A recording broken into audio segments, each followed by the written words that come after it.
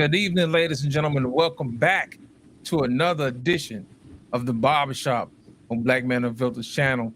Tonight, we got a topic for y'all, man. It's going down. It's called Our Grandfathers and Secret Families, Barbershop Talk.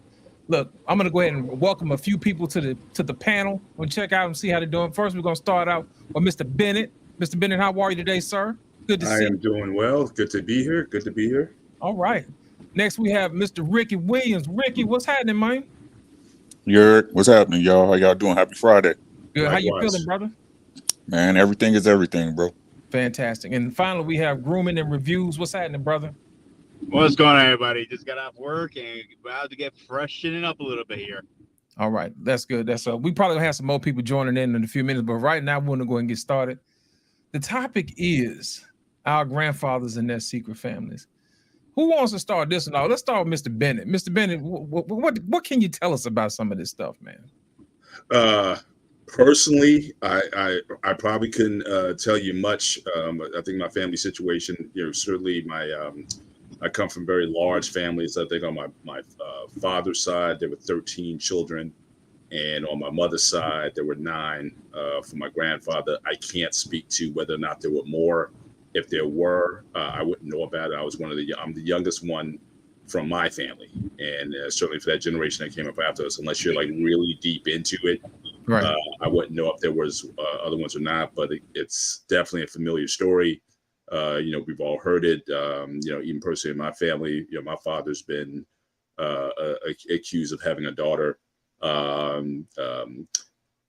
Look, would I know that or not? If it was legit or not, I have no idea. There was no DNA or paternity tests, but that certainly caused some friction in my family. I know my wife's family, there's been similar things with uncles having children from other women and whatnot. So yeah, I mean, it definitely seems like something that would not be unusual back in the day, and just the mores of the time. People certainly, even if it happened, it was never discussed. And, how people dealt with it at the funerals and things of that nature. Again, I was either too young or I was just, too disconnected to know otherwise. But it doesn't surprise me if that's not an unfamiliar story to many. Right. Ricky, what you got on this one, man? My dad's granddad died when he was 53. Left my grandmama a pension in a house. So if it was some other kids, my grandmama ain't never say nothing about it, right? My daddy's side, I didn't know my grandfather on my mama's side. My wife's granddad, which is a very interesting character, died a few years ago, grew up during the Great Depression. Yeah, he had other kids, and all of them knew about each other. The wives knew about each other. The wife and the girlfriends or the mistress, they all knew about each other. My wife's granddad used to sit me down. Hey, boy, come here. Let me tell you, passing on that knowledge.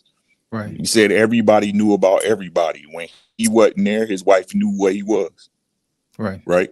He knew he had to go out there, and his wife knew he had to make a way for her house and the other house. Right. So, but like I said, it was crazy how everybody knew. The crazy part is that everybody knew about each other. All the kids knew of each other, right? Right. But they want to start beef at the funeral instead of tackle it when the man was alive. You think they were too embarrassed to say anything while he was still alive? That he may have something to say, or do you think people just wait until the funeral just to say and get off what they need to get off their chest? I mean, the way I took it, and I still take it to this day, is that a dead man can't defend himself. You're right. Right. That's why they wait till the funeral to try to expose and act like this man wasn't this and that. But that man, y'all know that man made a way for all y'all. And no matter where and let's keep it honest, right? I'm gonna keep it 100% honest. Even if he was in the wrong, even if he went against his marriage, as his children, if he didn't, you wouldn't be here to complain. Right. We're all victims of our circumstance. But that don't change the fact that what he did is the reason you here. Right. So was there for what it's worth? Brother Ricky, was there a dispute over any will or property or anything at the end that was in dispute? No. My wife's granddaddy died broke because he was too busy taking care of everybody all his life. Gotcha. Now, Right. just to Lost in Translation's point, that could have been a reason why some may not have brought it up while he was alive, because they didn't know how the ending was going to be. If there was like a will or inheritance or something like that, they didn't necessarily want to jeopardize that. No. My wife's granddaddy was just one of them dudes that didn't play. You know what I'm saying? Right. So if you bought him something that he already told you the facts on, he was going to read you your rights, and he didn't give a damn about how you felt about it. Right. So, like I said, I just thought how I observed is not how I felt. It's how I observed is that a dead man can't defend itself. A dead man can't talk back. Right. A dead man can't tell you my child, not the other way around. Right. All of them knew about each other. Every single one of them. But see, that's the thing. That's the funny thing about it. Everybody knows, but don't nobody really want to say nothing. You know what I mean? It's always that way. Our Payne, what's happening? Welcome to the channel, sir. How are you today? How you guys doing? Well, good to see you. Our Payne, how much did you hear, sir? Say what? How much of the topic did you hear from the beginning? No, I heard. I was listening in. You know, I've been under the weather, man. I had to take a COVID test. It's negative, but man, I'm struggling. But I was just tired of staying in bed, man. Well, I'm glad. I hope you're feeling better, man. That's right. I'm glad you can join us, man. You soldier on. That's right. That's right. Arpane, what you think, man, on this particular situation about? Yeah, on my father's side, my grandfather was a stepdad. He when he met his my grandmother, she already had a son. This was like the early 1900s, and then they went on to have like 8 other kids. You know, and I didn't know that for years that my uncle was, a step uncle, right? Right. And we found out later on, but it was cool. He was just really cool. He passed away. He was like in the 90s, and so it didn't bother any of us, But I thought it was unusual for a man. Maybe it wasn't unusual for a man to take on a young woman with a kid already when they came over from Barbados. On my mother's side, my grandfather had three women. He had kids from 3 different women, right? One before my mother. I don't think they were married. And then my mother's mother, my grandmother, she passed away. And I'm still having memories of my great-grandmother when I was living in Harlem. We used to visit her. We used to call her Mrs. Williams. And then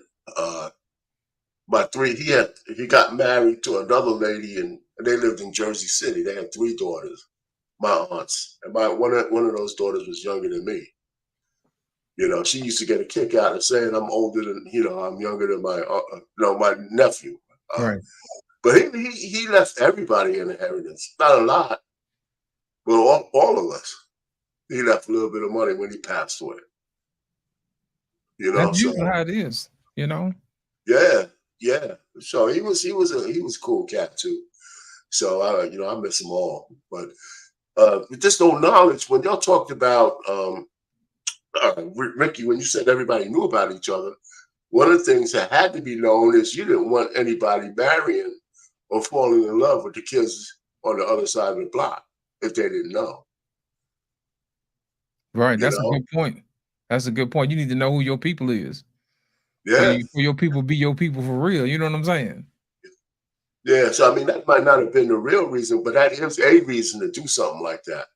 And the women were a little bit more accommodating for stuff like that as long as you took care of business at home. I used to work for a dude who had 2 families in the same neighborhood. He was a trip. Really? He's an old cat. But I said, man, and he had like 3 or 4 kids with each family. Right. They all went to the same high school and everything. Right. So, and that's a weird time. You know what? Here's my thing. There's a narrative that black men are deadbeats, but it don't seem like it when we got a family on this side of town and a family on the other side of town. You know what I'm saying? That's kind of hard to call somebody a deadbeat. I think that most of the noise comes from the people who ain't seen them that much or that day. You know what I'm saying? So that's what I'm thinking. Grooming and views. What you got on this topic, man? Well, I don't have too much, but on my mother's side, my grandfather, we all talk about him all his kids to this day. He was the most respectful person in the neighborhood. If you guys remember, I told you I grew up in Greece, but in Greece, he was the most respectful person. On my father's side, the story, what I was told, it was towards the end of World War II. He was riding a donkey, and he blew himself up with a mine, unfortunately. But my mother told me, your father actually had a brother. I know about my aunt, and they were very close. But my aunt, I had nothing to know about. I don't know anything. What I do know is, the little I do know, he was actually pretty stinky rich. But something happened after he didn't have a will or something. I don't know the whole story. But obviously, getting blown up by, a mine is not expected. He died very young. So my father's been working ever since that happened. So I don't know too much about my father's side. My mom's, I know almost everything about my grandfather. Let me ask y'all this. What do these guys used to do for a living to the point where you can support two families like that? You know what I mean? Mafioso? What? Being in a mafia? The mafia, besides the mafia. I think most of these guys, man, they had like good paying jobs, man, working steel plants and stuff like that. Yeah, it's kind of hard for a guy to pull that off. Jobs for sure. Right. So it's kind of hard for a guy to pull that off. We complain about the child support we have to pay now. You know what I'm saying? Right. Yeah, but then again, cost of living, you didn't have, again, the inflation and cost of living was certainly what it was. I mean, you used to be seeing those stats like back in 1960, a house might have been like worth like $15,000. That same house today is like $600,000-$700,000 today. So, certainly cost of living, certainly wasn't as high as it is now as well. Because that's the main reason why people say, well, why families are generally smaller. Like I said, like Arpane was saying, his great uncle had like 7-8 kids. Like I said, my parents, 13 kids, 9 kids. People just in general just not having the larger families simply because, at least the reason they give is just that the expense of having children is a lot more than it once was. Right. On my mom's side, see, the trend I've seen. Go ahead. No, go ahead. The trend I've seen, and I have nothing to back this up, but the guys who made a lot of money always had like a lot of kids, or they had a mistress and had kids with 2 different women. And that's a trend I have seen. And my thing is this: I'm pretty sure these women knew that these gentlemen were not their husbands. You know what I'm saying? They didn't walk down the aisle with them. You know what I'm saying? What do you think would make a woman want to be a mistress or not somebody's wife? Mr. Well, women, I don't think women are that mysterious. As long as they have a certain set of needs that are satisfied, I don't think they care about the rest of that stuff. I don't think they do either. Yeah, man. That's how they are today, that's for sure. So I think that's what it was. They didn't want much, and what they had, if it was enough. Now, that didn't mean they weren't stepping out, too. Right. That's a whole nother show. The women, that's right. The women stepped out. We had this narrative that it was only men, but it's not true. They're just a lot more stealthy. Yeah. So I just think that. Go ahead. No, go ahead, Arpane. Like I said, I just think that I think the answer really. I mean, women, if they're satisfied, they don't make a lot of waves if they don't have to. Right. My question is this: whenever people get divorced, they always say that cheating was the problem. Well, if it was okay when they were getting what they wanted, then why all of a sudden is cheating the problem now? Why do you think I think it's the narrative. I think it's all about your expectations, right? It's all about the culture. It's all about what you're raised with. I mean, you have cultures throughout the world where it's almost expected. Like we always heard about, like in France, and French men, or I hear a lot about Caribbean men, and them. It's almost like expected that they're going to have a mistress on the side or whatever. So it's a lot of what you've been imparted, what you've been told as a woman, what an expectation of a man should be, and what you're willing to accept. So again, people always live at the level of expectation. So and the other part of it with what I would think might be options. I mean, if you talk about people who necessarily didn't have much, certainly to have a husband who could provide a certain standard of income that didn't necessarily grow on trees. So like, where else were you going to get, especially if you got 3 or 4 kids already? You know, our Payne mentioned in his family's case, you know, there was the exception where, you know, a woman may have a kid already, but then, you know, would be able to, you know, find someone else. But if you got 3 or 4 kids, what other options are you going to have? So I think part of it is about expectations in the culture.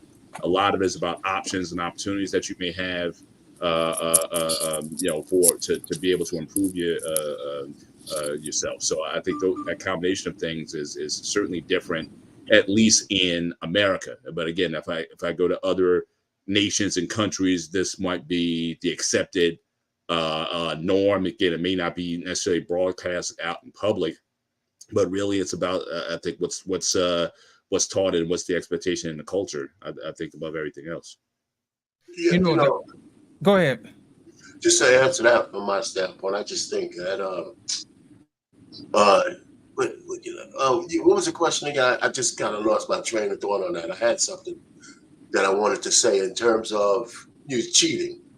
Yeah. Right? I was asking, why was it more acceptable back then for cheating to occur than it is today? Because now that seems to be the main issue why people divorce, because of cheating. They cite cheating as the main issue. Well, first of all, you know, men always had a different characteristic about cheating than women did. But today, women who always talk about cheating is really a projection, because they're cheating their asses off. So when you hear all these hyenas in this echo chamber talk about the number one thing they're concerned about is cheating, that's only because they're projecting what they're doing on the men. Right? Because statistics today say women cheat more than men. You know, and there's more than one study that says that, right? That since women have been unleashed, you know, it makes sense, right? Who all these men cheating with? You know what I'm saying? They're cheating with him. So that's the deal. So I just think it's more of a projection today. I don't think the women back there, that wasn't one of their number one criteria, that their husbands be faithful, because they really respected the fact that they had somebody covering them. And as long as he was doing that, I don't think they really cared. I mean, they might have cared if he was a philanderer big time. That was a big trouble. But if his shit was under control, that's a different thing. And not as many men cheated. A lot of these guys, and that, you know, it wasn't like everybody was cheating. You know, a lot did, but there were some guys who were faithful to the vows. People kind of took them serious back then. You know what? I think you may be right, our Payne.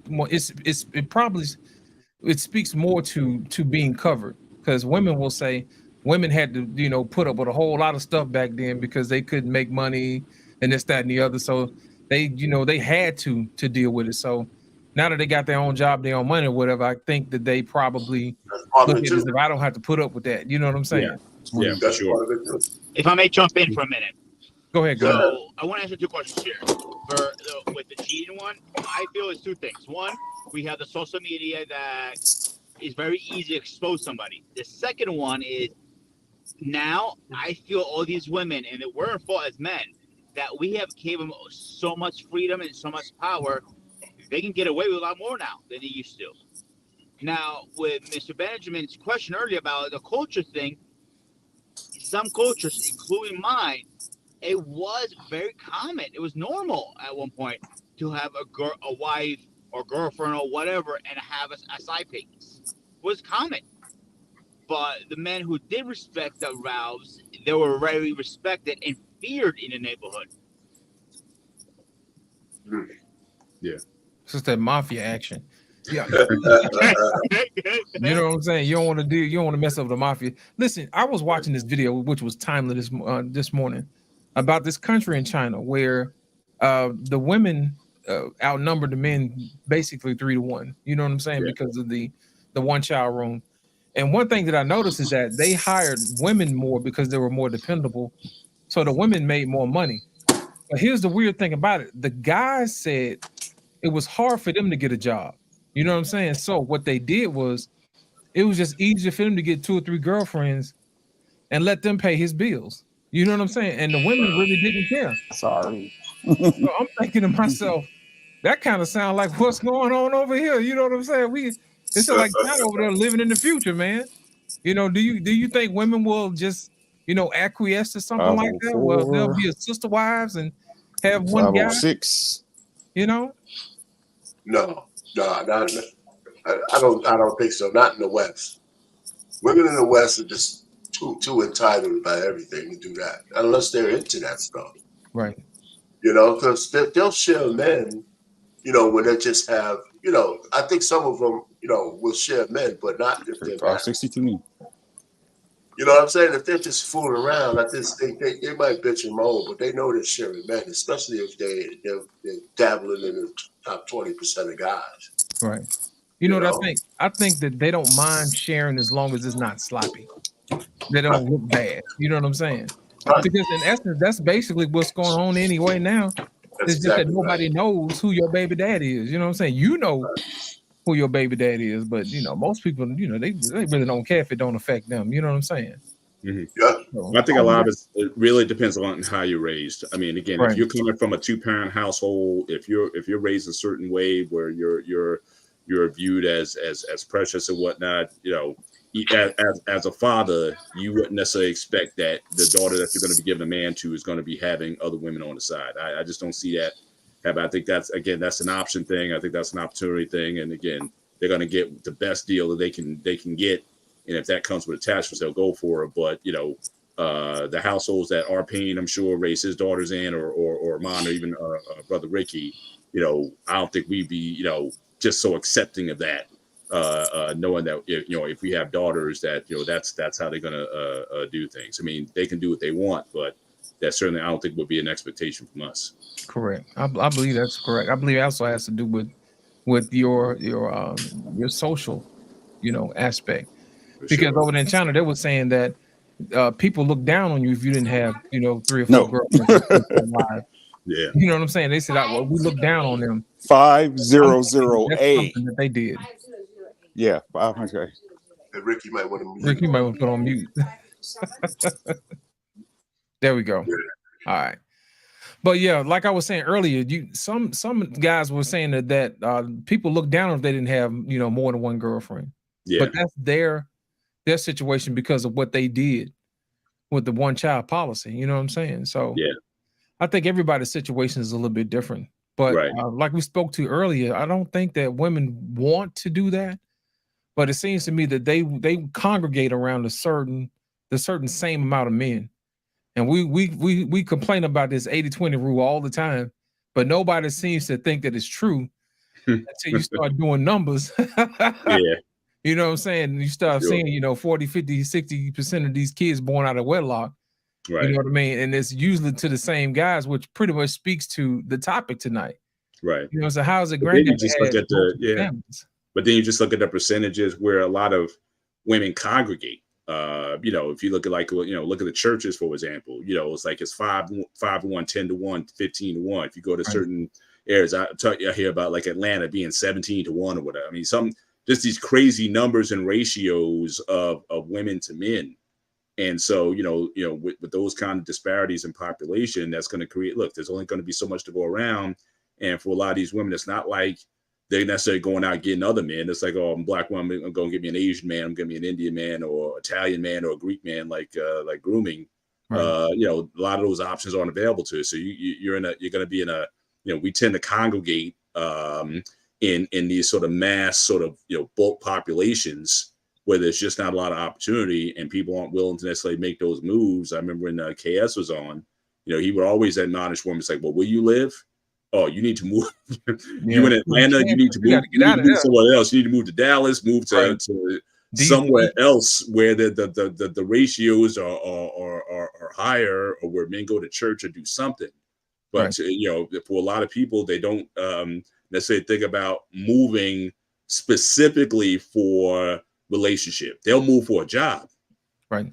But as far as trying to move in a situation to properly put you in a situation where you can find somebody, a lot of people aren't willing to make that kind of sacrifice, because again, at the end of the day, it's not going to be that important. If it's not within close proximity, how many women are going to say, I got to move out of here because there's too many women here and I need to get into another place. It doesn't happen that often. Right.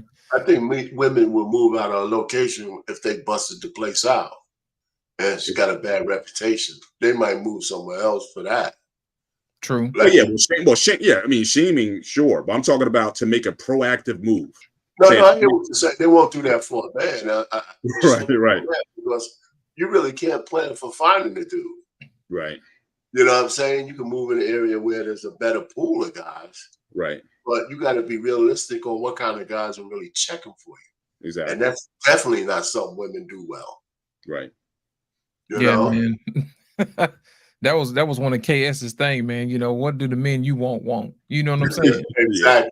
And the killing part about it is, if you go to a new area where there's some new men, what makes you think those women that are already there are gonna come up off of their good high value man? Well, again, you got to see. I'm saying you got to do your metrics. You got to do your demographics. you got to do some research on the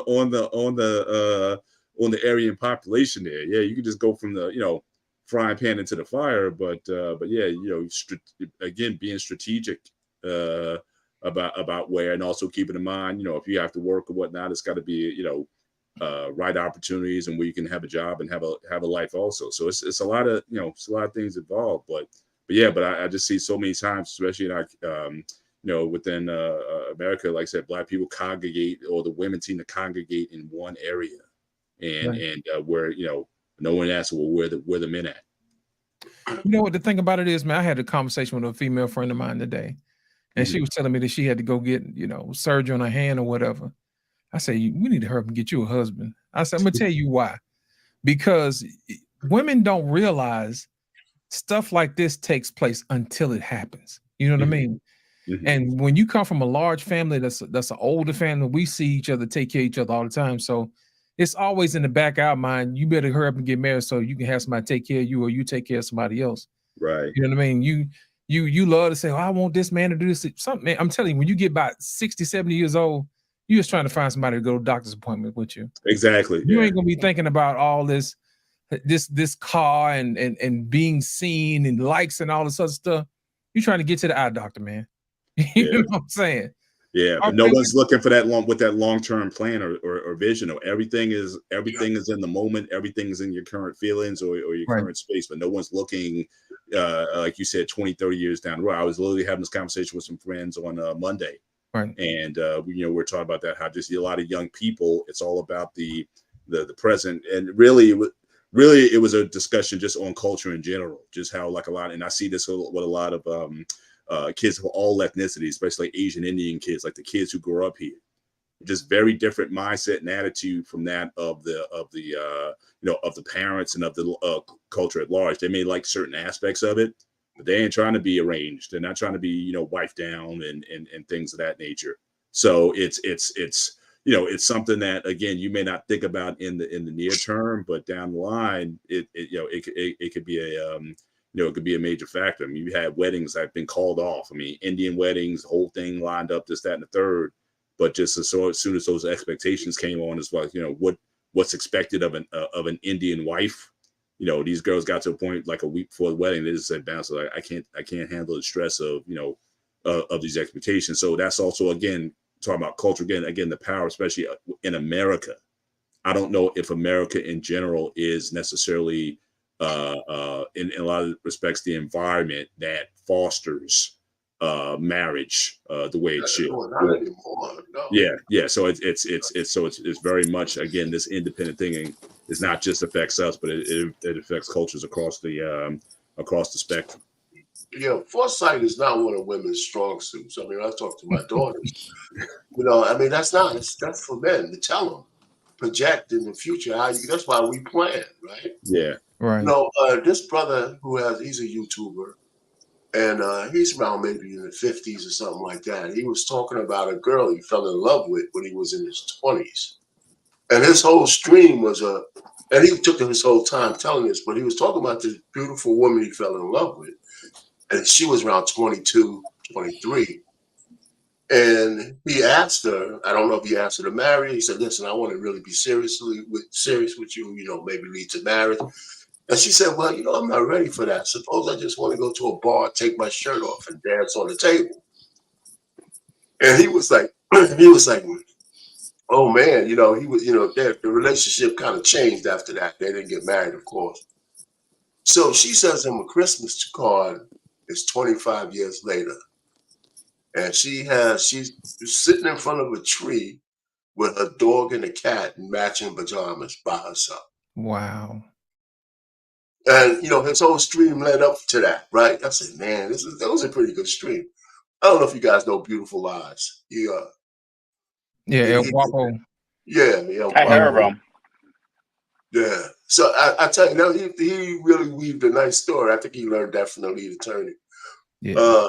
But I said, man, and he said she was beautiful. He had her face blacked out when he used a pseudonym for her name. But that's really poignant. I said, man, she by herself. Now, I don't know if she was happy or unhappy, but just think about the way, when I look at my wife and see how she lights up Christmas time for giving gifts away, right, having her kids there, those holidays are some of her best times, right? And just the women who are going to, the thousands, the millions of women in the next 10 years are going to be going through a lot of that stuff alone because they wanted to spend all their thought years, giving away the box in the 20s and 30s. And they don't want to understand about men that, yeah, we'll entertain your sexual energy and fool around with you. But when we get serious, we actually want somebody who's a little bit more chasing. Right. Who wants, who's a little bit more with some virtue now. We haven't given that up. I mean, we've moved off the goalpost of wanting a virgin if you're in the West. But we don't want somebody who's a 3 or a 4. And you have to explain it to women. And it's not because you had sex partners, because if you had 1 or 2 lovers, they could have busted you out as much as 10. It's really that you want a woman that you could present and be around you and have the respect of your peers and other men you admire. You want a woman who can fit that mold for you. So right. You can't have no tattooed honey with her face tats and neck tats and big shit on her chest and all that shit with the big shit encrusted nails and. Oh, come on, man. You want that. No, I don't. No, I don't. With a little bull ring on the nose, Yeah, man, the bull rings. Oh my God. So that's where we at, man. That's just modern society. And you just got to dig deeper to find a woman that could fit your plan. Back in the day when I got married, maybe you had to go through 5, 10, 15 women to find the one you want. Maybe today you got to go through 100. And then when I say go through, I'm not saying have sex with them, but vet that many before you find some that can meet a criteria you can live with. You know what, Arbine? I just thought about something. A lot of women like to call men dogs because they go through a lot of women. And from the outside looking in, from them, it makes it seem like men are being extra promiscuous. When it could be just, he's basically trying to find the right woman to fit him. You know what I'm saying? What do you say to women who view men as dogs for having or being around a bunch of women? Well, when I said go through, that's a bad term. I was saying what you mean. that, Yeah. But they didn't have to necessarily be having sex. You may not get there. Right. But like I said, it's a projection. It's really a projection because I don't know what, we know we have a name for female dogs. Yeah, and we know that 304 term fits women just as much as dogs fit men, especially today's women. They really can't throw any stones. And they're better at having sex than we are. And I don't care how handsome you are, a man still has to go through some steps to get laid. Women don't have no such pressure. They can have sex with anybody they want. So the barrier entry for sex is low with women, huh? Yeah, of course. They're the gatekeeper. Women are the gatekeepers, man. I know men don't like that shit, but women are the gatekeepers. Now, for the men that they want to have sex with, maybe there's some men that won't say no. But men usually take sex from women any way they're willing to give it. You know, a high percentage of men, and you get discernment later on in life, but they own the sexual marketplace. Right, right. Well, I got to hang on. I got an update for the guys. Just doing this podcast. I just text my sister, my oldest sister. What you got? So we got one on my mother, on my grandfather on my mother's side. So he had a son, and my mom claimed him as her brother. So she's trying to get the names and stuff down. So I'm going. So you got me going into the family, just digging up the getting the info. So I got at least one. I'll wait to see if she come back on the other one. So yeah, you got it too. You know what? Here's my thing. Easy Money was saying is that he said go through 100 women. Why would you want that? Well, when you finna get ready to marry somebody, you want to make sure that you're marrying the right person. It's not so much as you're having sex with 100 women. It's the fact you're trying to find somebody that fits your program. Yeah, I got to get a better term than go through. Yeah. Well, hang a second here. You know, no offense to Easy, but he's kind of outdated with the times because, like myself being single, you literally have to go through 100, even 1,000 women to meet the right one with his old online shit. Right. But is the sleeping with the women though? Is that part of the criteria? Or I don't think so. That's not the type. I would know. No, I wouldn't say I have to sleep with her. If it leads to that, great. If it doesn't, right. I'm okay with that. I'll be honest with you, my dog gets more action than I do. That's right. Like I said, I got to get a better term than go through. Yeah. You know, but yeah, I mean, a vet is really the term I'm talking about. Yeah. Let me just say this. Let me just say this. Let me just say this before I go. Yeah, go ahead. When I met my wife, it was like a 6-month period where I didn't try to get laid with no woman. I was just talking. If they didn't fit some of the things I was thinking about for a wife, I didn't even try to have sex with her. Yeah. You know, I wanted to clear my head. You know? I think a lot of guys get a bad rap for that, man, because they automatically assume that, you know, guys are just, you know, slaying and laying them down, you know what I'm saying? But if you were honest, you talk to most guys, they ain't doing that, man, for real. No. And you wouldn't want to get the wrong woman pregnant in the first place. So why would you want to do that? Right. You know what I'm saying? You'll mess around and get somebody pregnant that you don't know nothing about, and then, you know, all kind of weird stuff, you know, starts showing up. They got family history, medical issues, and all kind of other stuff you have to deal with. So, you know, as far as I agree with that, actually. I think personally, a lot of men have a bad rep, and that's sad because a good Christian man, like most of us on this panel are, they, like myself, single, they don't want to give you a time of day because you're not the bad boy figure. Honestly, if you want to bring your bad boy home to your parents and to your loved ones, that's good to you. But I want to bring a good woman to home. You know what I think? What people don't realize is that back in the day when men had a lot of kids, that was basically their retirement. You know what I mean? When they got older, your kids would basically take care of you. You know what I'm saying? So nowadays, and also not only that, it takes a lifetime to groom a child. You know what I'm saying? Think about it. You still don't stop grooming your child past 18. You know what I'm saying? You just got them through the 18 part. And now it's like, okay, now I'm going to, you know, guide you a little bit through this until you get to the point where you got this, you know? And even when you get older, you're still giving them little nuggets of wisdom from time to time. Right. And it takes a while to raise people that way. I think people grew up a little bit more back then because there was more of a natural transfer of duties and responsibilities at a younger age. So like my parents, they're from the rural South. So both my grandparents, they were both farmers. And so again, you only had a couple of lanes that you were going to swim in. No one was necessarily going up to be a doctor or engineer or anything like that. Usually, if you were a farmer, your kids were going to be running the farm. You know, you learn how to run the tractor at 10, 12 years old. You were driving the tractor. Or if you were a woman, you were in a house helping mama clean the chickens or the catch off, or cooking or washing clothes or laundry, whatever. So again, a lot of the transference was kind of intended to be the same thing, but only just in recent years where people decided, well, look, I'm not going to be, or have the option to say I'm not necessarily going to be what my mother or my father was. I'm going to take something and just do something totally different.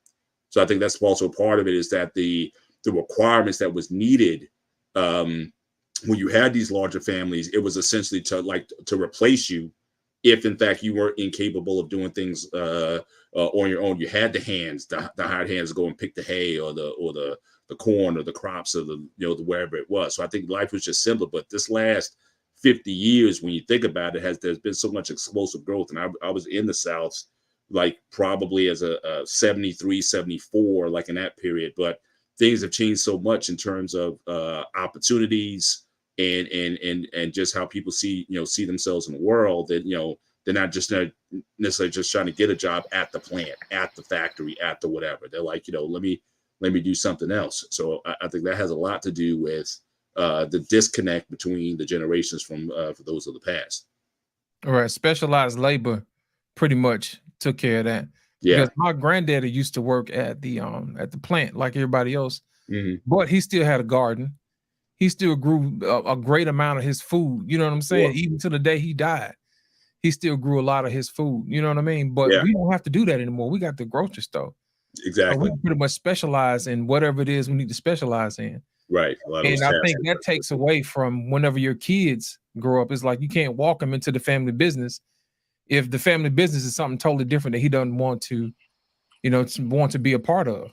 Right. You know what I'm saying? Yeah. And then you also have just the peer pressure around you. I was on hosted a panel some time ago with my job for a DE&I project. We had this brother on, again, very successful.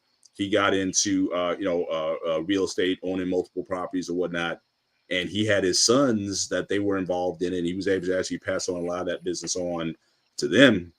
But then I got with the one of the wives of one of the sons, and he talked about how that was how things went.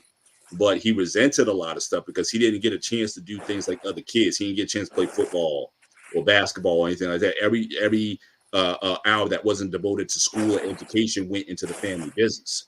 So he felt like he missed out on something. And then that had an influence on his kids, because he said when he had his kids, he was going to raise them differently. And they were going to be able to do those extracurriculars, play sports and travel and do things that he didn't necessarily get a chance to do. So it's, so we talk about passing a lot of that stuff on, but certainly based on, what's around you, what you see other people are able to do, but you can't. Whereas in those older communities, everybody lived the same thing. Everybody had the same house. Everybody basically had the same lifestyle. No one was necessarily stepping out, or if they did, the only time you really had a chance to step out is like if you went to the military or something, especially back in the day when they were sending brothers to Vietnam and things like that. Guy coming back in his uniform, he looked like, like he was like the best thing going coming back in his army uniform, because nobody saw, it's not something that you saw all the time. So again, what you get exposed to, I think, has a lot of influence on, what you desire to do or how you see yourself in the areas that you want to travel. And it's kind of funny we say this, because I was just talking to my best friend about this a couple of days ago, and he has one son, and he's what was word I was looking for? He was a injured vet. And I go to him like, Mike, do you want him, your son to be in the military? He goes, my son can do whatever he wants. He goes, I am not going to force him in the military. Right.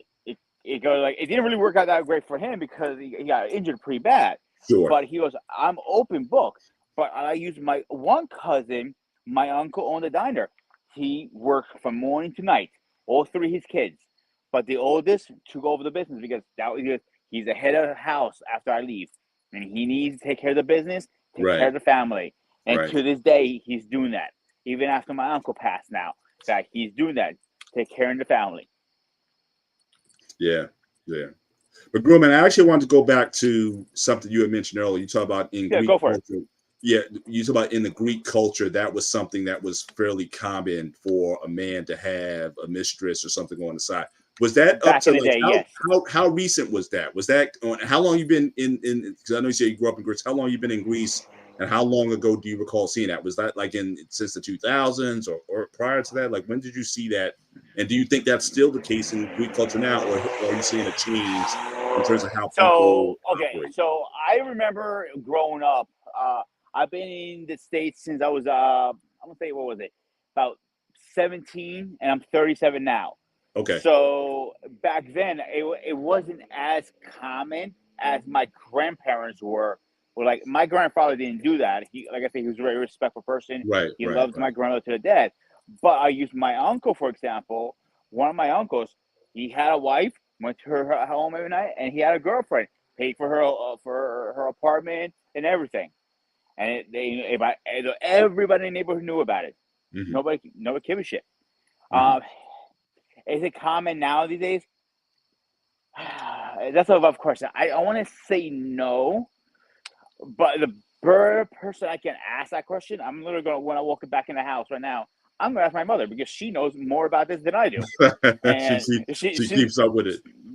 Oh yeah, she's all into the gossip stuff. Come on, she's a 73-year-old woman fighting cancer. She has nothing else to do with her hands. She loves the gossip. I mean, I'm watching her like, do you have a better thing with your time? And her answer goes, hell fucking no. This is funny as hell. Right. Yeah, I'd be curious to know like the modern, like some of the more modern mores, because I hear this, like I said, I used to hear this a lot with especially Jamaican men. I knew to this day, I know Jamaican women who say they will not get with a Jamaican man because the idea is that the Jamaican man is going to have, again, all these women on the side. It's a cultural thing there. So I'd be more interested in, how these mores work today versus like back in the day. Yeah, but it's funny when you mention Jamaican women, and I don't know your people, but or friends. In Jamaica, they say the paternity fraud rate is around 70%. Fraud rate. Yeah. Paternity fraud. It's real high in Jamaica. I think it's like the highest in the world. It's like 70%. So the women are stepping out big time. So every time I hear women talk about cheating, I look at them and I say, listen, you know what? Stop. Just stop. But yeah, it's big. 70%. They say it's 30% here. I don't want to change the conversation. But it's part of the conversation. You can be talking about people with I do the family tree. I do the family tree on my father's side. And one of my cousins had 3 sons. And she tried to keep the identity of the father's secret.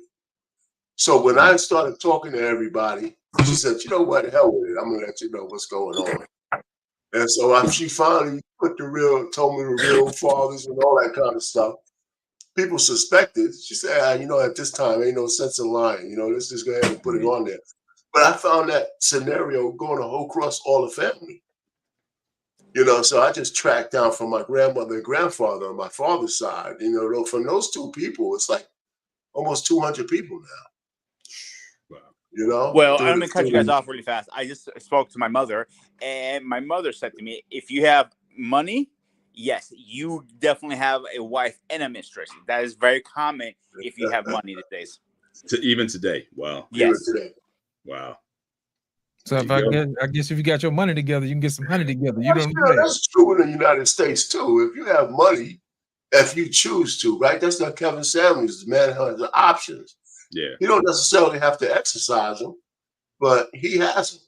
And let me also tell you, the women in the NBA and the NFL who are married to these guys, they know that they might have to put up with a certain amount of guys stepping out, as long as they don't embarrass them. And they trade that for the lifestyle that they have. Right. They've been giving away the box for chicken dinners and shit up till they met this guy. Right. And so, it's women always bother. I mean, they can all come after me all they want. It's a big bartering system, right? Women put a value on that, and they put up with certain things for the men as long as they can get what they want. Right. Look at what's his name? Tommy Hilfiger. He was fine till one day his wife caught him cheating on her or him, whatever. Oh, you muted yourself, bro. You muted yourself, Groovy. Sorry about that. I was saying, remember, what's his name? Tommy Hilfiger. He was happily married till his wife caught him. Again, right. I'm going back to the factor: money, money, money. Right, but I think what might be different here, because I mean, we've always had, I think it's always existed that if we talk about like those elite classes, right? If you going back, you're going back to Solomon and David. And, if you want to go back then, I mean, if you talk about the uber rich, I think that's always been like a different stratosphere. But I think where I thought the conversation was going tonight is like just just for even for like for the working class man or the the middle class man, it seemed to be more ingrained to the culture also, not just for the uber rich or the influential, but even for the average guy. As long as he's got his 9 to 5, as long as he's bringing a steady paycheck home, just like we talked about, I think on previous show, we were talking about that movie Fences. Right. We were talking about how Denzel, like that seemed to be something that resonated with a lot of people, where, he was, like an average earner. I mean, he wasn't dirt poor, but he wasn't super wealthy also. But, you still, have kind of, except my sister just validated on my grandfather here. So again, it definitely seemed to be a lot more common, just even if you didn't necessarily have a lot of money, but if that was an option that you had available to you, you had some men in those times they would take it. Right. Yeah, but Mr. Bennett, but that was a different day and age when women were more trapped. Now, if you're making a certain amount of money and you're middle class and your wife is middle class too, they're not going to be as accommodating. And that's And absolutely. rightfully so. And rightfully so. I mean, so you got to, that's not the only reason why not to cheat. I mean, you should exercise those options anyway. But those guys who cheat on that level, they're not offering anything special for the honey. They're not going to be as willing to put up with you cheating, right? Because I could just be by myself, and every woman will tell a man who's at their level, I could cheat anytime I want. The fact that I don't is because I'm honoring the vow. Mm-hmm. If you have a woman that looks halfway decent, you could bet you and believe people are hitting on her every day somewhere. Mm-hmm. Or somewhere, she ain't going to come home and tell you about every encounter. She's warning them off like flies and shit. Right. So, you got to realize that. So, and some men lose sight of the fact that if their wife is faithful, she does that shit by choice. Right. Period. Absolutely right. Yeah. You know what the funny thing about it is that if you ask women if they knew they may have somebody on the side, they won't come out and tell you. They'll just give you that wink and a nod like Santa Claus and go back up that magic chimney. You know what I'm saying? They know, they just don't want to say nothing. You know what I'm saying? They really do. But like we talked about earlier, man, it takes a lot, man, to raise a family. And if you're not there, you get problems. And a lot of times, man, when we get this whole narrative about, men being deadbeats, I'm thinking that's coming from the side chicks. You know what I'm saying? Because if he went back home to his regular family, those people are not going to complain. But the people that are out on the fringe, the girlfriends and the mistresses, if they have kids, then of course the kid's gonna feel some type of way. My dad may show up every 3 months just to say, "Hey kid, you're looking good." You know what I'm saying? Right. Here's a few dollars. You know what I'm saying? Your daddy loves you. I'm out. And that kind of does something to a kid. You know what I mean? So even though the dad isn't in life, it's a difference between visiting your kid every few months versus taking your kid to school every day. Right. You know what I'm saying? So I'm thinking that's where that's coming from. True. How do you guys feel about, because I've heard sort of like extreme views sometimes in these spaces, especially like in the manosphere type spaces where, some guys actually argue that whether or not is this even natural for a man to be monogamous? You know what I mean? Like, right. is it, and then if you go back thousands of years of human history and whatnot, and how common was this for men to be, in these monogamous relationships, and only in the last few hundred years or whatever have we seen this, and that, when a man is out doing this thing, it's certainly more natural for a man to do so. How do you guys feel about those kind of arguments when guys are try to make that, for a man, especially a man with means? And I'm not talking about the uber wealthy guy, the top 10% of 6-figure guy, or whatever, well employed guy. When you hear arguments like that, how do you approach that? How would you answer go that? First? You go first, Lost in Translation? Yeah, let me go first, man, because I've been here for a while. You know what I'm saying? So my thing is this: I think guys say stuff like that to justify bad behavior. I think they do. and they look for a reason. If you ever had a woman worth her salt, you already know you had your hands full. And you know what I mean? You really didn't have time to be dealing with multiple women of that caliber. You know what I'm saying? If it's a few scrubs or whatever, you know what I mean? You ain't trying to marry her or whatever. You just out here playing or whatever. That's one thing. But for you to actually have somebody who's your equal mentally, you know, you're not going to be out there trying to mess over something like that, because that particular type of woman is a woman that's worth having, somebody worth revering. You know what I'm saying? Yeah. And I think what happens is that the women that we have today are so watered down from what we've been used to, right? Arpain and Mr. Ben and Ricky, because we came from a different era where the women held themselves in a certain way. Now all we do is turn on the TV and, you know, you got people, you know, talking about what's brown and all this other stuff that's pink, you know, whatever they rap it about these days, you know what I'm saying? So women, we expect something different from women. We expect a certain level of class, you know what I mean? So for when people say it's natural for somebody to have multiple women, maybe if you have lower quality women, that may be something that somebody might exercise. But if you had a woman that was worth her salt, you wouldn't have time for that. I'm just speaking from experience. What do you think, Mr. Ben? Arpain? Yeah, listen, first of all, it's probably not natural for either one of us to be monogamous. A lot of people underestimate the sexual power of a female, right? They monkey branch, they have dual mating strategies, and they look for the highest mating male all the time. So one of the things that governs all of us, men and women, is your cultural and environmental mores, right? That's why we're monogamous, because of cultural and society has kind of governed that way. If you get into marriage, because we don't have to be monogamous.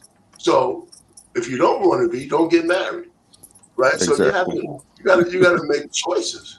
Yeah, you're monogamous because you want to or you're forced to. Take your pick, right? Take your pick, bro. Like, I think it's ignorant. It's ignorant for a man or a woman to think that their mate doesn't find other people attractive, right? That they will have sex with other people. They would. They choose to be monogamous with you, right? Absolutely. They choose to, right? The truth is that the only reason people not monogamous, besides STIs and all that stuff they talk about, is the stigma, and people got too much to lose. You got too much to lose. If there was no stigma attached, look, and let me wrap this up to you. Let me prove this point to y'all right now. Look at how we talk about this on all these other panels, right? About how they're trying to get whole culture to be accepted. Right. Right? There should be no stigma attached to a woman being sexually free. Right? Right. They trying to pull a stigma from it so it's accepted. Right? What they say, hey, you ain't got nothing to lose, right? You ain't know the body she had before. You see what I'm saying? Right. So it's the stigma attached to it, right? And it's too many things that you can lose if you in a union with somebody. That's the only reason you do it. Or, right, you love that person enough that they expect that not to happen, and you respect their wishes. It's just that simple. Right? Everybody finds other people attractive.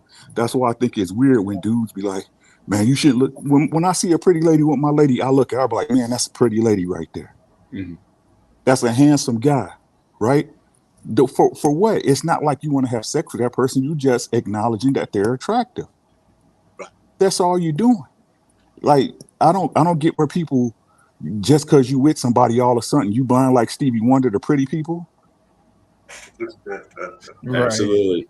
That's and what people don't want to admit, right, is when you in a relationship like that where, and I don't care what what nobody says, whether it's forced upon you or you force it upon yourself to keep another person happy, you build up resentment. Right? You may never say it, you may never run those words out your mouth, but you build up a certain resentment for your partner. Right? But the truth is, you in that situation because you want to be. Absolutely, absolutely. Facts. Easy money. What's up, sir? How you doing today? You out of the witness protection program? I see.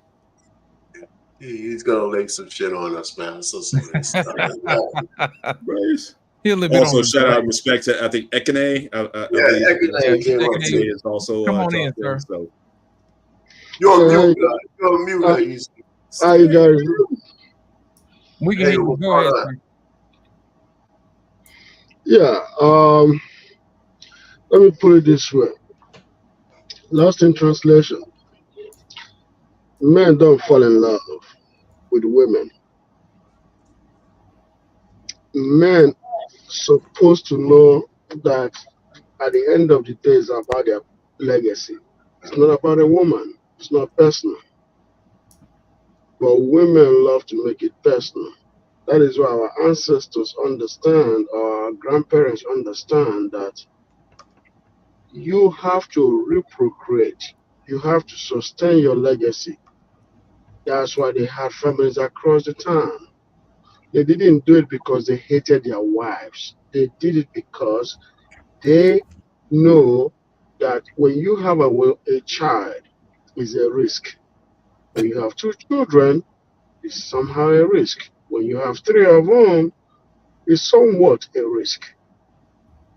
You have to have multiple children in order to ascertain your legacy. And one of the things our ancestors understand, even though most of them didn't go to school, is that when you have multiple children, there are some of them that will turn out good, some will turn out okay, and some will turn out bad. So they gamble, knowing they didn't gamble. They understand that is why they had multiple kids. And then in some cases, some of them only had maybe one multiple daughters, but they don't have a son. Because our ancestors understand the legacy of having a son. Like I've said many times, a daughter, your daughter is not your legacy. Your daughter is your daughter, but she is going to help some man to create his legacy. She is not there to create your legacy. God never gave you a daughter to create your legacy. He gave you a daughter so that another man will come and take her from you according to nature and then create his own legacy with your daughter, or using your daughter to create his legacy. So when you have a son, now you've been assured of legacy. When you have one son,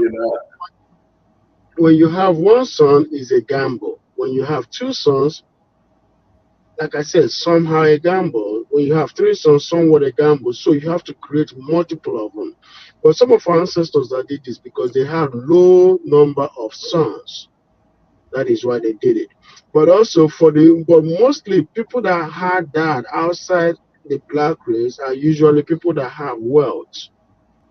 You see what I'm saying? Most men, that is why I tell people all the time, when you are a middle class or you poor, don't look at what the poor or middle class do. Look at what the rich do. Because the rich are very smart. That is why you see most rich people have they have keys spread out because they understand economics. Having a child is not for you to fall in love to your child. Having a child is an economic decision. But most of us today have taken that having kids is to love my son, love my daughter. I want to cuddle them. No. It was never created. God never sent you into this world to cuddle your child. That is why he made it that you live for 100 years and you go and somebody else continue. That is why God built generations and generations, because you're not here to stay forever. So you're never here to love upon your child. You're here to start the transaction. So brother Ekene, so to my question, then you would then, from what I'm getting from your response, you would actually agree then that in a lot of ways this is natural for a man to spread his seed in order to create the maximum amount of children that he can afford, or to ensure his legacy. So if he has 5 daughters, it's still in his interest to keep reproducing until he gets sons to ensure that his legacy goes on. 100% correct. That is why I tell people all the time, when you have a daughter, You don't stop. It's not about you look at it this way. A woman only cares about wanting her seed. A woman doesn't care about your legacy because she's not created to care about your legacy. A woman is created to protect her seed. If she has a daughter for you, or 2 daughters, or 3 daughters, guess what your wife is going to do? She's going to do everything to discourage you from having more kids, because women are emotional. A man's supposed to be logical. That is why God told you to spread your seed. So when you become emotional for your wife, now she's a happy wife, happy home, right? It's to your detriment, because you've not, let me put it this way, you've not started a family.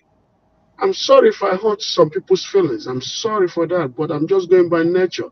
You've not started a family until you start having sons. Yeah, Ekene, let me ask you a question though. I Yes, hear, sir. I hear, I hear you're talking philosophy, to tell you the truth, right? Mhm. So, because we could put all kinds of examples to to what you're saying. I'm not even saying you're wrong in terms of philosophy, the way you could look at it, and maybe Mhm. it's from the culture that you came from. But if Yes. you're married to an American woman, whether you love her or not, let's put that to the side. If she only has daughters, that Mhm. means, based on your theory, right? You'd either Mhm. leave her or you'll tell her that you got to go to another woman to put. So until you keep going to the woman. Well, that's, Absolutely, is that say what? absolutely correct. I will let her know, Okay. because I'm sorry, it's not about her feelings. No. Okay. So let's stay on this thing, because I do hear what you're saying about legacy. Because women, but the one thing that you said that you're not sure of is that your son is going to continue your legacy, because he don't know that kid is his unless he has a paternity test. But your daughters, when they have kids, they got your blood running through them, and you know it, whether her last name is yours or not. So that's something to consider. So Say it I'm one just more going time. to ask, Say it one more time. I your didn't catch son, it. you can have all the sons you want, but you don't know the kids they have with a random woman is your seed, your legacy, because of paternity. If you don't do a paternity test, you don't know. You assume. I'm gonna Wait, wait, dispute wait, that. wait, let me finish. Let me finish. If Yeah. you have daughters, whether you accept them as part of your legacy or not, when they Mhm. have kids, that's your blood running through those grandchildren. You know it, 100%. That's So if that is if the daughters are not paternity test too, are not paternity fraud as well. That's if they are no, not, no, no, because no, no. I'm talking about the kids she has. She don't need a paternity test for the kids she has. We no, know no. certain kids. If your daughter is a paternity fraud, your grandkids are as well as also paternity fraud as well to you, You're missing not your my grand. point. You're missing my point by saying what you're saying. Okay, okay. Okay, so we don't have to go down that road, but I hear your philosophy, so I'm not arguing with that. But your Mhm. sons, unless they have a paternity test, you don't know kids are yours. That's Those right. grandkids are yours. That's right. So you're gonna tell your son, make sure you have a paternity test, so you can rest in peace. But let me also add to this, because you said something about paternity fraud. Let me tell you why paternity fraud is, as a man's is not what it's supposed to be. Because I got to tell you this, right? Most men that claim paternity fraud are either lying or lying to other people. What And do you I'll mean tell by you why. that? I'll tell you Yeah. why. When a man goes after 5, 6, 7 years and go and do a paternity test on the child, he already knew when that child was 6 months old that it wasn't his child. You know why? Because that child has no resemblance of him. That's why you see the family will start pushing him. You got to go get a DNA test. That's not your child. People are going to start telling him that's not your child because he has no resemblance of you. I know Okay. people today.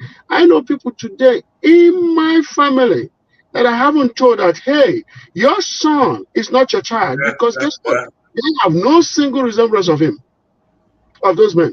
And I I know hear that's you. not their child. I know deep down that's not their child. But guess what? If I say it, now I'm going to break his heart. Now he's going to go. Now I'm going to cause trouble. So that is why some people don't say, because they don't want to cause trouble. They're like, you know what?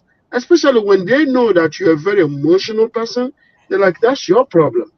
They don't want to deal with that individual because they know that individual is going to snap. He's going to be an emotional person. He's going to go tell his wife. Most men know that a son or a daughter is not their child because guess what? You have a future, and a child doesn't have any of your future. That's not your child. Come on now. But that's not wow.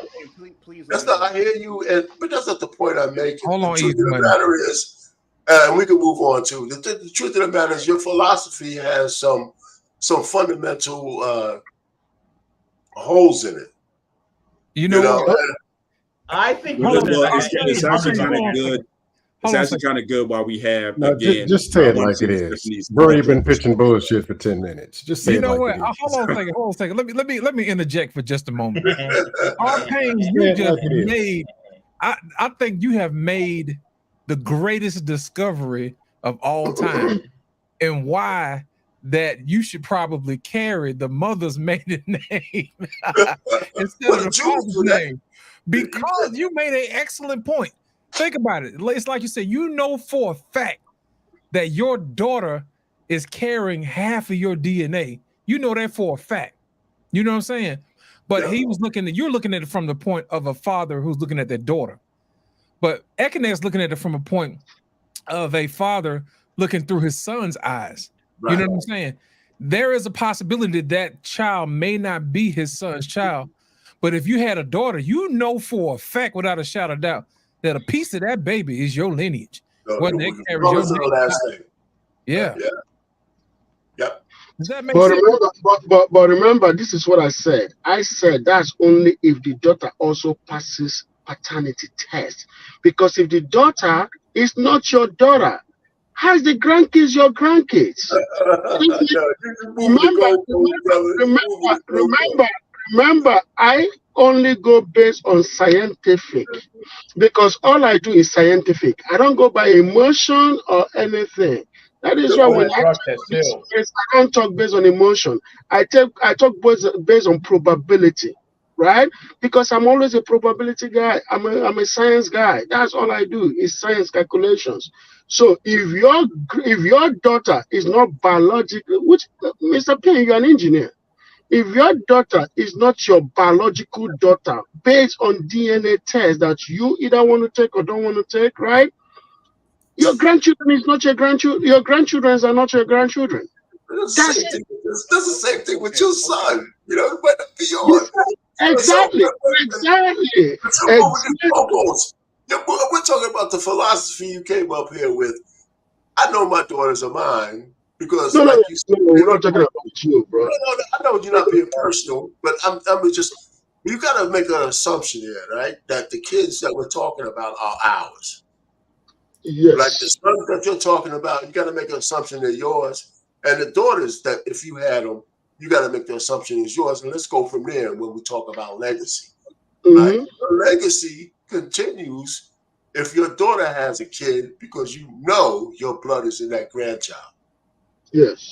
You got to take the name may not be there. That's right. But the blood is still there. The blood's there. And the blood's stronger than the reason why we're having this conversation is because of the title and the discussion that you guys were having prior to I need to jump in. I got a question. I'm coming real quick. I'll jump in after this dust is full. The reason is this, right? You owe the people 15 minutes back, bro. Stop it. You guys said that these people that grandpas went around town having kids, but remember that some of the grandpas that did that may have also have paternity doubts. That's why they went about having kids somewhere else, because they think that this lady in my house, these kids don't look like me. Okay, Ekene. Okay, I got to stop. You owe these people 10 minutes back, bro. I have to stop. You owe 10 minutes back. Let me chop this. Let me chop. I just want to say. I just want to first of all I don't want to be rude. It made sense when he started. I got it, but I've been accused of being rude. I just want to say hello to everybody on the panel. Lost Translation, Mr. Bennett, Payne, grooming reviews. Pussy say, Simp Penderson. Yeah, Easy Money. I don't know you still. It's all right. We'll get it together. You're lucky. I just think you're interesting. What's up, Ricky? Let me start boy, Nigerian Black David. Back up the top. What's going on? I want to start with still working on my Greek. Still working on my Greek grooming reviews. Yeah. I want to start with Justo and then Easy Money. I lost interest in this conversation 20 minutes ago. Oh man. I literally have a question for this man. 2 questions. Just give me 2 questions. 1. Please don't ask him to Ekene. Please don't ask him to Ekene. Please don't. I'm going to. I have to. Trust me, you don't want the answers. You don't. Yeah, I do. Because I got to come back to this one. You're saying you're going to sleep with another woman when you're married if your woman will not give you a son, correct? I gotta tell you what, I'm not gonna go sleep with another woman because I'm number one, I'm not gonna go get somebody's daughter pregnant and then leave her out there to just be on her own and then create a child. No, I'm gonna add an additional woman to my marriage. I'm not a Christian. I'm a traditionalist. So my culture will practice polygamy. So I'm gonna add a second wife and create more kids. I'm not gonna go put somebody's daughter and make her a baby mama. I don't think that's moral. It's immoral to do that. Why do you want to create a baby mama? You're okay with creating a baby mama, but you're not okay with marrying somebody's daughter. Some people are so hypocritical. You want to create a baby mama, but you don't want to. You don't want to practice polygamy. What kind of nonsense is that? Okay, so I'm gonna cut you off right now. Well, any woman in this country would be bobbing you. You know what I mean? What the Sorry, I don't give a second thing I'm gonna say. Here's the thing. No woman can do that. No woman can do that. I was thinking, Groom, based upon his philosophy and his paradigm, it would make sense for him to do it that way because that's how his culture is. You see what I'm saying? We can't argue his culture. I mean, this is the moot conversation because the man controls the sex of the child, not the woman. So if you spitting out girls, that's something on you. You're gonna go to another chick and still spit out girls, but I digress. Thank you. Exactly. And I guess we're back. That is a fact. Men do control the sex because we the only ones who possess both the X and the Y chromosome. The woman only possesses the X chromosome. That is why I was shocked by what he said because if you're a biology student, you gotta know. Men don't produce XS. Men produce XY that means the woman's XX. So the woman's X. The thing is, the woman is XX. That means like when we, procreate with a woman, if the sperm cell that fertilizes the egg has an X chromosome, then that the fetus will be XX, meaning female. If a Y chromosome sperm cell fertilizes the egg, it'll have XY chromosome, making it male. Yeah. If you guys can highlight Stacy's comment, I actually know her. Keep your balls cool, fellas. Keep your balls cool. Yep. Come on, Simp Panderson, because I know you've been waiting to say something. Then after that, we're gonna hear from Easy Money. What's up, Sugar Bum? I forgot. He dusted so bad. I don't even know what the topic is. No, come on, get back. I know you have something to say, man. I know you by now. No, I forgot. The topic. I can restate it. I'm gonna pass and go to Easy Money. We'll come back to you, man, when you come up with it. Easy Money, come on. What you got on the topic? All right. Well, I can restate it for him, or I can set it for him if he wants. So it's just, can I set him up. What's the panel question? To respond to what Vicky is talking about, this is something I've seen in our culture in my country for several years. That has been a mindset that a lot of these African men that do that. If their wife giving too many daughters, they'll find another person at the house. That is a known thing. Now, that's seen that ethnic whereby the man have 2 or 3 wives, he couldn't get a son. That's when he started to realize something was wrong with him. So he go to a herbalist or you go to a witch doctor. They don't go to medical science in most cases. So I get what you're coming from with that idea. When you deal with people from different culture, different dynamic, different ideology, it's not something what they believe. What he said is totally correct. It's a taboo for a man in Nigeria to have kids outside wedlock and not trying to take care of on. It's an ultimate shame. We have that instilled in our culture. You don't get a right path. You don't get like it's whatever. No, they will constantly remind you. Sometimes it will affect your business. But CBN, do they practice polygamy though? To Ekene's yes. point. Okay. Yes. My uncle practiced it. My other uncle, one of my uncles passed away a couple of years back. He had two wives living with him together. They were doing fine. My other uncles had like 2 or 3, and they were living outside. They have their own place, depending on the arrangement they agree on. Polygamy is almost normal, only if you have the wealth and the resource to take care of it. That is known not only in Nigeria, but most African and Islamic countries. Now, the problem when I have issue with people want to practice over here, it's not tied down to anything here. Over there, there's a culture that built the foundation and let you know these are things you can and cannot do. What I cannot talk about is totally correct. It's just that people are not aware of that type of cultural dynamic. Yeah, when you want to copy something that's outside your culture and want to implement it here in the US, I think you're the biggest joke on the planet. We'll talk. Yeah, my thing is we're trying to pretty much keep it, American style over here, like And I get it, but some people taking the African culture here and trying to make it American, but it's not. American style is having baby mamas all over the whole street. I would rather have a man that impregnate my daughter, make her a second wife, than impregnate my daughter and make her a baby mama. No honor for being a baby mama. There is no honor, but there is a big honor for making her a second wife. I agree with that. I agree with that. Here's my question now. I know it sounds kind of weird. The way you guys explain it, with the wives and everything, is like almost like a Muslim culture that having like several wives, or am I wrong here? No, so just really quick, because I know that this gets butchered a lot.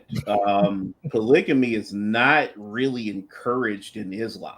Like polygamy in very specific reasons, like if it concerns the oppressed or orphans among children, then yes. So I guess like if a woman is widowed or something like that, but like it's not really encouraged in Islam. Like I don't know where that came from. You're not telling the truth, bro. I was born in the up north of Nigeria, and guess what? 50%, 80%. I was born in a state 80% Islam, 20% Christians. And I read the Quran, Ikene, I'm telling you. I was born in it. And I was born in it. And guess what happened, right? Islam is you marry 4 wives, and if you need the 5th one, you have to divorce the first one. A Muslim man can marry as many wives as he wants, as long as they only 4 in his possession at all times. If you go by the dogma of every religion, it's been multiple wives. Of every single religion, if you go to the base dogma, Christianity, Buddhism, Islam, it's all what's the other one? What's the people out in Utah? Mormons. That one was Latter-day Saints. Right. Every single religion, when it comes to marriage, is based in polygamy. A man could take as many wives as he can afford. Bingo. So either I'll be careful not to say what you just said, because I know a lot of Islamic people will look otherwise. I apologize if I open a can of worms. There's a lot of things that we do that are against the Bible and Christianity. So I mean, no, I get it, but culturally speaking, when you live in that type of environment, you see the culture firsthand, see that group of Islamic people practice. It's kind of hard to tell them that you're doing the wrong thing. They're gonna look at you like. No, so to that point, if you see me drinking alcohol, you can't tell me that I'm not living by the Bible either. So like, you like to your point, you can't look from the outside and say that they're doing it wrong, but I'm also aware of what their language is. Well, here's the thing. Technically, it's more. I put it like this: it's more acceptable to have a second wife than it is to have an uncovered. Right. Exactly. So why don't we leave it there? Why don't we just leave it there? You know what I'm saying? Even though we call it something different, the end action is still the same. Granddad has still got, family on the other side of town. But if Granddad lived on the other side of the ocean, then that's polygamy. He has a wife, and he got 4 wives, and they take care of these kids under the same roof. You know what I'm saying? That type of thing. It's more of a more formal thing. But over here, we kind of look down on that. You know what I'm saying? Oh, man. Yeah, and that is no, you understood that. The stigma. It's a stigma attached. Right. Right. But to CBN and Ekene's point, you're only talking about this in the context of having children, not necessarily in a sexual context. So in other words, like here we're talking about the fathers who, you know, you just want, just like in the movie Fences, the guy was like, well, when I'm with this other girl, she makes me feel a certain way or whatever. Or sometimes your wife may not be available to you because she might be on her monthly flow or something like that. And you just, it's in man's nature to have sex. You guys aren't putting it in that context of simply sexual urges. You're only talking about it in the context of having children. Or are you including sex also? Like if a man has a large sexual appetite that his wife cannot fulfill, would he be within his rights to take on a second wife for sexual purposes? Yes. I would. Let me answer that real quick. So I will let my senior brother CBN go forward. When men, that is why in our culture, the women are not married the same time. They are married over space of 10 years or more. The reason why is because when she stops reproduction, most of the time she doesn't want to have sex. That's when the second wife comes in, because men tend to have sex up until their 80s. You see what I'm saying? So the second wife comes, and then after 10 years, another wife comes in, because they constantly, going forward sexually. That's why, yes, sex is involved, but most of the time is the family structure. But listen, he's consistent. I get you're consistent, because again, when I talked about earlier, I tried to frame it where guys in the manosphere were saying this, but you're taking it back to like I said, a cultural area where, again, man's function is to have sex and to reproduce. And if it requires multiple women in order to do both, then it is within the man's nature to do it. Now, the difference I'm saying between you and CBN is more so saying, well, it's almost like it's part of the classes. So if you have the money, but what I'm getting from Ekene's perspective, regardless of necessarily money, you don't necessarily have to be uber wealthy to be doing this. He's talking more about a man's nature, whereas CBN, you're dealing more with it like it's a class issue. No, he's correct on his angle because he's a traditional. I get it, and I see when you're still talking the same thing. You gotta have money, even with it's the same thing. But no, there's money and there's money. That's why I said earlier, like I said, the people like here, the athletes and the entertainers, the ones that got millions and all that kind like that. We talk about those people too much in those spaces, because that's not our reality. 99% of the people. Akim Olajuwon, the man had multiple wives, but when people heard that he was doing that, he tried to keep his life private because he knew the American ideology do not fit the nature of his culture. So imagine when Akon was known to have multiple wives, but he didn't have all his wives here. He had one here and many outside the country, because they was like, what kind of thing are you doing? Not what African do these things. Now, when I mention culture, because I'm from the Yoruba tribe, he's from the Igbo. We're two different tribes. In my tribe, Yoruba, it's almost like, if you're going to have another wife, you got to make sure you provide. Now, in most cases, these people who have multiple wives have huge farmland, which he understands. They have more kids who have more body to work on the farm. I told you. I shared that earlier. Which is meant known here. It was the same here. Again, when we started the show, we were talking about, I guess, on the American side. Again, that's why you had these large families, because again, more kids you had, more laborers on the field or whatever it was. And that's the one part. But another part is the shaming. Like, if I have a daughter and I find out she have a child out of wedlock, what it does to the family name, it diminishes the value. And when your family name value diminishes, it affects your business. It affects the kind of money you're pulling in, because no one wants to do business with people whose integrity is tarnished. Yeah, but Black David, what you gonna do? Your wife gets pregnant and has a child out of wedlock. What are you gonna do? Nothing. Exactly. No. It's not nothing. In most cases, that daughter gets exiled. Your daughter gets exiled. Okay, of all the cruel savagery that you can do, see, this is the thing. This is what I'm talking about. See, Mr. Bennett, this is what I'm talking about, right here. No, but you think I'm bad? No, I studied other cultures outside the country. You didn't exile a brand new mother. Come on, and that's your daughter. That's the spawn of your loins. I get it.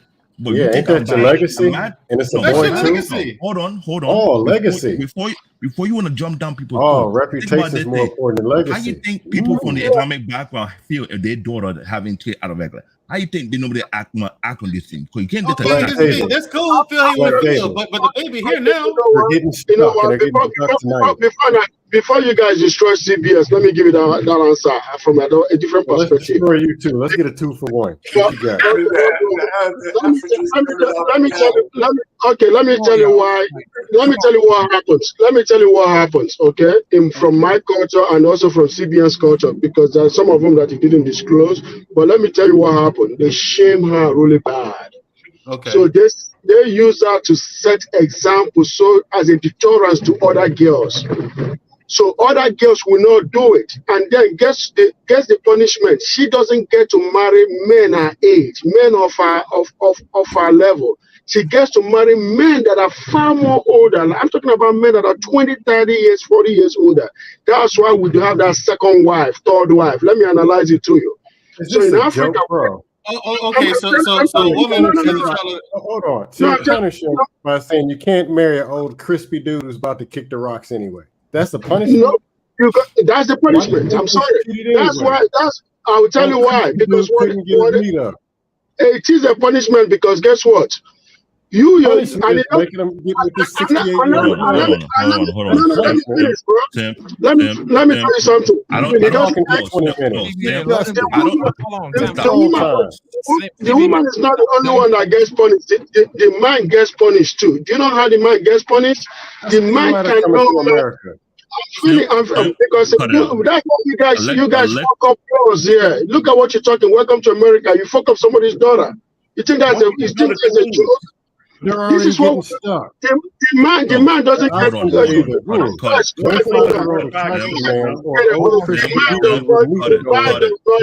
with it. You know, the man does not get away with it. Do you know what happens to the guy? The guy gets totally destroyed by men of his own age, because guess what? He can. Let me finish, bro. He can marry a girl. He cannot marry a girl that has never had a child before. He can't do that. He has to only marry a girl that already had a child, because guess what? He also has a child. So people in Africa, this is what we do. Men with kids cannot marry girls without kids. Only men without kids marry girls without kids. Talking to at 3 in the morning. You've been dusting for 4 hours. Hold on a second, y'all. No, hold on. You're telling me the punishment is they can't have okay. So let's be real. The women want to get stuck. That's what they do. It's their nature. They want it. Now you're telling me it's a punishment. You can't have sex with these old ass crispy men who are about to die and the meat don't even work no more. That's a punishment. That's a reward. Or they can go get with some young stud handsome like me or somebody else 25 that's going to treat them better. But y'all got all these traditional bullshit talking about a damn legacy. No, y'all got a whole thing. You can only marry single moms. Let me push back on that. They're swimming over 8 continents to get into America. To get away from Let me push back on that. Hold on. Let me push back on that. Since you want to say that, explain to me how your so-called culture is really in this. I don't say the wrong word. African on African time. No, it's not. I'm not African. I'm talking about you, Tim. Since you speaking on that dynamic, explain to me why your women of your people are out of order, like chaotic. My people? Yeah, no. Black. I'm going to say I'm saying it in a way of a cultural aspect of it, because since you want to say that what African people do or Islamic people do is crazy, but it keep their people. You want the check. answer? But here it is. Your women are not in check. They're not. And it's a lie trying to cover up by fake men. Last I've checked, you look at things globally speaking, the U.S. have an epidemic whereby there are too many single moms. And the amount of single moms you have. Hold on. No, you say talk about all you want, because that's what you do.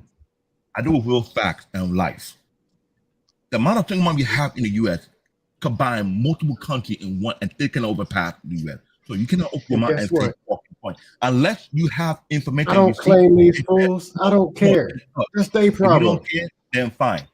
Do me a favor. Stay on fact and truth. I don't do he say, she say, or you would say talking point. I've been telling you before. I'm on your fact. Let's stop talking points, Black David. I don't do talking points. I'm telling you truth. You're telling me that the when they come over here and they get Americanized, they act like American women. And That you wonder shows you what happened. they And you really wonder what are when happened they when give them the choice. I get it, but you wonder what happened when the family find out what they Scam, do. you are 100% That's correct. family. They don't Scam, care. you're 100% They correct. want to And be guess who what they are, happened? and they Guess can't what do it happened? over there. Those girls stay single and nobody marries them, just like American girls. Those African Yeah. girls. And Brickface is a good example of that. David, are you This is saying why that they the call it destruction of slavery. America, This. the If they destruction don't of do what America is Ekene nothing wants but them to greedy do when he wants them capitalism? to do it, then they can't get all these stupid riches that they probably ain't gonna get anyway. That's why they're coming to America going out of control because of this. But you're gonna spend it all on 18 wives anyway. So David, you're It's telling all me bullshit. America's downfall is because Ice Spice is twerking and not because of capitalism or climate change or any of that other stuff. It's not because of capitalism. Big booty light skinned women is twerking in the videos. That's what caused the destruction of America. They got to be stopped. I'm not talking about that They gotta alone. be- I'm talking about the ideology all the way through. Okay. So Blake David. Okay. What is this? All night on YouTube watching these videos to pick these women out so I can personally DM them and ask them to stop. Right. So Blake David, here's the thing. I want you to list up the ideologies that you speak of, because I don't think anyone is okay with just. Well, some women are okay with being single mothers, but what's this ideology you speak of, though? I want to hear that. Okay, since you want to ask that question. For my fundamental as a Yoruba person, we have a thing about respect, honor, loyalty, integrity. So do I. But the thing is not being enforced within the community. Okay, but here's the thing. You exile mothers, newborn mothers with newborns. That ain't integrity. All right, I'll let you talk. Go ahead. Something have been practiced for over several centuries. It don't make it right. No, I know it don't make it right. It's been wrong for several centuries. I had the discussion last night on the backstage with mom, let him talk, with Babs behind it, and I explained to her, even though I don't like it, I understand. I'm not the gatekeeper. The gatekeeper of our culture enforce these rules. Look at many other cultures; they do the same exact thing. They don't care, quote unquote, about the American ideology. If that's the case, you practice. Imagine when you have Kamala Harris come to Africa, want to push the American ideology onto Africa, and to get mad to push back. But they say what you believe, what you gotta think, that will create the chaos you have. You could keep that, but don't force it on us. Black David, what we know. You can say Black David you want, but let's make it real. How come you don't? How come your official don't go to the Islamic country like Saudi Arabia or Dubai and force that? And think because they're nut jobs. They still stone people to death and cut off the hands of thieves in Saudi Arabia. I know. They stone women to death. I know. Literally, still today. They hold her in the town square and everyone in the town stone her to death. Based to this on our day. view, American view, we call them nut jobs. But we go to look at their view, how they see the thing, we're a nut job. It's inhumane. There's other ways to punish people or make it just let me know when I can go. Let me know when I can go. I've been quiet for 2 hours. I get what you're saying, but hold on, Black David. Ricky, this is dust hour. Dust is only dust. You can have my slot, Ricky. Go ahead.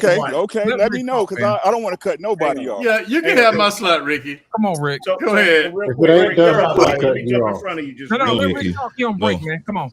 Just real quick. So David, I hope you understand that the geopolitical politics of the last 60 years.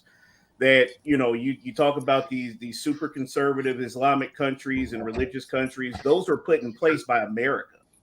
CIA operatives went over there and deposed communist-friendly leaders and put those people in place. Go look at Iraq, Iran, all those places. So just so you're aware, America actually created those environments for those places to thrive. But go off and tell me how America's downfall is because girls are twerking on the internet. All right, Rick, you got it. Come on, Rick. Okay. I'm gonna address. I can only address what I heard now. I'm gonna say this: the easy money. Like, to be such a chubby dude, I never knew your arms could be so long with that stretching. That was some bullshit.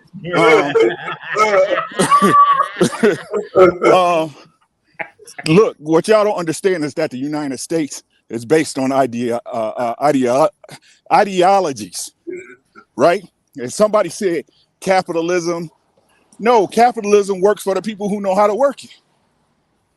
Right? These systems were set in place to support one thing and one thing only. It's a thing that nobody ever want to talk about, that everybody want to gloss over and blame it on twerking and hoes and baby daddies, right?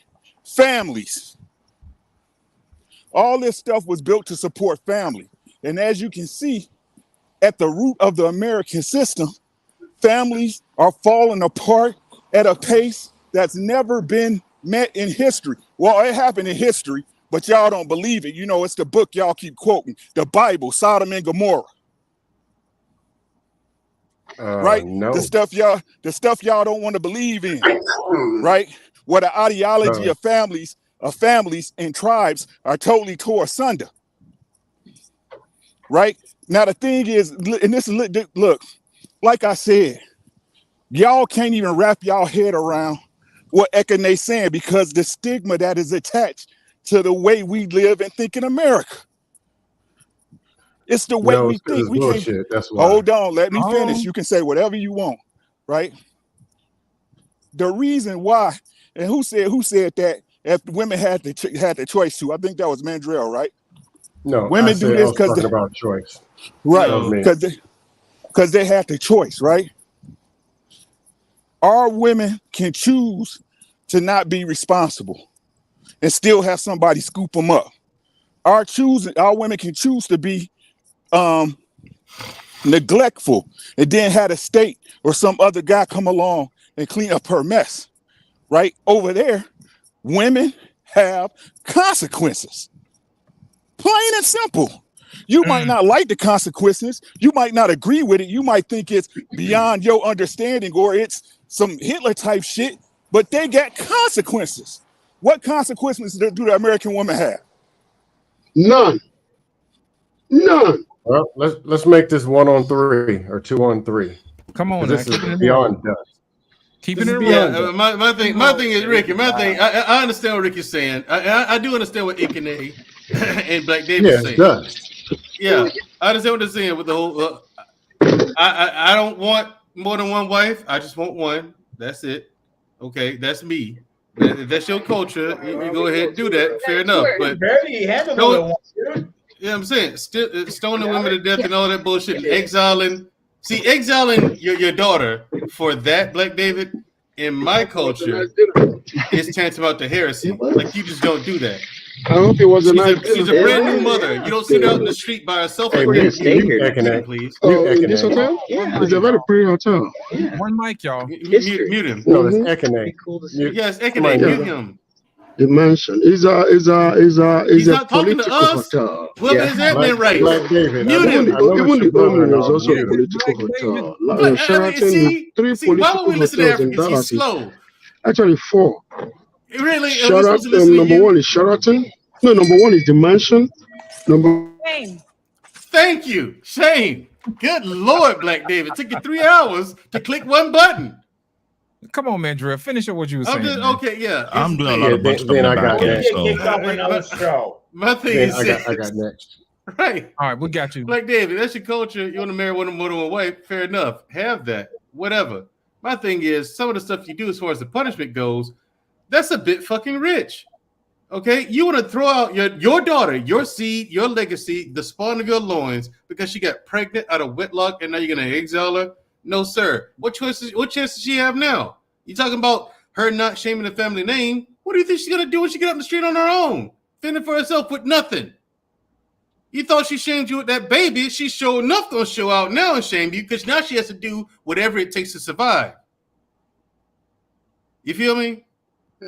So the evil world we live in, right? And she gonna have to do some evil stuff to live, probably. And this is Africa. Okay, I've been to Africa, quite a few countries in Africa. It ain't pretty. It ain't nice. You know. So it will make sense for her to make the correct choice, correct? I mean, but people make mistakes, That's Ricky. I mean, point. that's not the point. People make mistakes, Ricky. And so the punishment for me, the punishment has to fit the crime. That's why I've been that way since day one, across the board. Punishment got to fit the crime. I really hate that. For once, I agree with him. punishment doesn't fit the crime, and that doesn't fit the crime, Black David. You exiled the girl. Come on, bro. And I got more dust. Here's the deal. Yeah, let there be consequences. I'm cool with that. I'm with you, Ricky, and Ikan and that. Yes, let there be consequences to your actions. I'm all about accountability. But exile, come on, man. And then the castration of women, and then stoning them to death, and wrapping people up with tires and burning them while they're alive. I actually watched that in real life, okay, before my eyes, Black David. That was actually quite a good time. But it was fascinating to watch. But I don't condone it either. But it's fascinating. It's fascinating to watch, Ricky. It's like, yeah, they actually doing Africa that shit. alone have over 100 different tribes. I mean, I don't agree with it, but I don't mind watching it. Right, I don't agree with it now. I don't. I don't agree with it, but I'm not I'd like to dust it. Yeah, I'd like to finish and come in with my dust. Come on, and I'll get it back. Black David. You cut their hands off a thief. I hate a thief just like the next man. I hate a thief. I can't stand a thief. I can't. Mandrell, what the hell are you talking about? But you don't chop their hands off, bro. Come on. Yeah, Tusto. I don't punish. I'm not the gatekeeper. No, but you claim you claim that you own it. No, you claim you did claim it. You claim that you own it. I'm a part of it, regardless if I like it or not. Oh, ducking from the accountability. Okay. No, I'm not. Oh, now it ain't. It's the system. I'm not. Okay. First and foremost, I get it. It was the colonizers. Let me ask you this. They are colonizers. What are you talking about? Since you got something to say, do you have a solution for why we have so many single moms, how to fix the issue? I would like to hear it. Men need to keep their pants up. I do. Yeah. That it's actually going to work. That it's actually going to work. I'm going to act it. Because we don't keep playing your dust. I'll give you a vacuum. Okay, here's the thing. Like it goes back to what I said just said a few minutes ago. I agree that there should be consequences. Y'all just going the wrong way about what's the consequences? What consequences you think are? No, Ricky. The consequences is since the men made all the rules and they made everything, they so perfect, which they're doing nothing but colonizing women. They're the ones who made the single moms. Single moms don't rub two vaginas together and get pregnant. Somebody's committing it. Hey, Dustin, you lose a bet too. You lose a bet to somebody.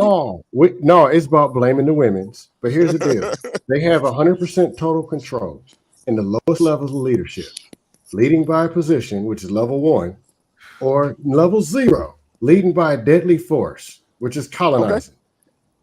Which is utter disgusting, which is the very slavery y'all complain about.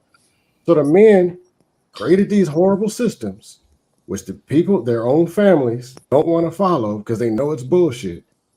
They're so bad, they're risking survival and funding to get out of it, which means they don't believe in the leadership. The women want to get stuck by somebody else than an 88-year-old man with money. And if you give them the choice, they'll show you who they really are, which means these men ain't no leaders. To the point where they're killing each other, killing the woman, cutting off half the damn vagina to try to control a woman. It's utter disgusting. And you know it. Duster, they do have a choice. And then you're going to talk about we've got our women under control. Yeah, they're locked in dungeons.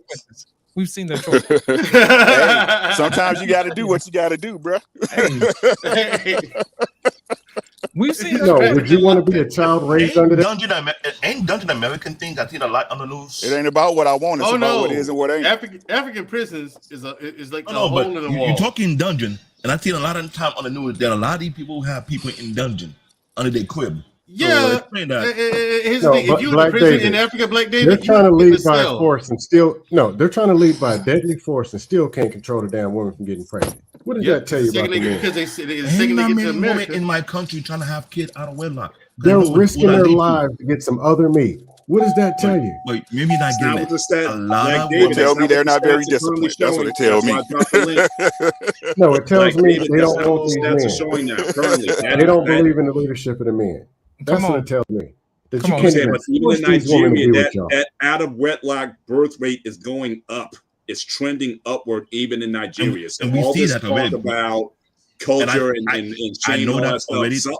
Something's happening where that shame is going away or something, but it's definitely trending upward as far as unwanted pregnancies and unmarried. That's because the newer generation is trying to rebel against their family. They don't care what the outcome going to be, which I get it, I understand it. That's what's going to happen. No, but you and Ekene were talking about the culture the whole time. So if the culture's supposed to hold things together, so what's hold on, let me throw this in. I dated 2 Nigerian women. And oh man, oh yeah, lovely. Continue. Yeah. So I'm saying, so what's trending? So why the change then? If women or if more and more out of wedlock births are happening in Nigeria now, and again, a lot of these African countries and whatnot, if these out of wedlock births is going up, if you guys are so sold on it's the culture that kept that. And down I've seen it going on for the past 10 years. I know this. Right. So what's changing? So you can't say so. So how do you they got the internet? They have the internet. When people don't IG twerking.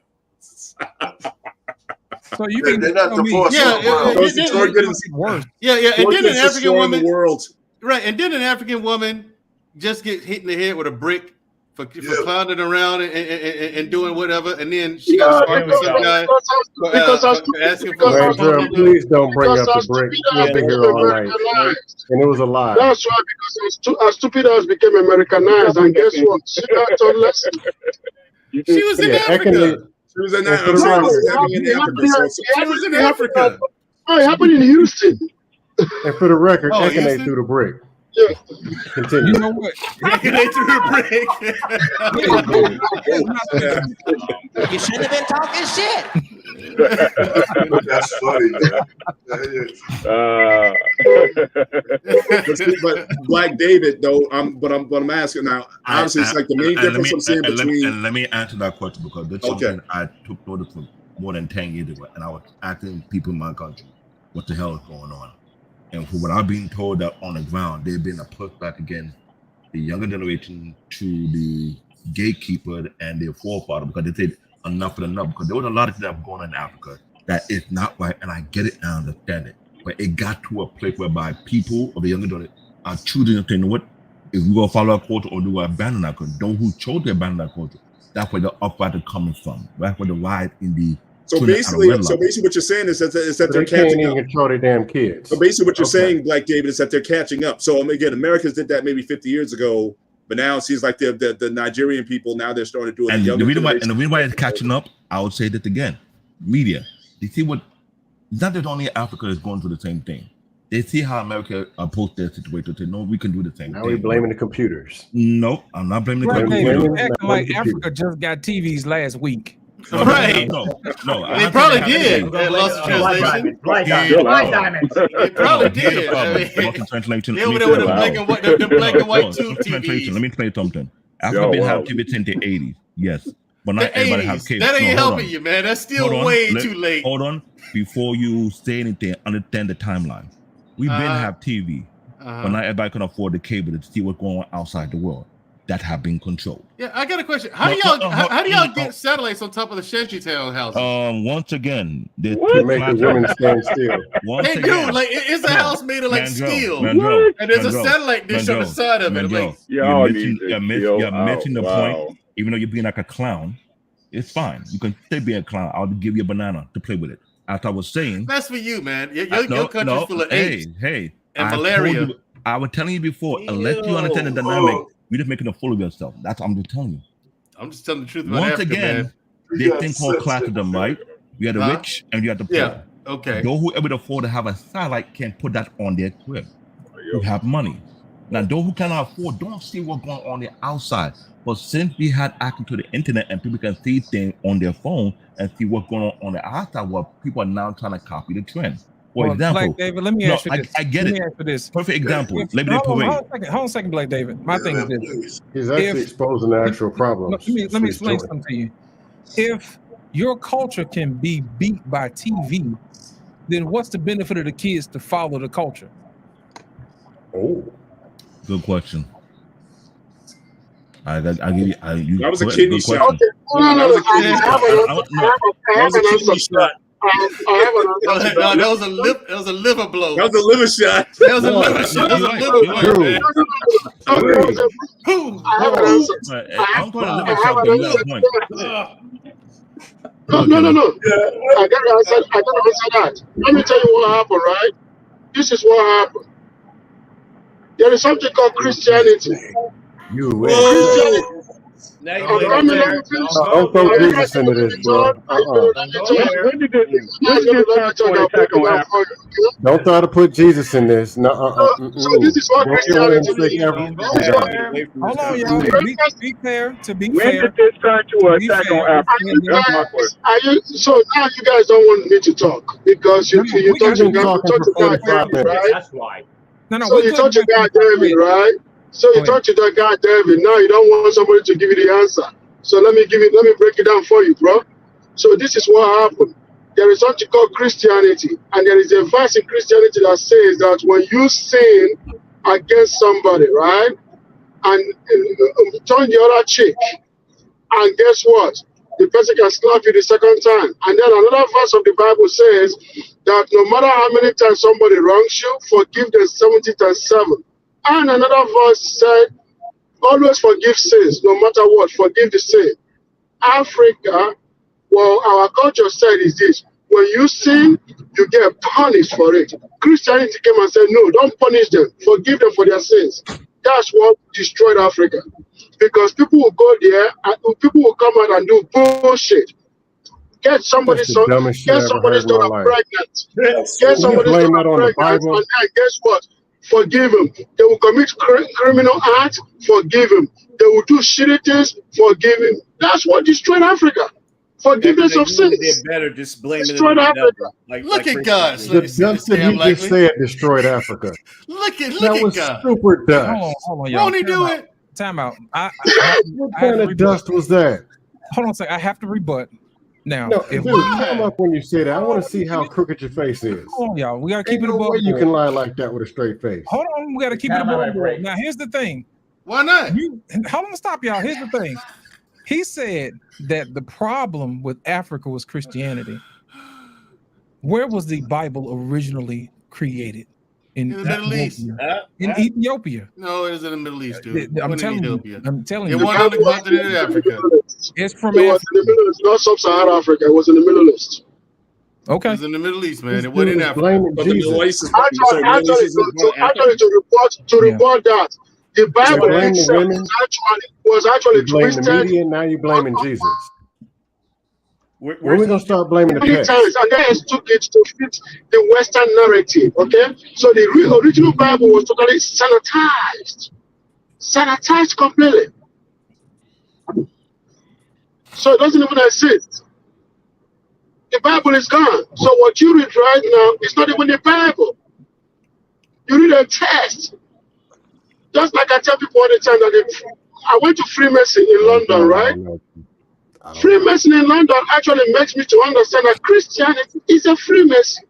It's a Freemasonry. That's it. Blame the Bible. It's whitewashed completely. It's totally whitewashed. Here's my thing. I would believe that. Blame the women. Hold on a second. I would believe that if Christianity was the largest blame the Bible religion, but it's not. It's the second largest. What's Exactly. the difference? What's the largest? Islam. Is Islam running amok in America? No. Islam is largest religion worldwide. Is Islam running amok in Actually, Africa? Wiglam is the largest religion is now Wiglam. Continue. Actually, Buddhism is the second largest, not Christianity. Buddhism is second largest worldwide. Right. Why is it After- that people only After want Egg and I, to- go ahead. Yeah, why is it that people only want to attack Christianity but not these other religions? Because other religions don't do that. Especially Buddhism. Yeah, we don't I attack Islam, but when you hear me talk about Islam, that's a whole totally different discussion, bro. Lost in translation. They attack it, but every time something happens, they're coming and scrambling to get to as much of it as they can get. Oh, pray for me. Pray for me, Tony. Pray for me, Pastor. Scrambling. Then they go right back to the No, it is you Christians who are traveling in the continent of Africa and ruining it. Here's my thing. What part of religion plays a part when your granddaddy was making kids on the other side of town? Only the accountability part, so they can blame something other than the granddaddy. You know what I'm saying? I'm pretty sure he wasn't quoting the Bible. He was making babies. on the side of the town, on the other side of town. I'm pretty sure he wasn't. So what's the real issue here? You don't think he yelled out a couple of "Oh Jesus" is what he was doing? The issue is people are dusting. Blood diamonds next. Yeah, a few might have slipped out, but I don't think that had nothing to do Actually, with it. but I do have a question though for Black David. I mean, again, contrasting Ekene and Black David. Come on. See, like the main difference I'm seeing between you two is I want to say it might be religion. I mean, Ekene said that he's basically a natural, African culture and religion. CBN, you've talked about your past before that you've been raised in a Christian environment, so you have those beliefs. But do you ever thought about maybe returning maybe to those African beliefs that seem to enable you to either one, have multiple sex partners because that's part of the natural order, or have multiple children? It seems that's like, not the thing I tried to avoid, because I had I went into Sohel, BMU, and a very select few. But during my culture for my tribe, they don't follow Christianity. They have different type of God they worship. And based on the God they worship, based on their clan, their tribe, that's what they follow. Not all Africa have the same God or the same religion belief. Whatever they worship is what they follow, and that have passed down for centuries. Now, if I were to follow which is brought into my attention when I married my wife, my mom and my older sister, which is a whole nother story, approached me and tried to get a second wife. But they didn't like the fact that I married outside my culture. Which means I was given a go-ahead immediately. It was no excuse, no argument. It was allowed. And me thinking about it, I was like, I don't want to be a part of something that I've seen the end result. Because I remember me and Madame Petit, we talked about what polygamy brings. It brings the type of rivalry that's not necessarily in the family because of the dynamics behind it. And I was thinking, if I'm going to repeat something that also bring the type of unnecessary care upon the kid, I would have removed that. I don't support polygamy. Don't get me wrong. Right. I don't support it because I see the end that would happen to the kid themselves. I want to not looking at the couples. Okay, well that's see that to me is a worthy discussion because again, you and Ekene are coming from essentially two similar backgrounds, and from assuming both of you are Nigerian, you're coming from very similar backgrounds.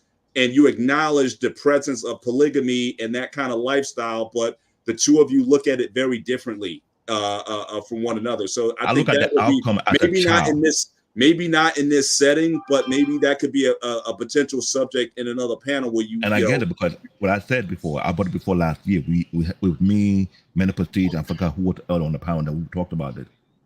I had an issue whereby when you have men who married multiple wives, never care about the outcome of the children's mental state, how they feel when they're in that type of dynamic whereby, one, your mom is not the favorite to your father, even though you have multiple wives.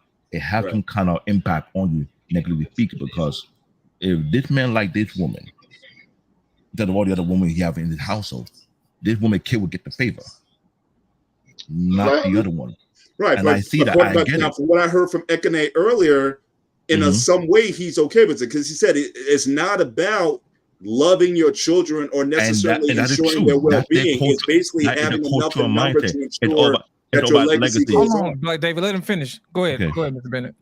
No, I'm just saying, but that seems to be the big contrast that I'm seeing between you two, coming from the same place. It's like Ekene, he can live with that. It says, look, the goal is not to be loving on your children. The goal is to have your legacy go on. So again, if you have 2 or 3, then you're risking maybe not having that. But that is, he's encouraged, and again, have more children, have more, to ensure that it's a mindset. If you have 1 or 2 that come out mentally not right, you have these other ones to. So he's very pragmatic. It seems like with his approach to they call that leadership. This is what I said. This is what I said. I said the goal is not to be loving on your wife. You have to love your children. It's not to be loving on your wife. That's what I said. Your wife. How's that loving the children? But I said not to be loving on your wife. You have to love your children. You have to love your children because you have to be a father to them. But you don't have to be you don't have to be emotional to your kids.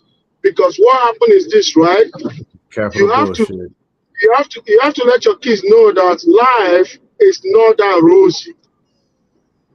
You see what I'm saying? Because the thing that kills children of today is that we're trying to make our kids our friends. Scam, if you stop interrupting me, I can have a conversation. You'll never end. I know you. So You'll never end. Let him finish. Let him wind it up. No, Sam, let me speak because we're not interrupting you.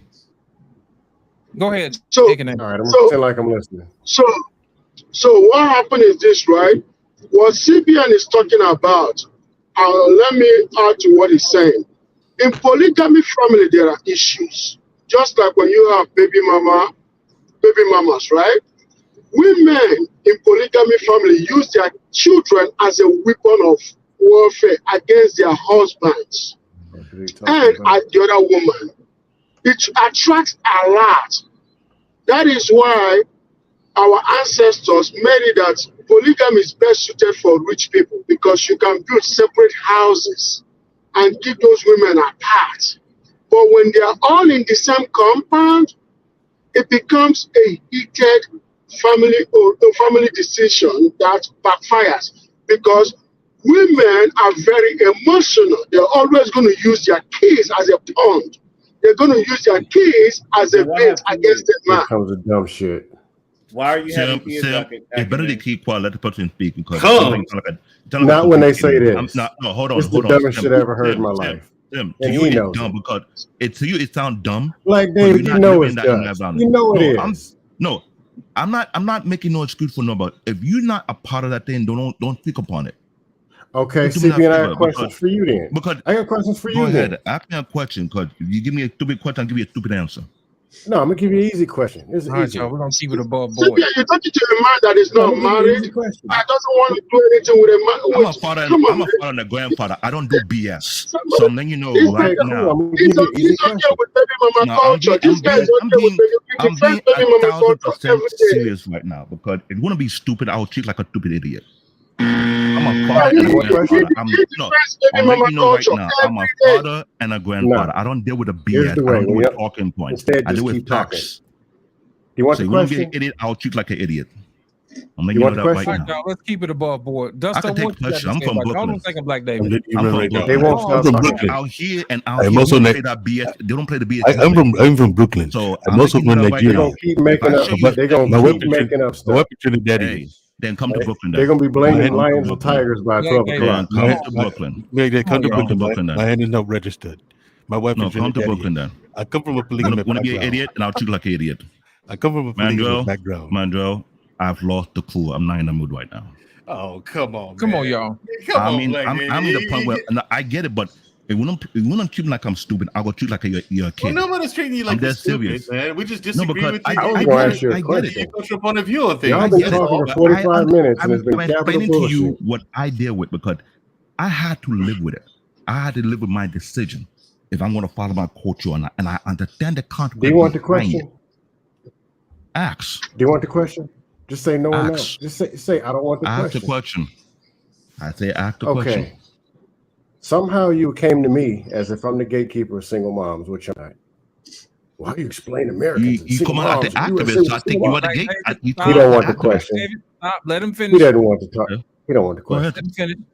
How you go? Okay. Then you went and talked about the African way and how we do this to keep the women in control. Then we showed you your women are not in control. Then you talked about the tribe that you're a part of, that you went and married outside of, which means you didn't even follow your own tribe's rules. So if you don't follow the African rules that you said you're grounded under, what in the hell are we supposed to be taking serious? Ekine's just making up bullshit as he goes along. I don't know what he's talking about. He's just making it up. It's about loving the kids, but it's about a legacy. But it's about this. The woman's over here. Then you blame baby mamas. All it is justifying. Dude wants to stick his meat any and everywhere. Use all this money and land to control the women. Cutting off vaginas. We stone and beat the women to death if they don't do what they say. How do you think they're going to treat their kids? Especially their daughters. Is that actually showing a family structure saying, hey, this is how we love each other and we build together? The answer is no. That's why they're leaving and risking their lives right now to have a choice, just like they're doing in America. Now, I admit, people are making bad choices in America. They're making them in Africa and everywhere. People are people. Influence, good character brings out the best in people. Everything that's been said has been done. I'm not even going to finish. Figure the rest out.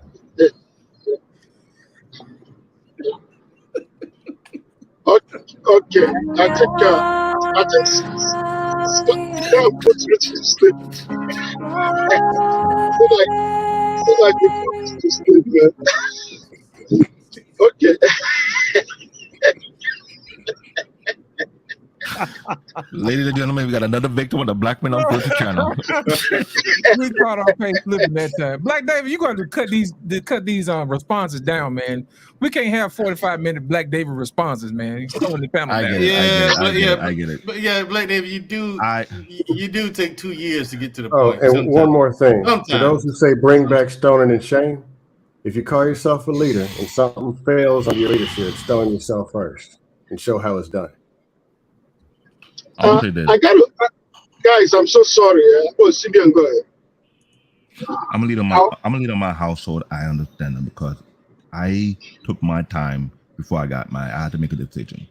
If I'm gonna follow my culture, I mean I gotta stick to that bylaw and that guideline. And I'm gonna ask myself this: would I be okay and happy if I make these certain choices and I see it affect my kids and it doesn't change? If I'm gonna live with it? That was one instance. The second instance, if I'm not gonna follow my code, which I'm gonna be part of either I like it or not. What I'm willing to risk, what I'm willing to lose. For example, the moment I married my wife, I already know if I wanted to claim any African inheritance that's left for me over there, I will not get it at all because of the fact that I step out. I know that is possible. Is that why they want you to have a second wife? So you can claim what's rightfully yours?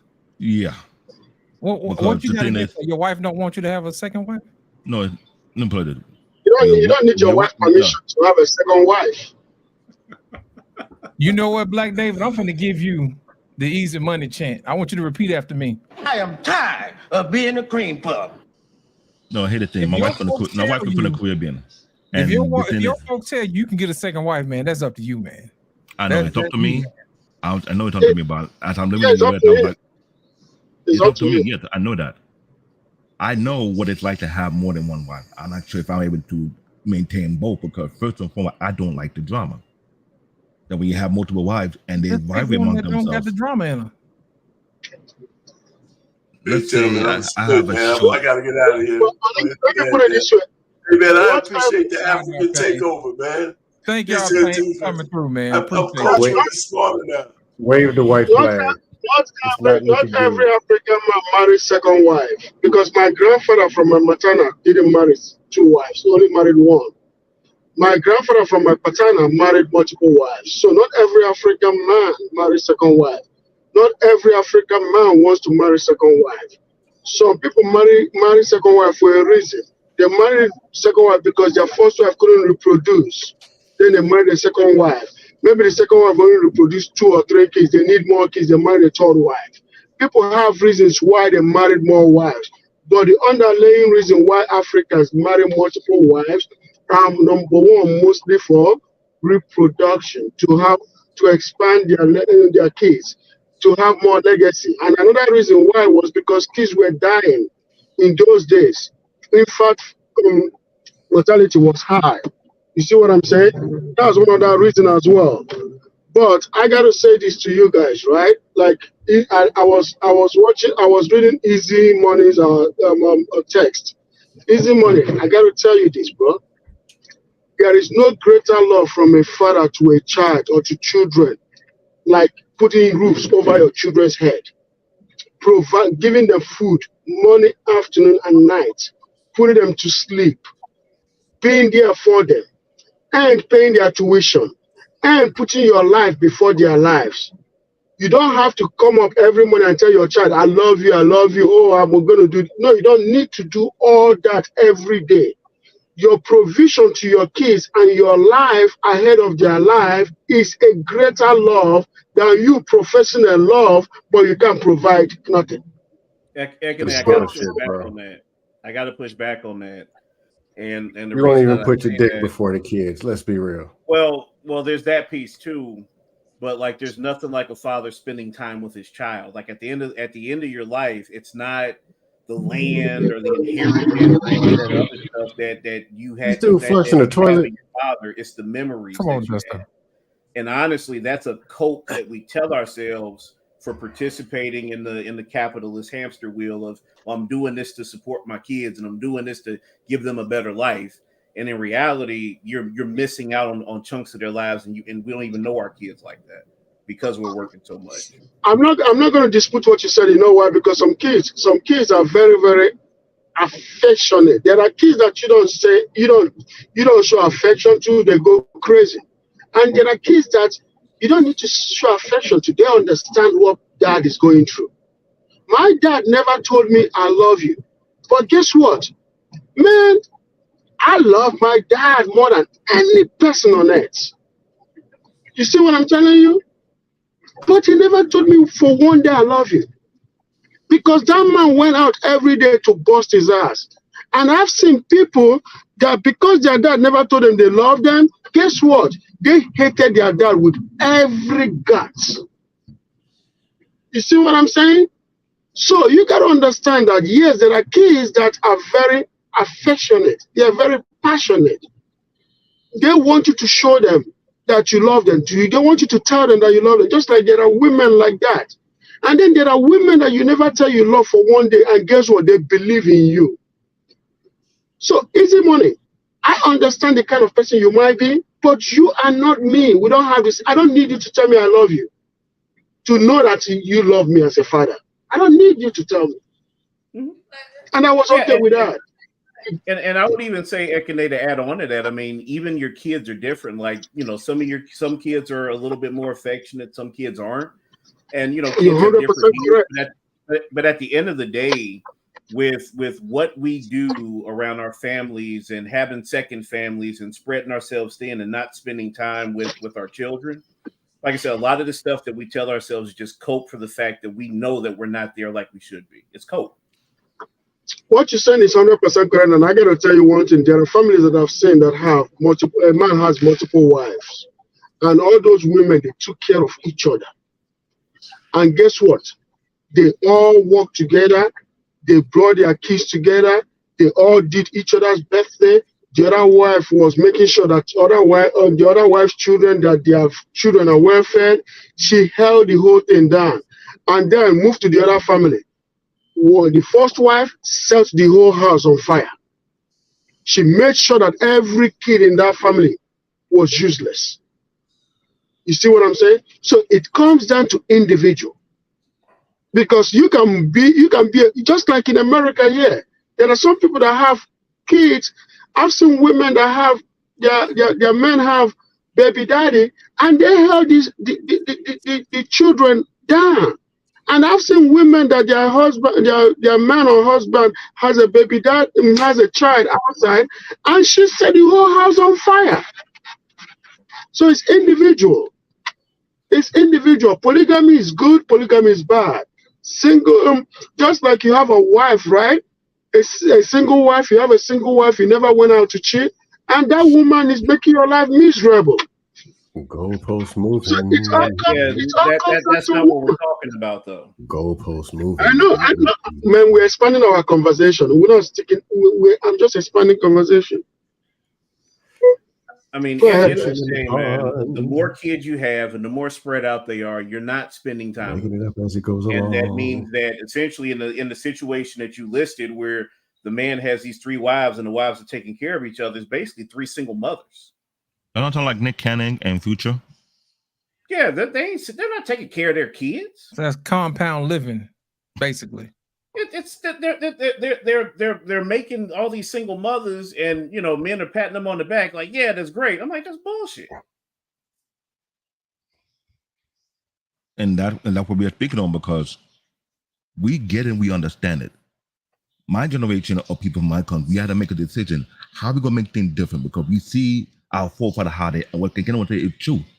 There's many times fathers don't even care or showing their expression. Their job is you part of my heritage, you part of my legacy, do what you need to do. Now, in some cases, some of the fathers are close with their kid because they work together. Like let's say out in Africa, I have a huge acre, I have a farm. And if I'm working on a farm, my kid will be there with me. So it's not like I'm far away. And President America, I'm out 8 hour, 10 hour, 12 hours a day, right? By the time I come home, either my kids are asleep or I don't see them. Even though I'm near them, they don't feel my presence at that time. So it depends on how much time you spend with them. Well, David, I get it.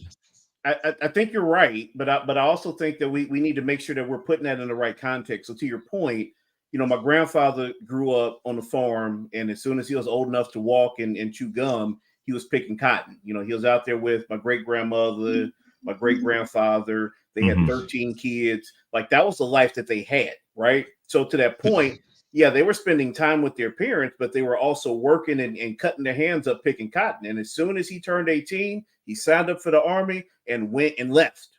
And nearly almost all of his brothers did the same thing. As soon as they turned 18, they was like, man, we're not going to keep picking cotton. We out of here. And they all went to the army. Very understandable. And then they went and got in the steel mills up north. Hold on a second, y'all. I'm gonna get Mandrell and Mr. Bennett and Dusto involved. It's like this side of the screen has been weighing it out. I want to hear from Mandrell and Mr. Bennett and Dusto. So Mandrell, what's your thing on this, man? Oh, what exactly? I'm lost. That's the reason why I had to wake you up. What's your question? As far as having multiple kids by different women, is it too much for a man to actually raise those kids? Yes. Is that making it seem like it's not beneficial to the kids to have, to see their dad every now and then because he has another family on the side of town? Yeah. Yeah, man. It's not beneficial for the kids to have a father having to split his time in one household and the other. They're missing out. The kids are missing out. Bottom line.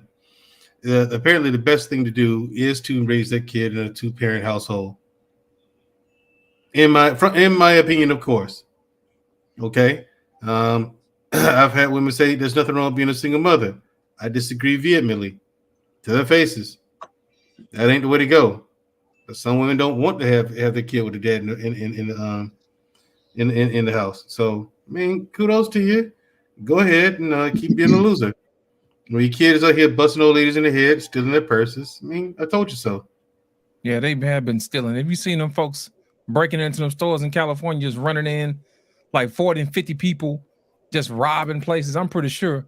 Yeah, the flash mob burglaries. Yeah. I'm pretty sure if their dad was around, they probably wouldn't be involved in no foolishness like that. I wouldn't. My dad was in my life. I grew up in a 2-parent household. No way I'd do that.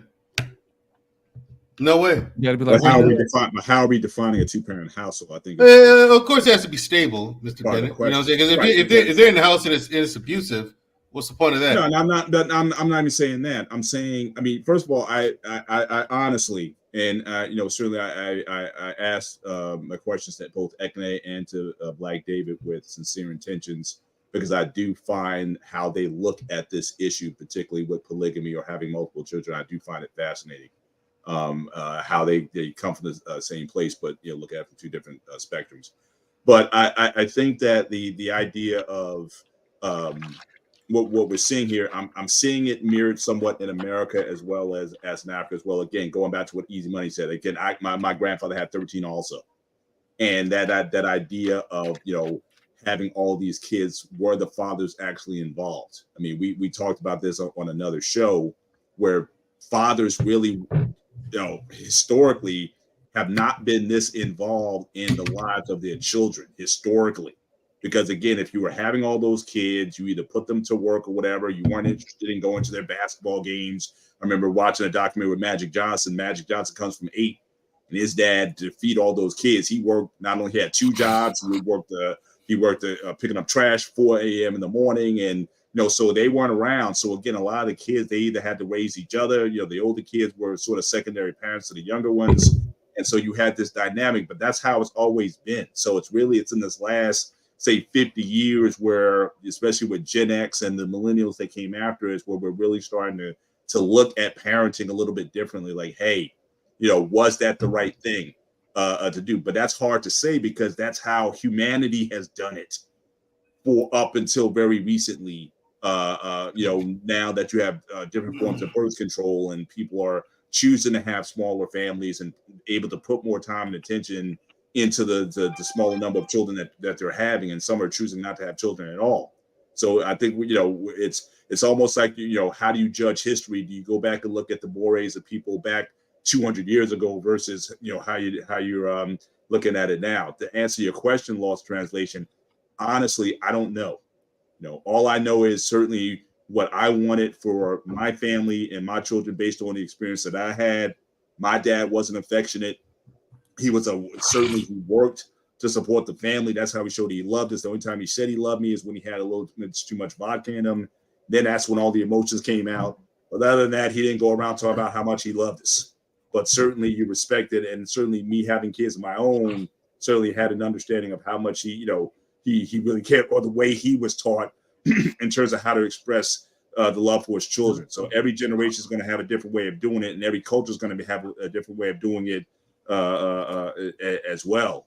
But I think that certainly in America, there's going to be certain things that are not going to be accepted, and having the multiple wives or the whatever acceptance, very small and very remote areas like the Mormons or whatever, or certain tribal communities, that's just not going to fly. But whatever situation that you find yourself in, how do you make the most of it? If you decide to have 2.5 kids, raise the best 2.5 kids you could possibly can, and maintain that structure. If you want to go out and have the multiple women like the Nick Cannon or the whatever, do the best that you can with it. But most of us wouldn't be here. We all kind of came through that system. And I think a lot of us are trying to redefine a new system and a new way of doing things. Some say, the old ways were better, like Ekene, he's still opining for an older system. That's certainly something that we can debate. But ultimately, in the end, it's going to be, what kind of children are we raising? What kind of future are we creating and setting up for them to be successful? And that's, I think, for any parent, that's, I think, what we all want to do. So I'm really trying to be, real like Sweden here, just looking at different family situations, recognizing they exist. I'm not trying to judge anybody. If you can make that multi-family system work and have, children and a community that's relatively well adjusted, then more power to you. But for me and my values, trust me, one woman is more than enough. And I'm not looking for another one, mistress or anything else.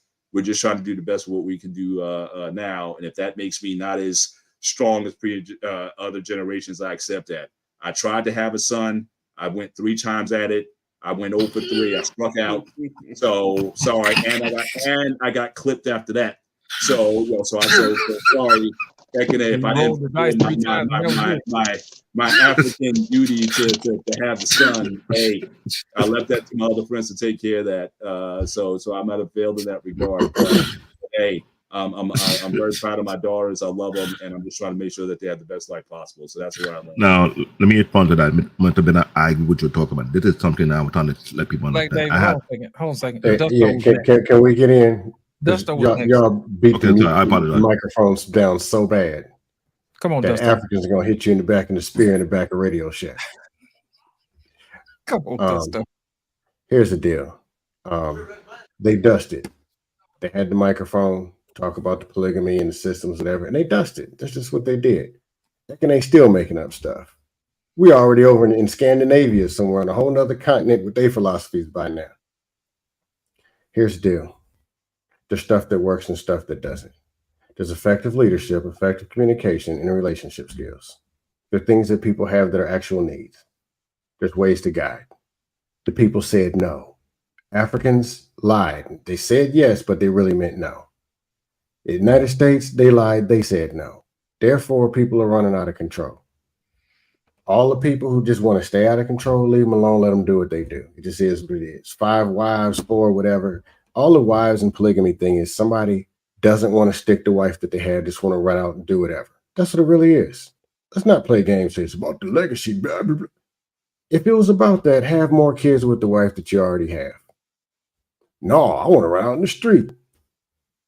Do you want to actually raise kids in your household The men say no. I just want to stick. They just want to stick their meat somewhere else, and then use funds, land, and all this other junk try to control the women, and then control the kids, and they're screwing people to hell.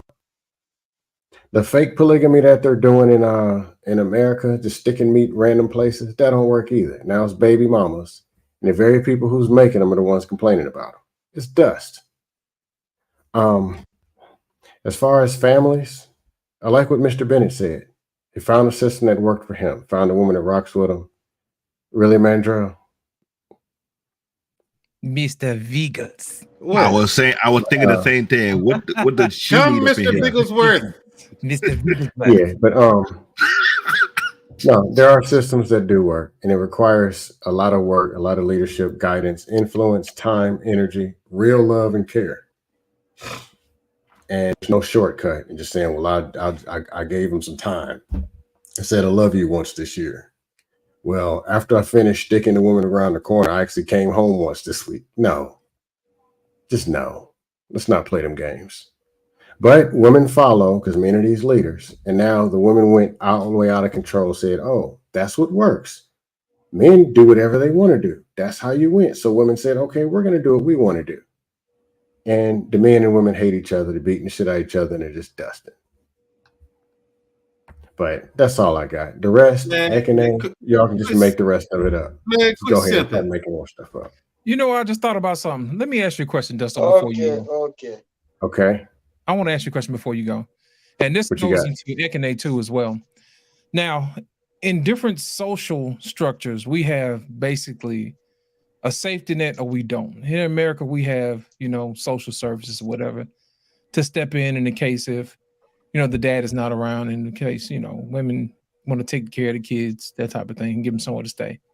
Now, in African cultures, is there a safety net, or do you guys use multiple families as a means to step in as that safety net as far as the family is concerned? You want to pick? Go ahead, CBN. I'll just say that from what I know, that living there for 7 years, there was no safety net. That's what scared a lot of women from me trying to have. I helped a friend of mine who was in the epidemic right now. She's a single mom. And no government ain't going to help any woman out there if you have a child out of wedlock. It's like you really on your own. So if you can find any means of providing for your kids and yourself at the same time, then good for you. If you don't, then it's all on you. This is something that get a lot of people who want to make that decision. If you wanted to have kids out of wedlock, so who would look out for it? Because there's no safety net at all, period. They didn't create none. When I was there was none. When I left, I heard that there ain't none. So it's like they're not going to enable people to make those type of wrong decisions. They will let it continue. If you're going to do that, then go at it. It's on you. You should be held responsible to take care of your responsibility. You're not going to be throwing out money so to enable that type of mindset. So yeah, there is an uprise in children being born out of wedlock, but at the same token, do they have the financial support or foundation to continue that nonsense? Or I call it nonsense, but my thing is, why would you bring a kid in the world that you're not able to provide for and take care of, knowing that will be hard for you? So what you're saying is there's no safety net for a single mother? None that I know of. None. Mr. Ekene, are you still there? Yes, I'm right here. Yeah, what's your point on that? Is there a safety net for single mothers where you're from? Zero safety net, because that's why if you make it comfortable for them, they're going to have all kids everywhere. That's why I said there is no reward. Whenever you show reward, guess what? You give them incentive. If you incentivize them, they're going to be having kids everywhere. There will be more single mothers than married women. There will be more single mothers than married women. That's why you don't give them those incentives. So we do not have any single incentive whatsoever for single mothers. Even family, none of that. Family, none. Even family, your family is not even going to provide incentive. They hardly will provide incentive for you. So how much basically, money your families discourage single motherhood. Is that correct? 100% we discourage single motherhood. Okay. So in the event that that does happen, what happens to the single mom and the kid in that situation?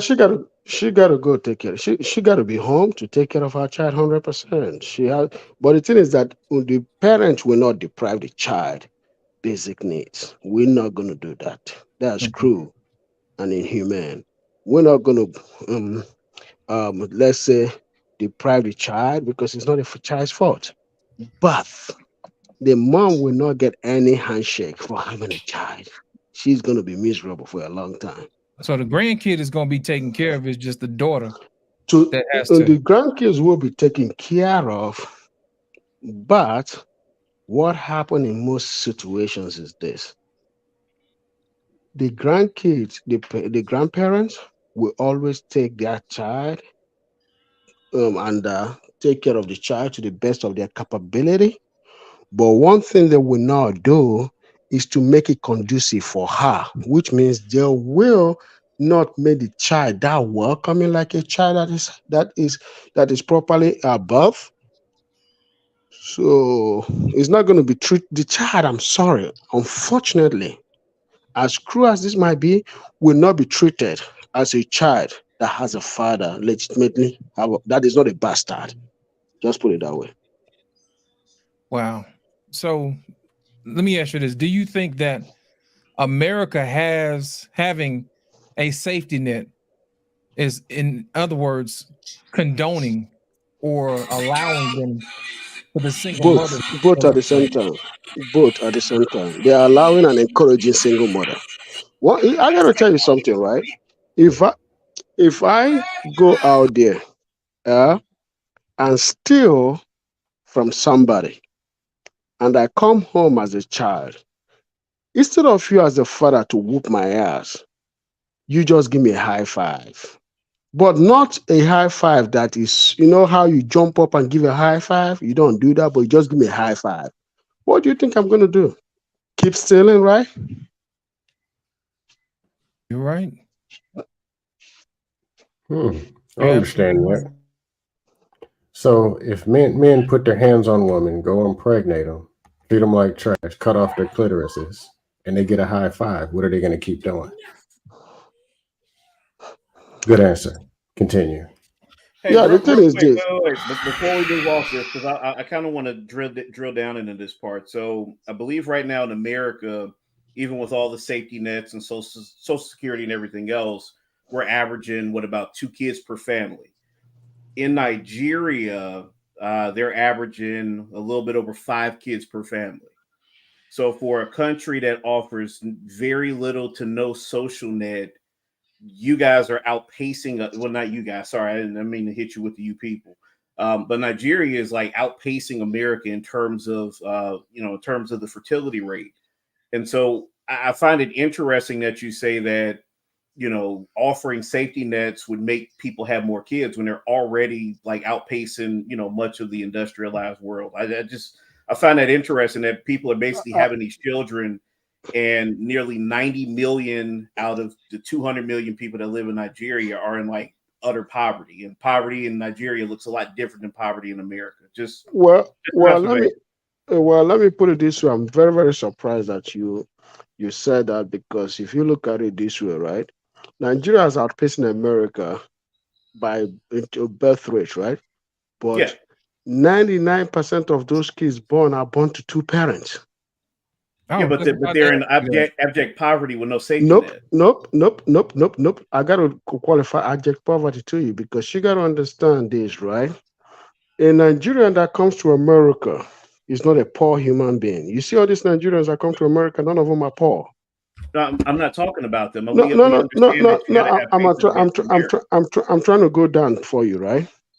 When you come to Nigeria, there is a high level of people that live above Nigerians' standard of living.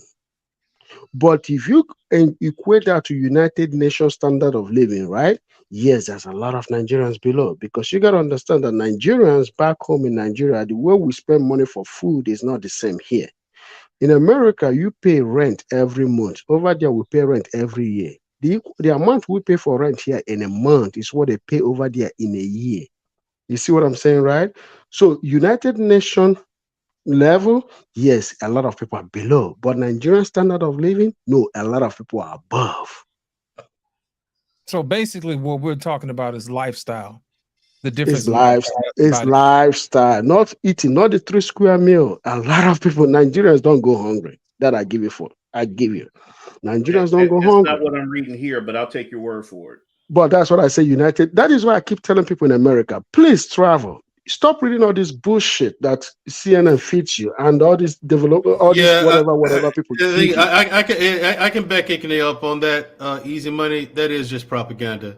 Because when you actually go to Nigeria and go to Congo, Tanzania, places like that, and you see, back here in America, you see the starving children with the big bellies and the flies around their eyes. But you actually go there, you're like, where's all the starving kids at? I mean, like, where's the shit on the TV? You know what I'm saying? You know how surprising it was when I first came to America. They were saying that hungry people in Nigeria, hungry people this, hungry people that the United States was dropping food from the plane to people in Nigeria. I'm like, what the fuck? I never saw that before. Exactly. I'm like, what are you talking about? When you actually go there, easy money. When you actually go to Africa, you actually go to Africa, man. It ain't like that, man. It's not that. It's not that bad. Oh no, okay? man. So to be fair, like I understand that it's not all Hudson Village like that. I've already been aware of that for several years. I got a lot of friends from Africa and who parents are involved in the government. Well, actually were exiled, but that's a whole nother story within itself. But to that point, there are a lot of people still going hungry in Nigeria. Their kids out of wedlock, didn't they? That's why they were exiled. You know what? Hey, Mandrell, if I didn't want my good industrious Negroes to leave me, I would put up pictures of flies and foolishness too. You know what I'm saying? It's all propaganda, man. I swear. Like it's all propaganda. Like it really is. Like, you go to Africa, you're like, where's all the flies and shit? No, they got houses, they got satellite dishes, all that. I got no. Now that's the confusing part. You go to South Africa, right? You go to Joburg. You see these shanty towns. You're like, where the fuck are you get a satellite? Like your house is made of tin. It's sheet metal. And it's like, it barely keeps rain out.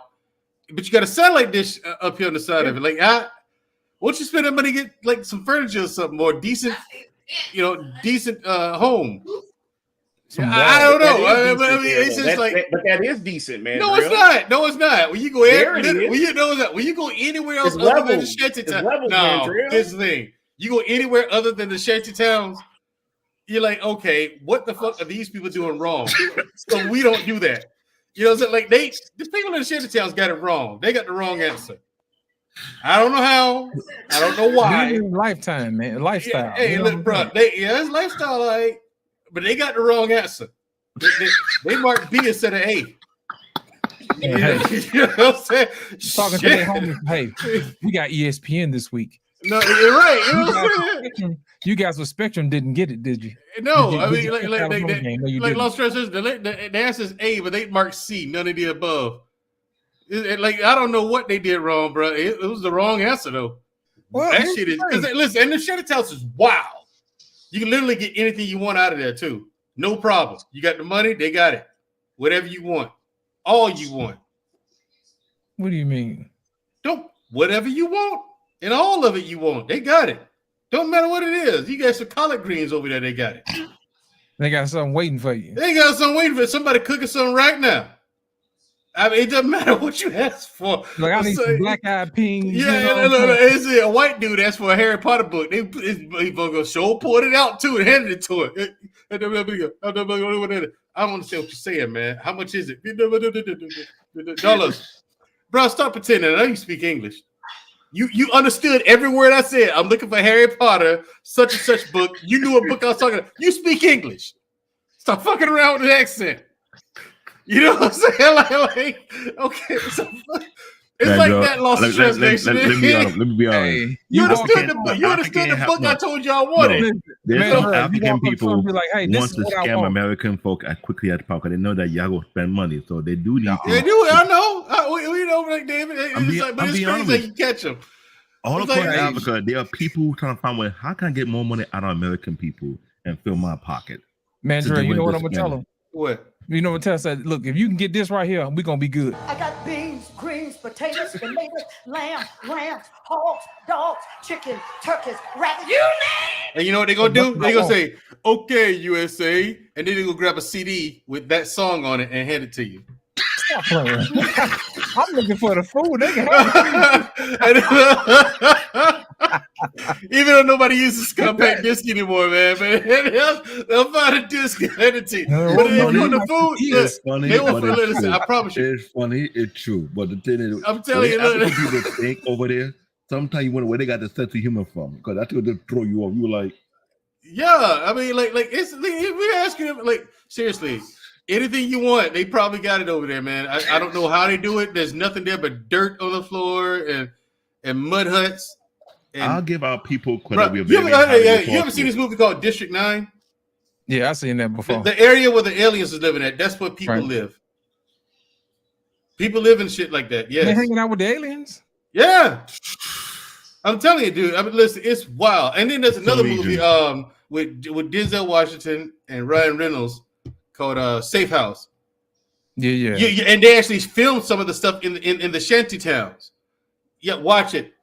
Watch. I'm telling you, that's a real place. Them shanty towns in Johannesburg, it's a real thing. It's wild. It's crazy. And you people, fuck you forever. I'm not going back to Africa, Black David. I don't care what you say. You people are wild, man. Africa's wild. You watch the 18? Yeah, I watched the 18. When they do the block, they put them in the food, put them to sleep, put them on the plane. By the time they inject him with something and then put him on the plane so he can fly away because he wouldn't get on the plane. Yeah, because you remember that loss of translation. PA wasn't getting on the plane. No, he wasn't getting on the plane. How was he an airborne ranger and wouldn't get on the plane? I'm still trying to figure that one out. They put him to sleep, so that's how he would do you. Yeah, what's static line jump? How you gonna pull your cord if you sleep? Well, it's static line jump. If it's a combat jump, it's a static line jump. Now, Halo, different story. You better pull that. You better pull that threat. Get your Halo jump's a different animal, man. I mean, because you way up there, you need we need oxygen masks, like pilots do, like our helmets, and we had the O2 tanks. We had to turn those on so the O2 comes in. Strap that sucker on, man. And yeah, man, I'm telling you, the oxygen makes you high and whatnot. Yeah, the oxygen makes you high. So you halfway high, walking down the tailgate, and you see the first dude go, second dude go. You still in order, you know what I'm saying? But it makes the whole experience much more pleasant. Hey, can I ask a question real quick? So, come on, easy. You know, we get on these panels and we blame women, and now Jesus. I don't blame women, but Jesus is a problem, though. Jesus was a problem. I'm not part of the blame the women's committee. Yes, you are a part of the blame the women's and the Christians. It is Christians like you who come to my country and take all that food. So I guess to that point, like in Christian, not blaming. That's the first I heard of that one, though, Black David. I ain't never heard him blame Christian.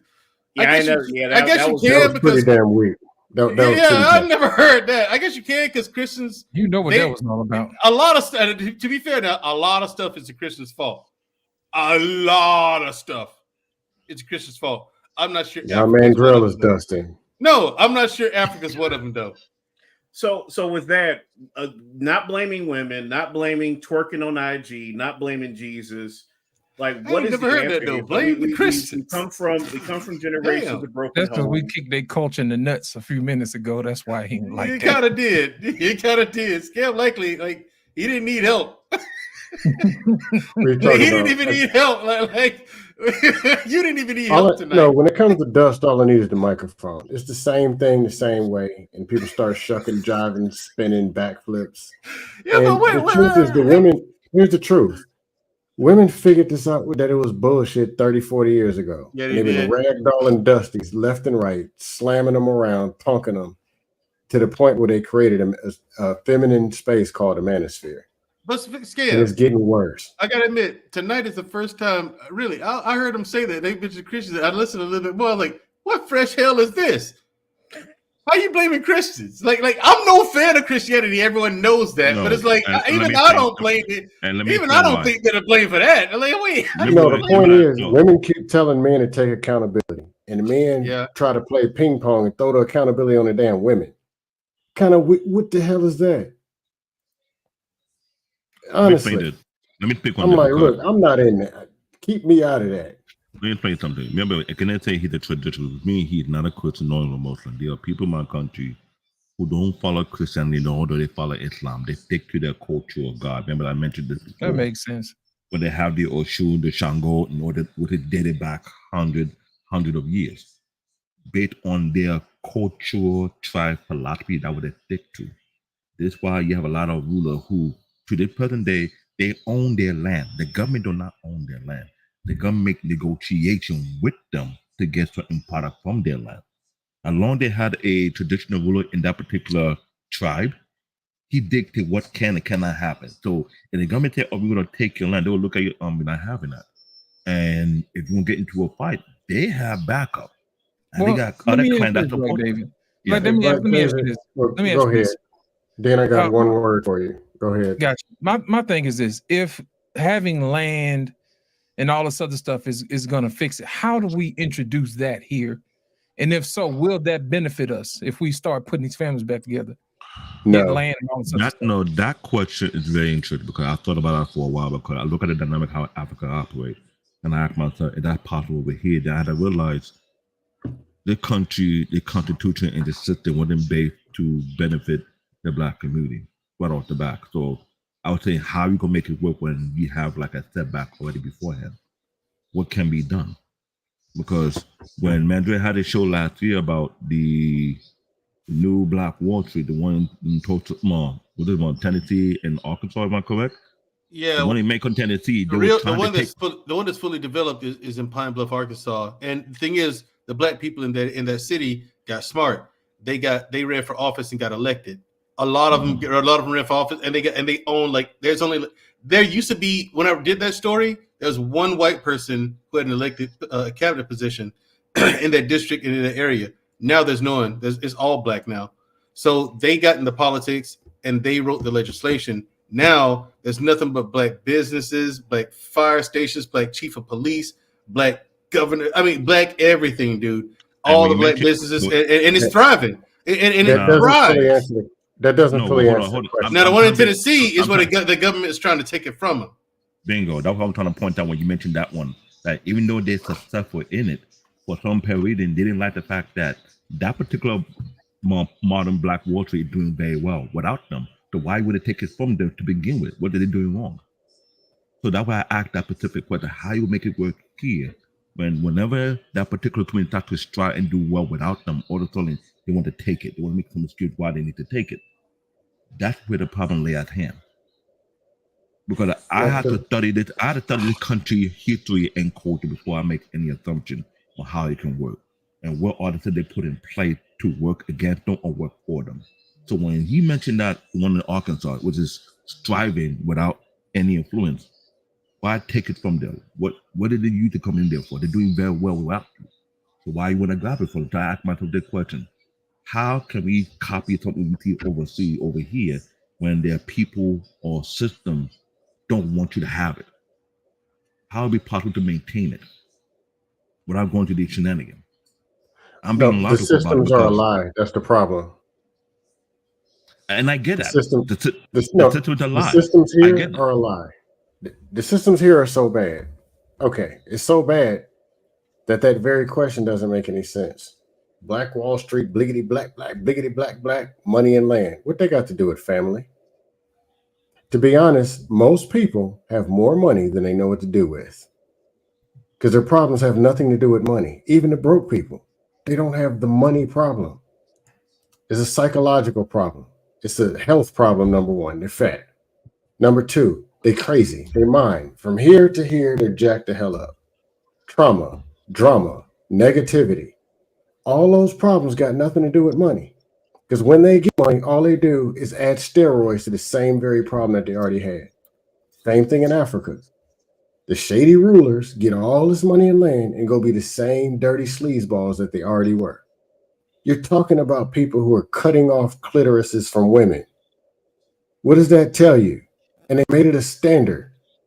What does that tell you about the men? And what would you expect a woman to look like across the street from that?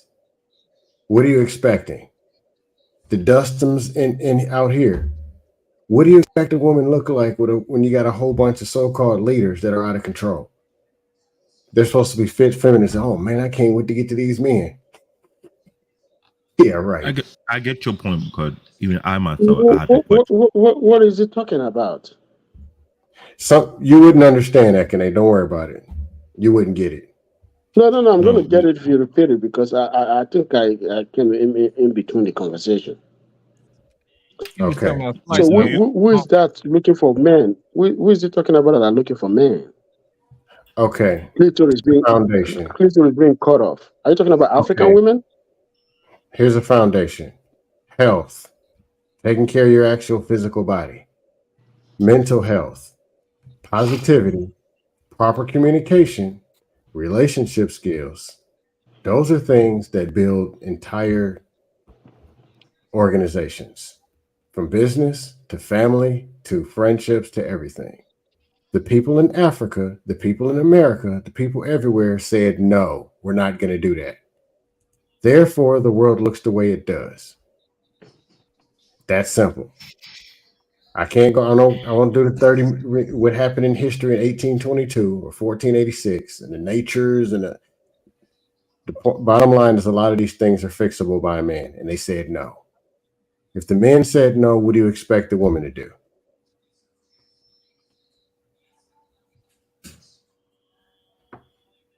That's all I got. Cody said you listed off words from white woman's Instagram post. You might want to read that post. Oh my goodness. That's I'm trying to get Cody as King on my show and interview him That about is his hilarious. diet. No, hey, diet Mandrell, huh? he's challenging me to a dust off. So I'm like, look, we can do this on DL show. We won't do it on my channel, but we can do it on DL's. If you want a dust-a-thon, hey, let's do it. you can come up here and do it. Huh? You can come up here now and do it. It's a You barbershop. do not want to debate. You don't want to debate me. You'll get rotisserie flank. Matter of fact, bring Ekene and bring somebody else. I want three. Why is he three. listing off tag words from a white woman's Instagram?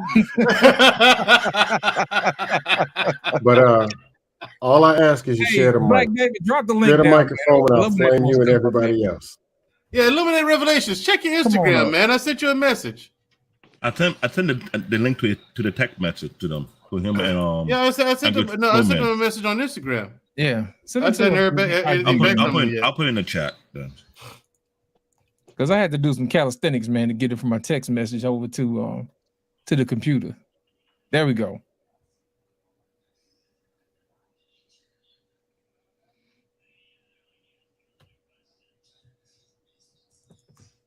There we go. Now back to what we was talking about earlier. Easy Money, you had something that you wanted to add to the conversation? Oh no, I asked the question. I said, well, so what's the solution? So, we talk about these, these multiple broken homes with these men that are just having these babies out of wedlock and, just dipping and dabbing and everything else. And it seems that the men from generation to generation didn't really pass down, hey, here's how you be a good husband. Here's how you be a good father, right? They just took you fishing, dropped you off with your mom and said, see you next Saturday. And, probably never came back. That's the so essence how of do it. we break Is this? it money? Is it money? Let me say this real quick, okay? Come on. Yeah. It's going to take two generations to create it, to find the solution, or for the solution to actually apply. The reason why is this: number one, you have to go down the street in the hood and see what the women today look like. It's not an easy thing that Let's can leave be the done. women out. You can name. No. Hold on. Let me finish. You asked me a question. Let me get to the. And not the women are the problem. Let me finish. You see where I'm going to. You go to the hood. You walk in the street. You drive on the street. You see what the women look like, what they wear. That's number one. Then number two, you also have to look at the men that deceive these women, because the women are not the problem. The problem is the men that want to fuck them, the men that want to take advantage of them. Oh no! You see somebody says that his name. Let me finish, bro. You see somebody say that his name is Simp, right?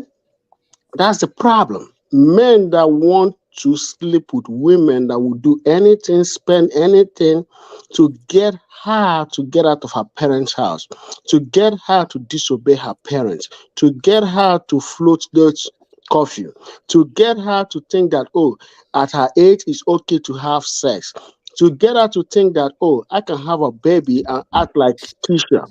That is the problem. That's the person you can change. You can change the women as much as you want, but the men are the danger, not the women, because the women can change tomorrow. But there are people, there are men out there with unlimited resource that will go after these women, that will entice them. That is the problem. So those men are the ones damaging because there is no repercussion to them. In Africa, this is repercussion to a man like that in Africa. When you get somebody's daughter pregnant, right? You got to marry her. You got to marry her. You don't have a choice. You have to marry her. She's coming to your house, to your parents' house, and she will live there. She will live in your house. You can't just turn her away. There's a 30% rate of single mothers, so that can't be the case in Nigeria. So Nigeria has no 30% single motherhood. I'm sorry, where are you getting that from? That's American numbers. That's an American. American number is even 75. 75% of your the kids are. non-marital birth rate in Nigeria 29%. Mr. Bennett. Who the hell is showing that? United Nations? Yeah. Notice Ekene flip flop from everything he was saying earlier, but it's cool. But let me tell you this.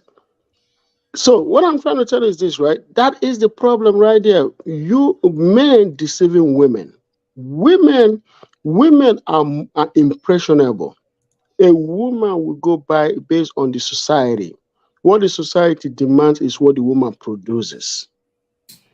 But at the same time, men are trying to stop women from going to other men because men inherently know that there are very dangerous men out there. There are very, very dangerous men out there. That's why a father will tell the daughter, stay at home, don't go nowhere. But the guy will tell him, don't listen to your dad, move out of the house, come stay with me. And guess what? 6 months later, he's going to kick her out. In that 6 months, she's already pregnant. This is what the street is. Easy money. I don't know if you stay in this street, but I've been in the street for a long time, and I'm telling you what the street is. I used to do that shit. I tell you how men think. Because I used to be in the street, and I was in the street for a long time. And I see how men deceive women. I'm telling you, because guess what? A game know how the game is done. Hold on, y'all. I was on the street so much, but one time I was in the street. Before y'all respond, I want to welcome to the stream Illuminated Revelations. Illuminated, how are you today, sir? Illuminated, you got it. I got to take 5. What's going on? What's going on, sir? Yeah, I sent you a message on Instagram. Oh, Hodge, man, I ain't talking to you, Mandrill. You late to the party, man. I sent you this. You told me, hey, man, I hadn't heard from you from the email. I said, okay, and I reached out to you on IG like the next day. Okay. I hadn't heard anything yet. Okay, I'm gonna have to check that because I'm gonna have to check my sources because you suspect right now. Just check your IG. I sent the message. Check your sources. Your Instagram, your DM. That's your source. I made sure because I called up Black Man Unfiltered. I said, "Hey, you have his email?" He said, "Just hit him up." He said, "Black Man Unfiltered said, just hit him up on IG. That's how I get in contact with him." I said, "Oh, okay, no problem." So I looked. I said, "What's on his IG?" Illuminated Revelation. That's okay, cool. I said, "Hey, man, it's me." Yes, it's some people trying to take that name too, so you gotta be careful. I don't know why, but they can't take that name. I heard that. Name. That's why. Yeah. My wife asked me. She said, "How you come up with that name?" I said, "Oh, I meditated on that one because I looked at all these. Everybody wanted to be little this, little that, taking all these little rap names and stuff." Right. Little Mandrill. I'm Lil Revelation. But when I saw your name when I first came on the panel, I was like, dang, that's smooth. I said, What's the translation? I said, no, ain't nobody gonna mess with that. You gotta be be some type of dude to have that kind of name there. You know, you gotta be special to do that, man. But it's all It good. took me a while to come up with it, man, but it Yeah, fit. yeah, you know, like minds think alike. Now, other than this other light skinned brother over here, you know, who always sitting up here talking all this noise. Me and him had a good conversation on Fight Club a while back. So, yeah, we're Indeed. gonna. Welcome to the stream, sir. Yeah. What do you think about tonight's topic, man? Granddaddy and his family on the other side of town, man. What Oh you man, got? that I grew up with that, bro. I grew up with that. So that's nothing new to me. That's one thing about being mature, not old, but being mature. You lived it, you seen it, you know. Go over to Miss Jones' house and tell your daddy can bring his butt home. I need some money. Daddy, mama said you need here's $20, you know. Or serious. Like Dave, I'm serious, man. Even my little hometown, man. It's like, I mean, so I can imagine what it was like in a big city, and people don't. That's what I was telling somebody the other day. I said, man, see, we didn't have me and this one brother was talking. We didn't have all this social media debauchery and stuff that's going on right now. You could go on the other side of town, park your car around the corner. You know, Mandrill got that doggone 9.8 with the 3/4 inch white walls with the Keystone rims and stuff, man, and doggone sunroof and rag top, man. Everybody like, oh yeah, Mandrill, we saw you over there. No, man, my boy had my car, man. I told him about doing that stuff. You know, that's how you got out of stuff back in the day. Right. But now they got trackers on your phone. Hey, where you at? Dude, they had that junk up on Instagram, Facebook, and everything with less than 24 hours. And you post something, posted down at Earl's Chicken Shack at 5:35 p.m. And not only that, it's not just one, it's about 10 people that have been, yeah, girl, I saw him. I saw Mandrill coming out of the house. Yep, they was over there. And they got camera phones too, so you can't lie. It wasn't you. I saw him at the mall in Victoria's Secret. And back in the day, you used to be like, hey, wasn't me. Yeah. Well, me. You had no proof. Now it's like, who is this? That's you. That's your coat. That's your hat. Them your shoes. That's you. The thing is, bad thing about they be posting about it when they down in the DR. What you doing on the Dominican Republic, huh? I saw you down there. We got our spot, like you say, like I told you, man. We got sources down there too. You better know. I ain't doing nothing. No, I ain't doing nothing. Yeah, so it's like you said, tonight's topic is an old school topic that young folks think, you know, they didn't step into the game, you know. I was creeping and everything. It's like, man, y'all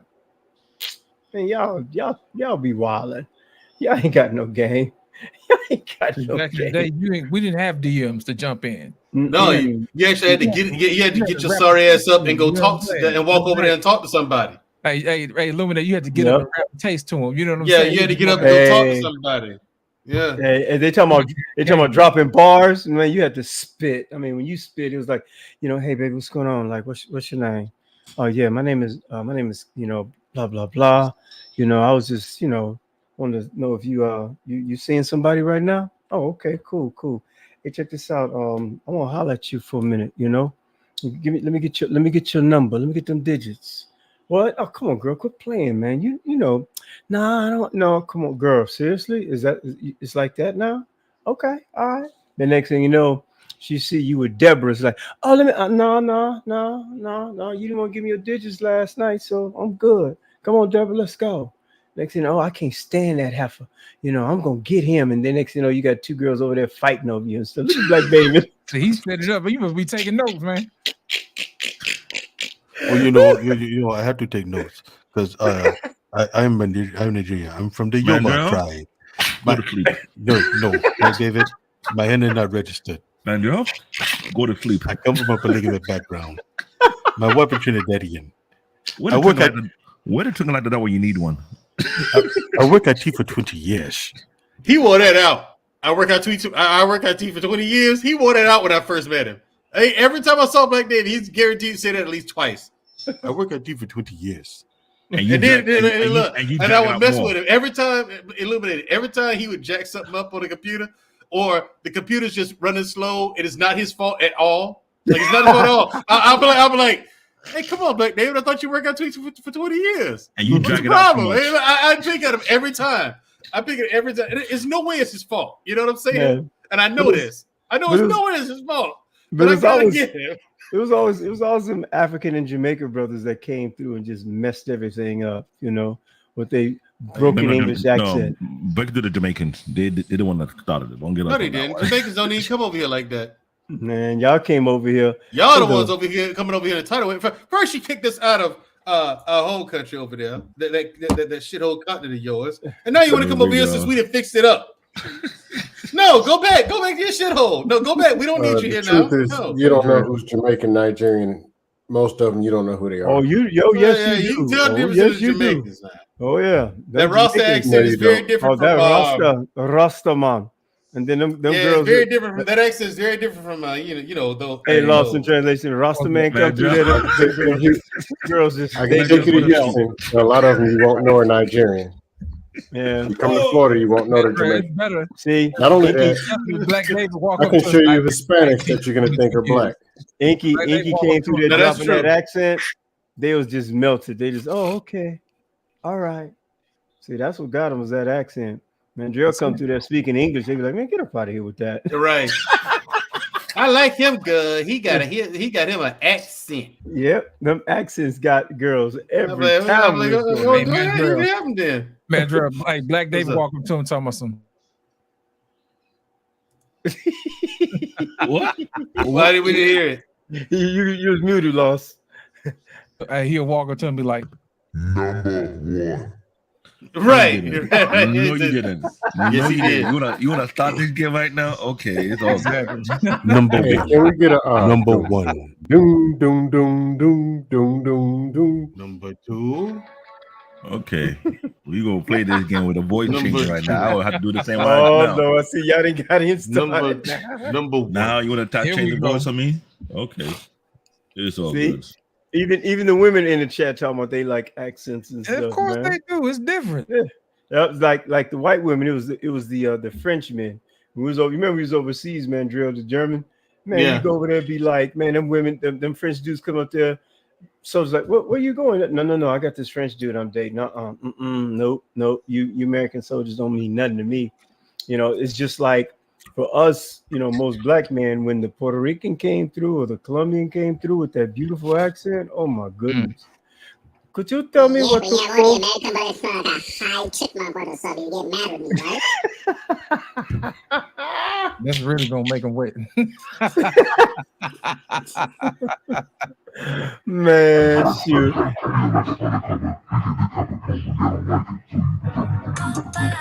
That ain't gonna be nothing. I can do the chick talk all day. It's fine. Hey, you sound like that other voice. You sound like that dude from The Fifth Element.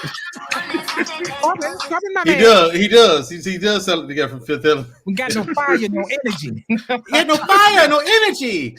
And it must pop. It's got pop. It must pop. Yeah, it was Exactly. Chris Tucker. Ruby Rod. Ruby Rod was something else. Yeah, Ruby Rod was a trip. Hold on, man. I'm looking at the chat and Cody is saying Dr. wearing a chokehold or something. Like, what the hell? And with a rainbow up there. That's still. Wow. You got something to tell us, man? Cody coming after you. Cody coming after you now. Who's your master, Dusto? Who's your master?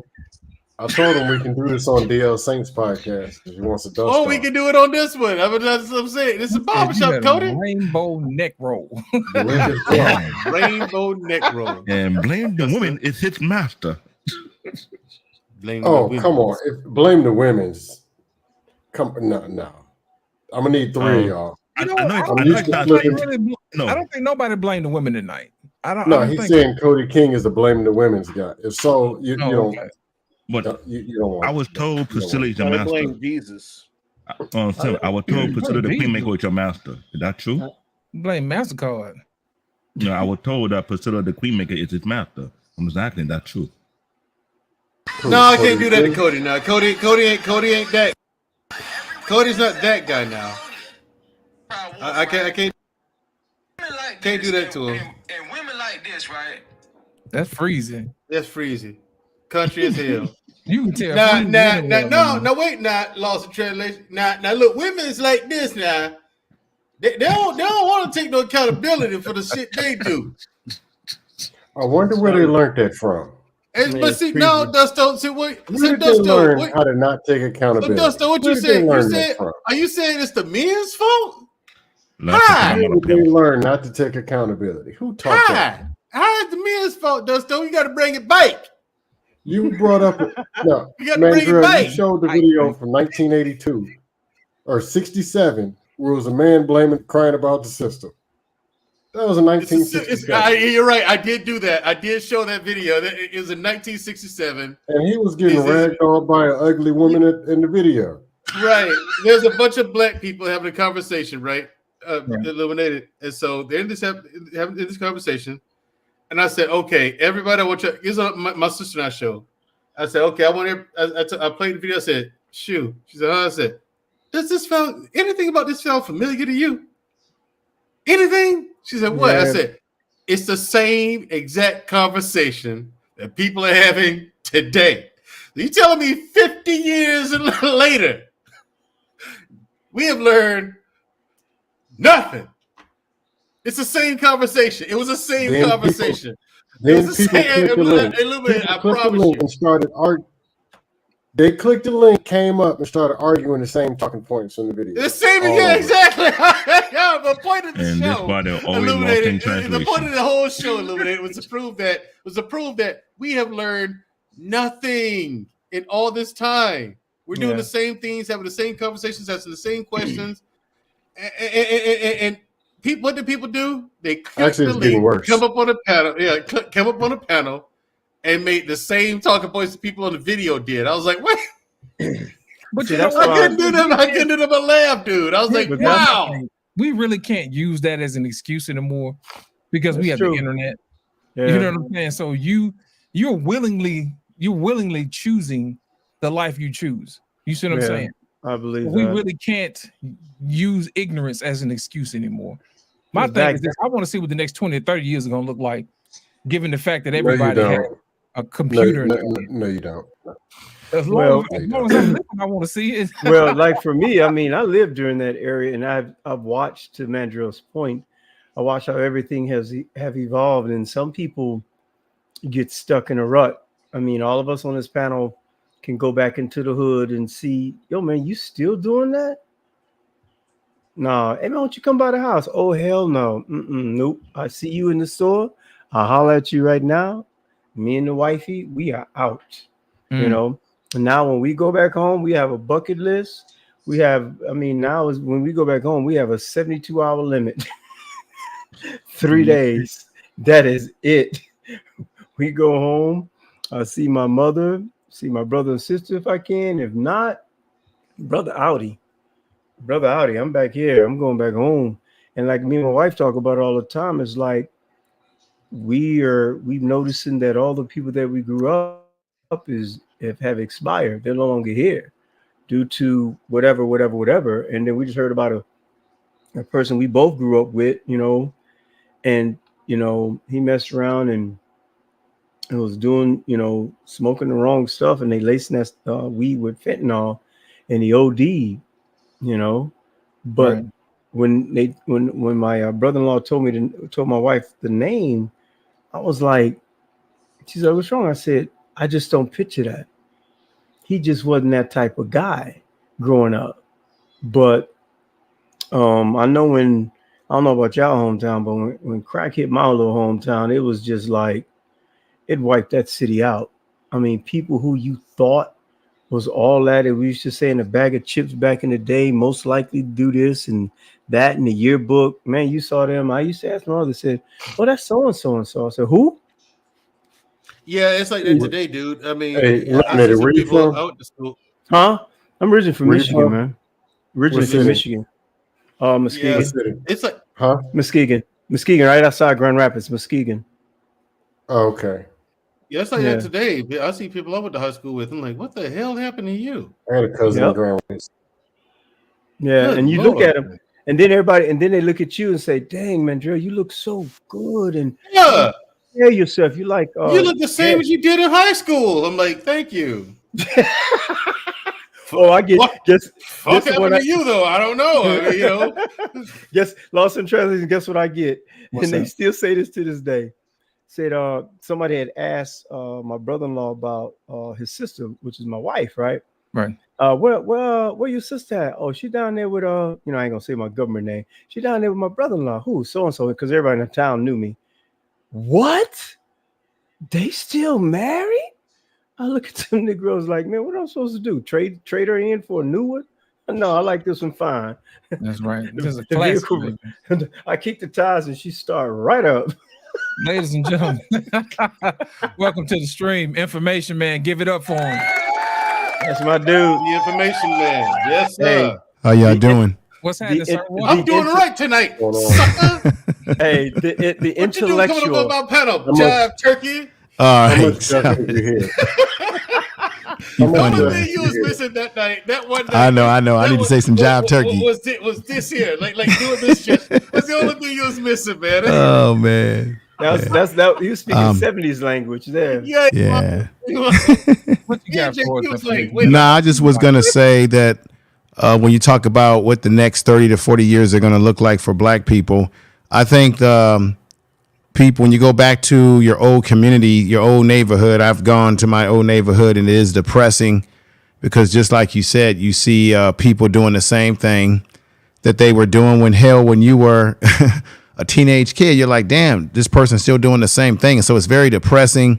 You hear about somebody getting, shot, deleted, killed. And it's like, damn, it makes you not want to go back because you're always hearing negative stories.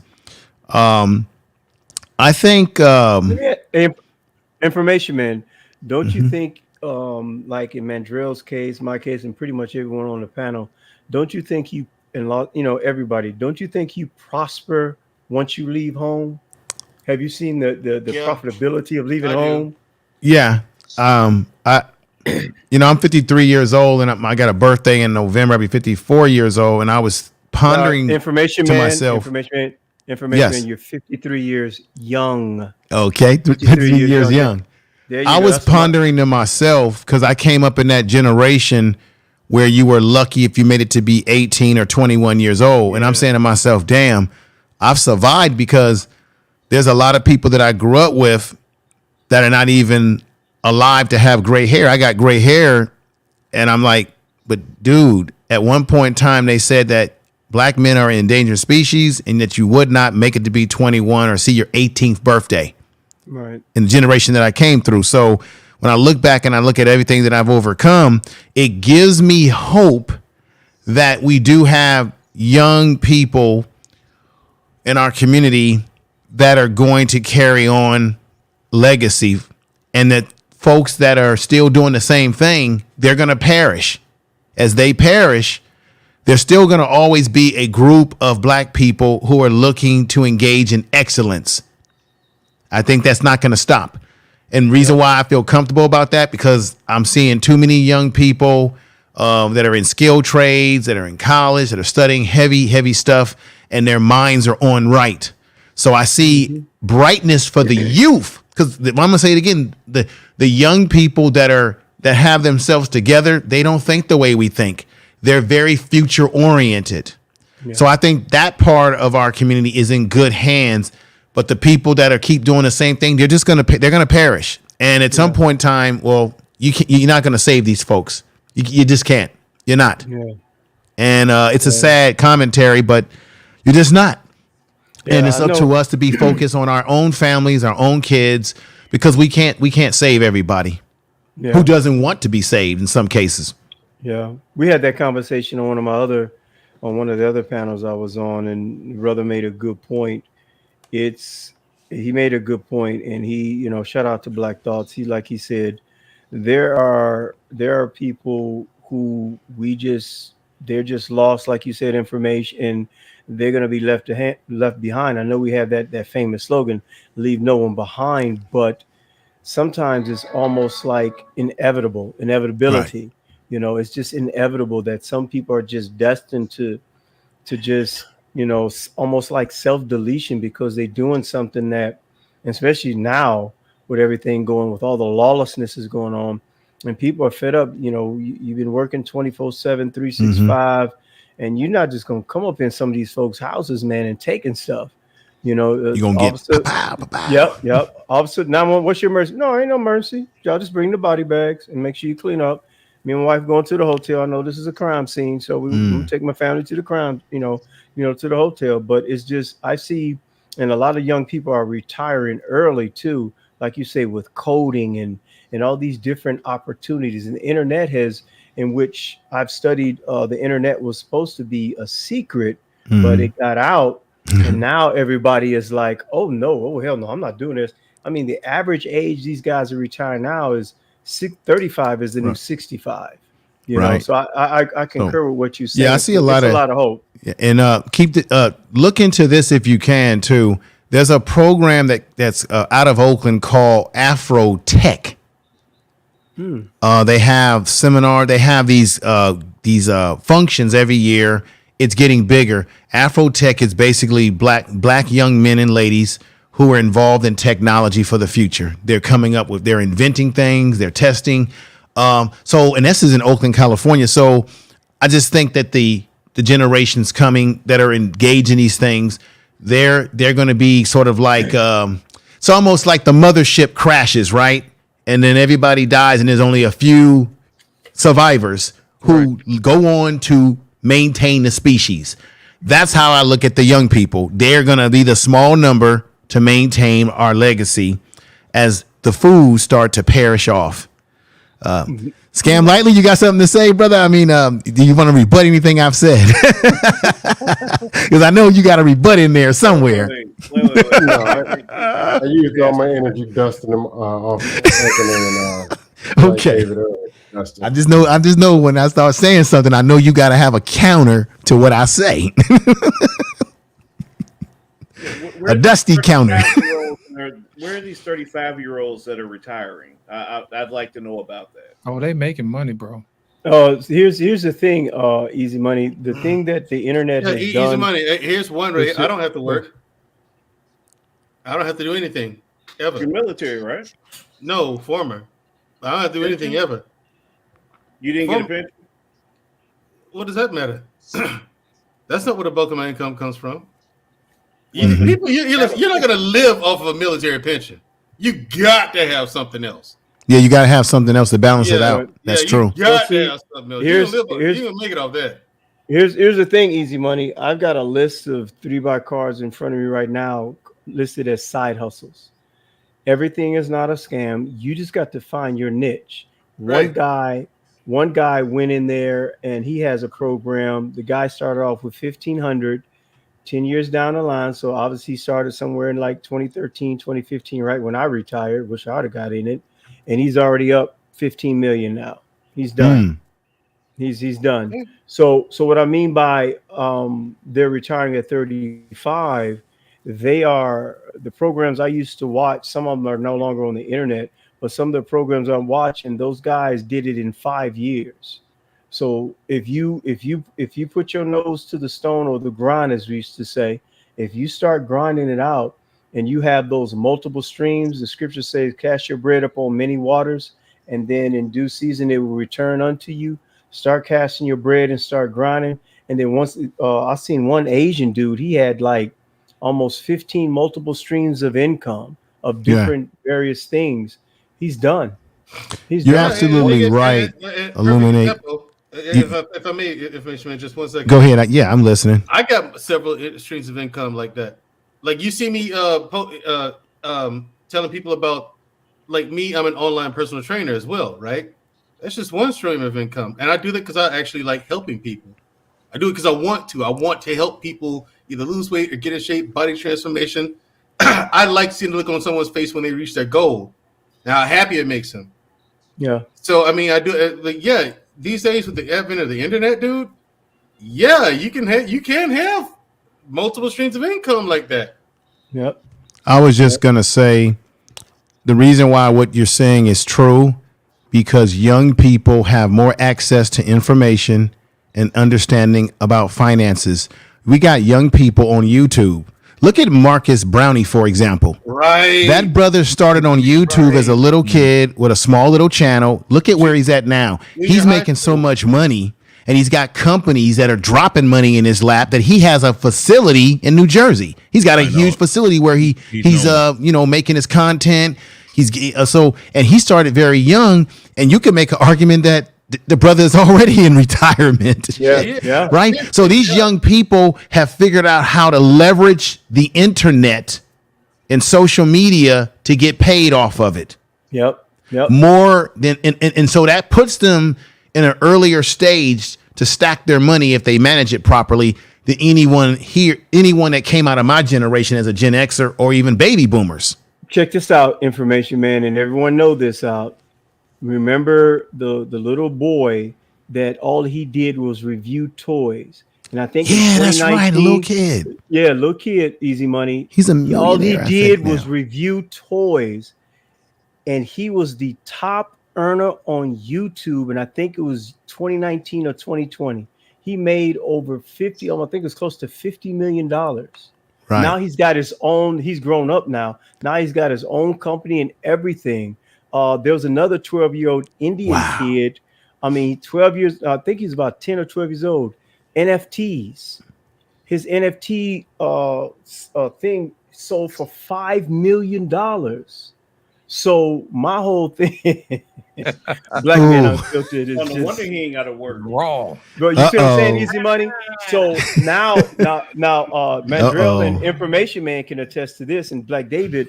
Now you got Chat GPT, and you got AI. Oh my God, that's taking it to a whole nother level now. It makes it so much easier. These kids know how to manipulate that, and now they can maximize their money now. I've been learning it. I've learned Chat GPT, and I'm still learning it, man, because they're adding to Chat GPT constantly.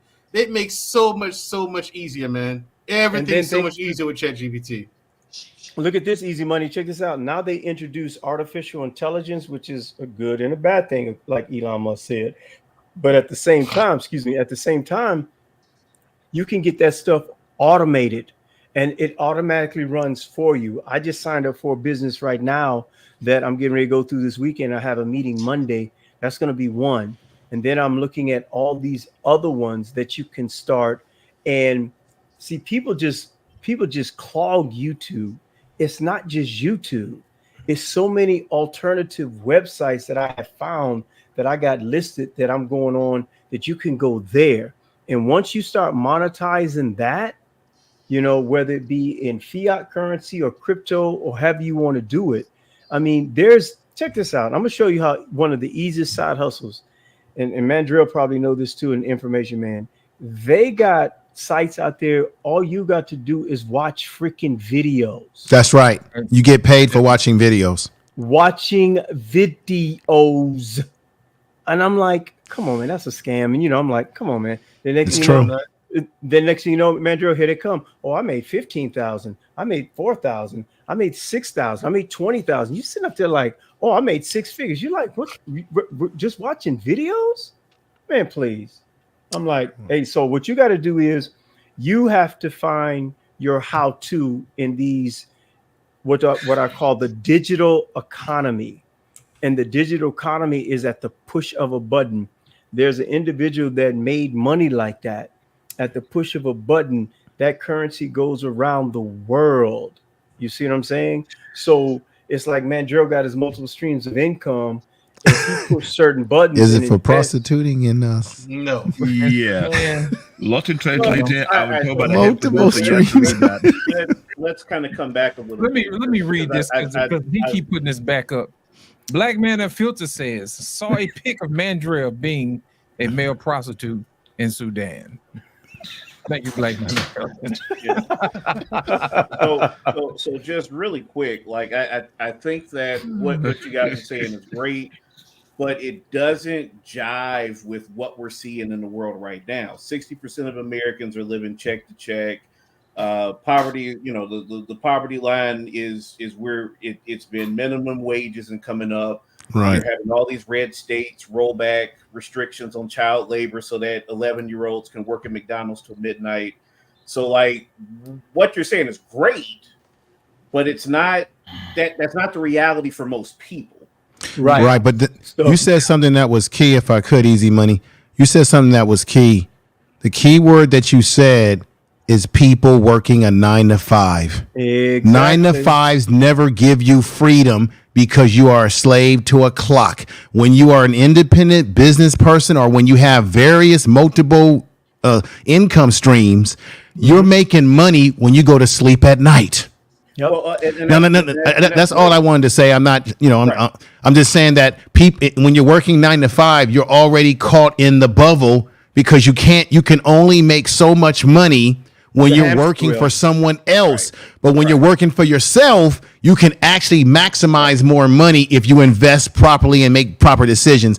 Is what I'm saying makes sense, or am I off base? No, you're making sense, but you're also making the point that I'm ultimately going. Okay, I'm sorry if I cut you off. No, you're good. You're good.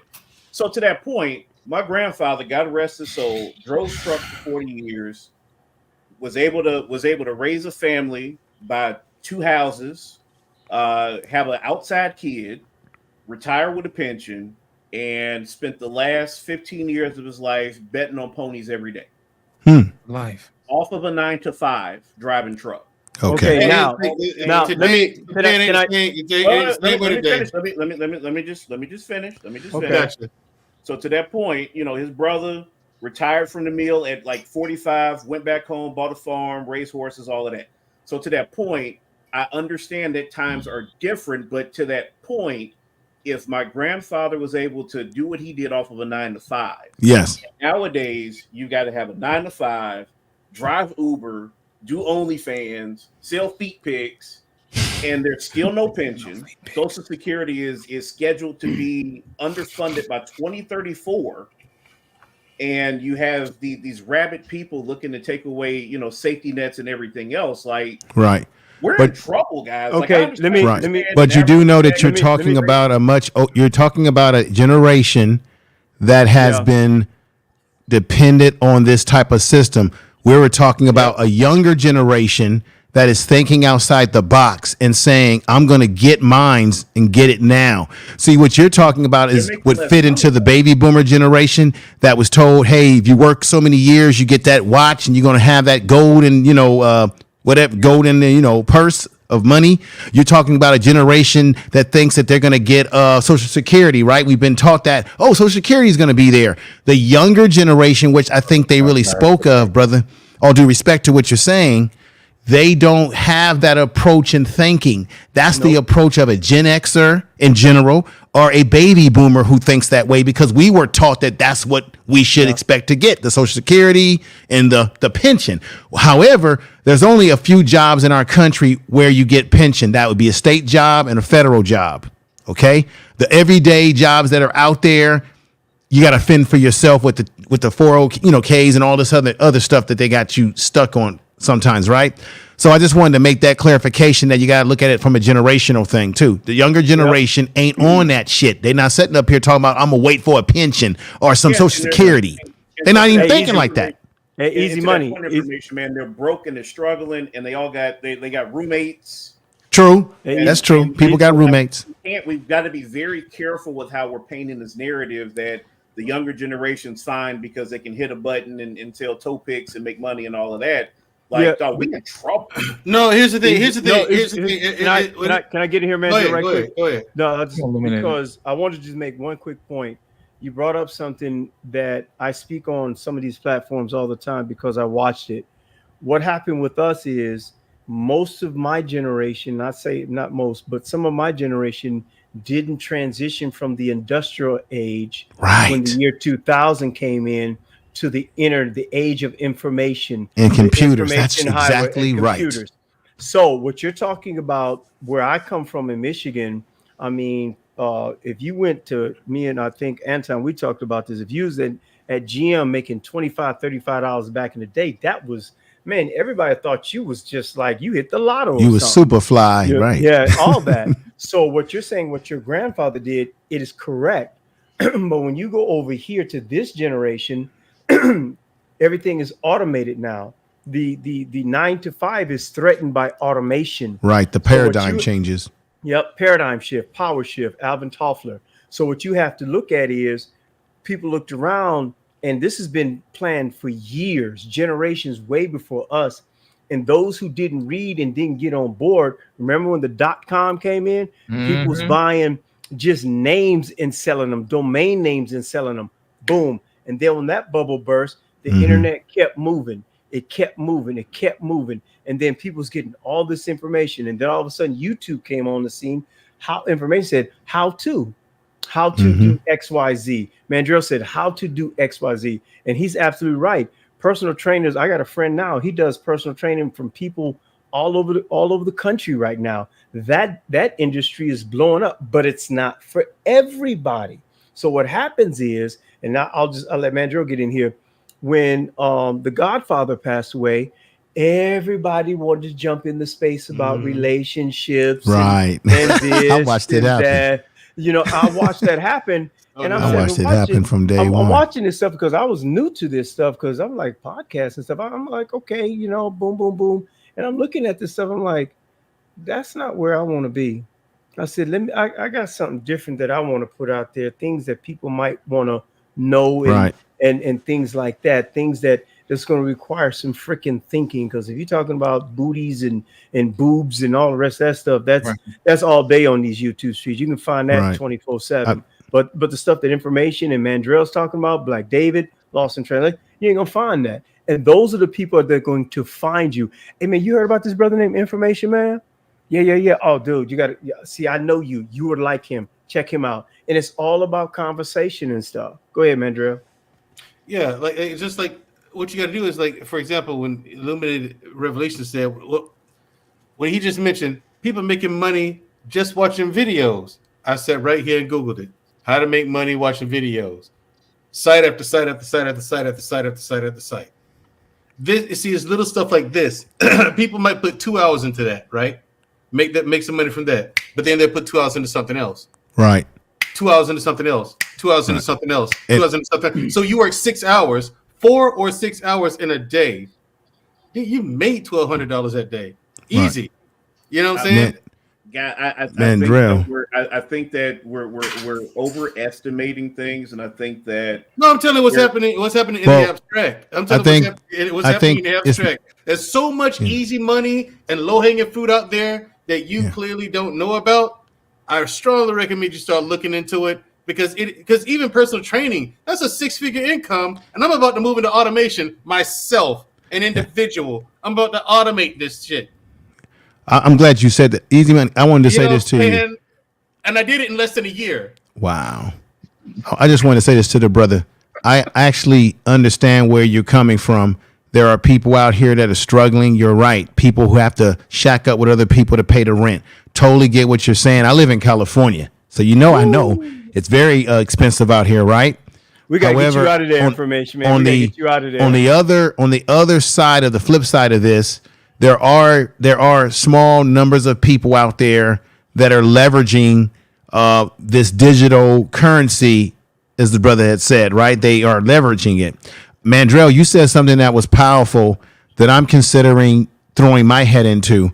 I was watching a guy on a YouTube who was talking about how you can actually make a pretty profitable YouTube channel with just doing an animated YouTube channel where you don't have to do any work. You don't have to. You can create an animated character, or you can make a YouTube channel that's just YouTube shorts, and you can blow those shorts up and make money off of that. And all you got to do is let the animation take over, and you reap whatever benefits from it. And matter of fact, I know this is true because I saw channels like this, and the views were off the chart to the point that they were making a profit off of these animated channels. Believe it or not.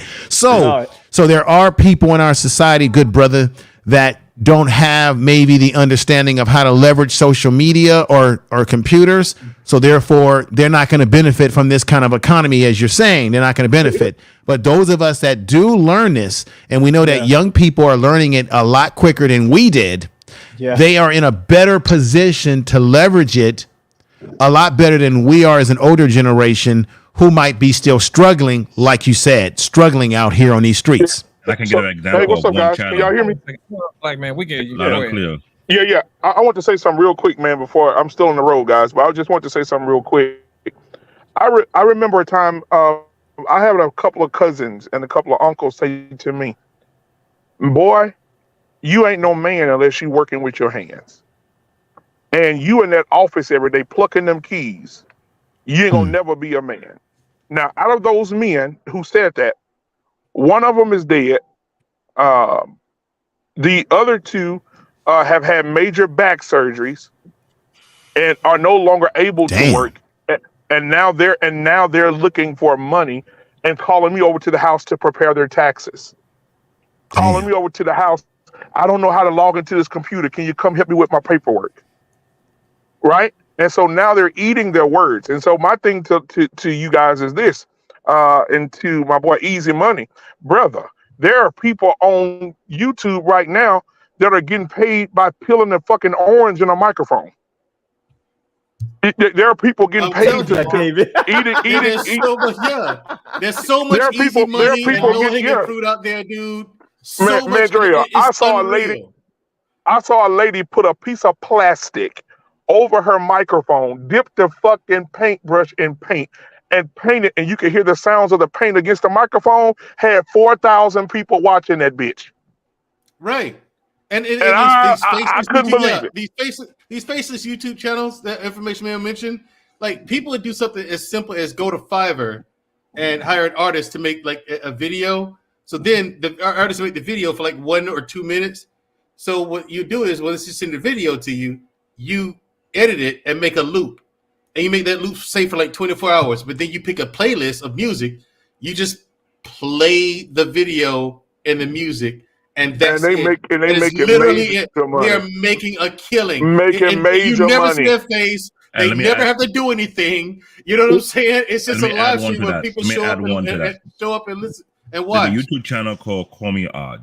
This guy works his ass off to perfect his art, where he make his own version of Dragon Ball, right? And he got a Patreon. He showed that he's making about almost $64,000 to $65,000 a month on Patreon alone. But the views he get on his YouTube channel is out of control. The guy's already a multi-millionaire, able to pay off his mom and dad mortgage when they live in the UK, pay off their debt, and they live in rent free. They ain't paying nobody, and he able to pay for not only his kid but his cousin college fees. So in other words, there are ways to do it. Matter of fact, Easy, I'm going to give you a better example. On my first 3 videos that I've ever made, that is not my voice, and those are not my words. All that is AI. If you go back and listen to it, you cannot tell the difference. Hey, you know what? And let me say this real quick, Mandrea, and I'll let you have it, Mandrea. I went to my son's school for Meet the Parents, my 16-year-old. I walked in the classroom, and I looked, I said, man, what are you teaching? And all you saw on the board, they're preparing these children for what is about to take over. Yep. And everything that people put their hands on, everything that people used to struggle with, AI is going to say, don't worry about it, I got it.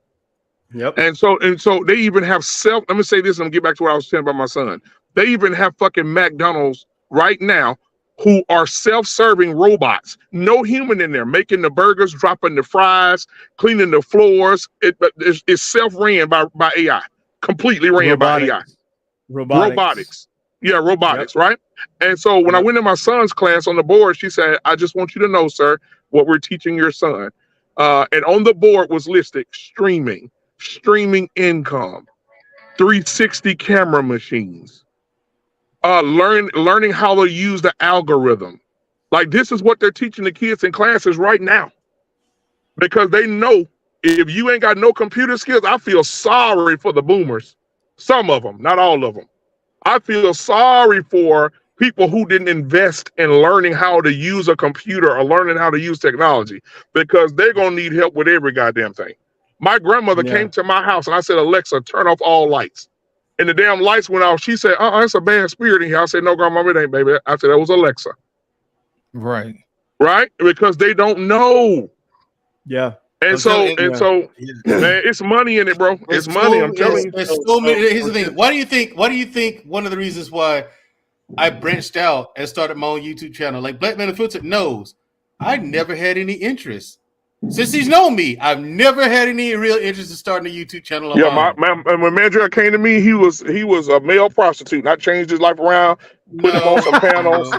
Hilarious. No, actually, when I first showed up, Easy Money, I was the boogeyman. I was persona non grata. When I showed up, people ran. Seriously. I mean, ask Black David, ask Black Men Unfiltered. They were there. When I showed up, man, people made a face like this guy showed up. Hold on. People made faces like this guy here showed up. Like Darth Vader just walked in the room. That's what people behave when I showed up. He was worse than Candyman. But I started it because I knew, like, okay, this would be a good way to draw attention to my personal training. I'm working on, look, Black Men Unfiltered knows I'm working on my own sportswear line, clothing line. You know what I'm saying? And I'm currently in development now. I'm developed everything myself. When you start stuff like this, it's going to take a lot of leg work at first, and that's what scares most people away. Yep, You're going to have to put the effort into it. You're going to put a lot of work into it at first. But once that shit catches and it's on you on coast mode, passive income. Hey, Mandrell, put your effort into something else. Mandrell, what's up? I got a proposition for you. When you get your line off the ground, let me know. I can promote it on my sports channel. Absolutely. I get good numbers over there, so let me know, brother, so I can promote the clothing. Stop information. Absolutely. Man. Stop. Networking works. Hold on, guys. This is how networking works. Hold on. See, he took the words right out of my mouth. Stop stealing my thunder. That's what we're talking about, Easy Money. Networking. Network. Internet. It's an etymology of words. The internet. Networking. So Mandrell is all the way over where he's at. Information is all the way over in Cali. So next thing you know, Black David's up in New York.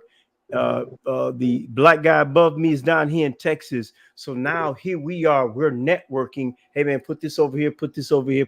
Now you got your conglomerate. Now you're sitting up here putting things together, putting pieces together. Lost in translation comes in. He adds this little piece. Boom. We start a business. Then they come in and say, hey, we want to buy this business for $2.5 billion. Guess what, bro? I'm out. I'm cashing out. I'm out. I'm cashing out. $2 billion. I'm cashing out. You can have it. It's my baby. I developed it from nothing.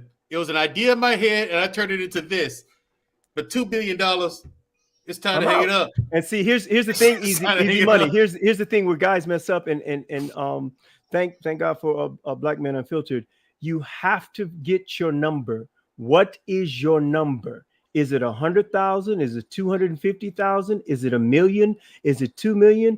Once you get that number and you get it, then it's up to you if you want to continue, and then you put your money in the right place. Like he said, if anybody didn't, I don't like Bill Gates, but I have to use him for this example. When they came up with the concept is making money while you sleep, people slept on that, pun intended. So while he was sleeping, he was making money when he was head of Microsoft.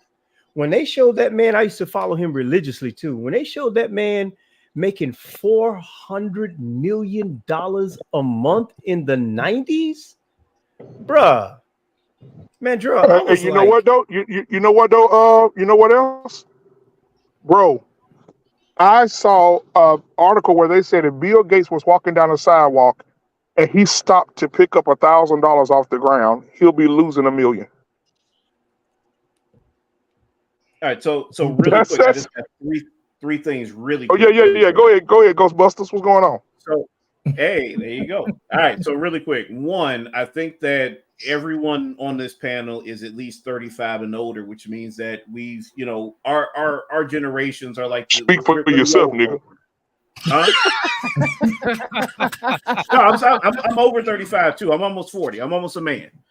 So to that point, we've worked, we've had experiences. We're coming from a place where we actually have a couple dollars to kind of put into something, right? And I think that we've got to be cognizant of the fact that these younger folks, they're coming from places where they don't have that first dollar to even put into something to even build. And so I'll give you a quick example. I'll use myself. So I've always had a passion around music. And so a few years ago, I finally had the disposable income where I put, a few grand into my setup. and I started making beats. I put out some instrumental tapes, even dropped a couple songs. And to this day, from music that I put together 6 years ago and 5 years ago, I'm still getting checks for it. So I'm very aware of what you guys are saying. You know, you got to be able to, you know, to develop your skills and get people to pay you for it. And even today, around the world, my music is used in YouTube videos, and I get publishing checks, I get royalty checks, all of that. So I completely understand what everybody on the panel is saying, that there's way more ways to make a coin. But we've got to be cognizant of the fact that these young folks are coming up. They don't have the disposable money to even put into it. And on top of that, even once they make $1, our money is worth less than what it was 30 years ago. $100,000 meant something in the 80s and 90s. In 1990s money, $100,000 is nearly $250,000 in today's money. We've got these large conglomerates like Koch Industries that are purchasing up all the houses in America. The majority of the new house purchases right now, due to the fact that the interest rates are at 8%, are these large conglomerates that are buying the houses. They essentially retail real estate is falling by the wayside right now just because it's so expensive to borrow money. But these large conglomerates don't have to borrow the money. And so where we're moving to is a place where no one owns anything and you're renting everything, whether it's your streaming service to music. Easy. With that. Easy, this is the problem. This is real quick, guys, because I'm finna get off. Real quick, I gotta say this. Yeah, I know. You got to say. I know what you have to say. I say I go to get off. Okay, I'm going to get off. So I'm going to go first, and then let you go. Okay. You've been saying it for 5 minutes. So go ahead, bro. Okay, I will say, and then I will say, and then I will go. Okay. That's Nigerian 5 minutes, Inky. Yeah. Hey, listen. You know what though? I appreciate the fact that you said that you had to go. You invested that kind of money into what you wanted to do. And the thing is, right now, things back then when you were doing that, it was you had to get the money to do that. Now those same beats that you made, there's a 16-year-old kid right now on a cell phone with a $3 pair of headphones that can do the same thing in 10 minutes. And so, right, because technology has improved to a point where everything is easier, right? Getting music is easier. Making beats are easier. Finding equipment to do it. Now it's coming with the tablets. Now it's coming with the laptops. Now it's coming with the damn cell phones. You could do everything with a cell phone now. Like everything is so much more easier for kids to do. Even with me. When Mandra called me and I'm on the road or something, he tell me, "Hey man, this the show tonight. I do the thumbnails, the fucking StreamYard, everything from my cell phone while I'm driving down the street." And so it's just so much more easier to do it because technology is allowing it to be that much easier. So that's all I have to say, man. Y'all have a good night. In other words, Black Man Filter said, I started this barbecue shit. Exactly. I can't believe he really finished saying it. Damn. And then keep in mind, Easy Money. Let's say my channel actually blows up. I'm gonna keep referring to Black Man Unfiltered because that's the branch I'm on. That's the tree that I'm branched off of. You know what I'm saying? So I'm gonna bring attention to his channel. I'm gonna point people there and direct them to this channel. You know what I'm saying? And so he gets more viewers. The more viewers and views he gets, the more money he makes. The rising tide raises all ships, my brother. Raises all ships, man. And I'm trying to go to Texas so that we can have a studio so we can produce more shows in and off the set. So this way we have more income coming in. Because do it again. I look at it. Do it again. Here's my thing. Whenever you go on other people's shows, make sure you refer back to where you came from. Yeah. If I'm on somebody else's podcast, I'm always gonna come back and I'm gonna refer back to Sir Hell Speaks, and I'm gonna come back and refer back to Black Men Unfiltered when they can catch me. You know what I'm saying? That type of thing. And then I promote mine. I appreciate you, brother. And then what I do is I come back after that. When I come on the Black Men Unfiltered show, he tells his audience, "Hey, catch him over at his channel." You know what I mean? That type of thing. So what you do is you grow your audience organically. Because there are going to be people that comes from Mandrell's channel to come see Information Man. to come see Illuminated. You know what I'm saying? To come back to Black Men Unfiltered. They know for a fact this is the barbershop. This is what we cut up. This is like super friends. You know what I'm saying? They get a chance to see all us come together and stretch our minds. You know what I'm saying? And put our minds together and do great things. But that's how you do that. But you always have to be cognizant of that and to be aware And how I'm glad you this say thing that. works. Now, for the past few weeks, I've been going to my chiropractor. And what I normally do, I promote this channel and promote So Health Speak. No, we know I'm saying that. I let them know this is a show you can get on top of topic. Either you're going to talk about mental health. Okay. When you go to a chiropractor, you align your back whatsoever. That's what I'm doing. I'm telling people about the show, what we have on these platforms. They was into the back. Some of them actually look it up and they say, okay, I'm going to start watching going forward. I promote the channel out there in the streets. At least people know what's going on this platform. And I do the same thing for the Health Speak. Because it's one thing you're on social media. Another thing, you have people who work looking for something to watch to keep themselves busy. It's why I do what I can, word of mouth, put it out there. But you know what we need, Black David? We need another one of you. My thing is, here's the thing, what I learned in business a long time ago. Duplicate yourself. Yeah. Duplicate. Am I not right? Eliminate. Yeah. Is that not right? Duplicate yourself. Yeah. That's how why. you do it. That's why when I come up on certain panels, she's like, Illuminate, where's your channel? People have been asking for it. So for me, I'm holding up my own blessing. There's nothing wrong. Like he said, you refer back to Black Men Unfiltered who gave you an opportunity. But when you branch out on your own, it's like these are the brothers that that's why I referred back to Mandrell. These one brothers that we was all in the back chat, because the back chat is where it's happening. That's right. Folks, y'all don't realize, y'all can't see that because that's G14 classified, because we've actually talking about some stuff that's just like, man. So for me, it's like gathering information, and like you said, Easy Money, now you can take that same music and just loop it and put, a beautiful, island scenery to it, man, and put the megahertz to it. And hey, this music is for boom, boom, boom. They got healing music. Because sometimes I go to bed with that, God's healing music or scripture. Someone just 28 megahertz, baby.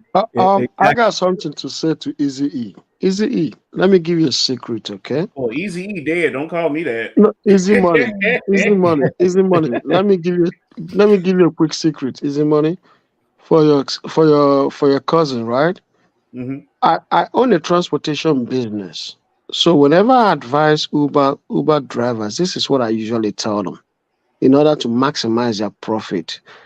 I tell them that wake up 6:30 in the morning, do Uber to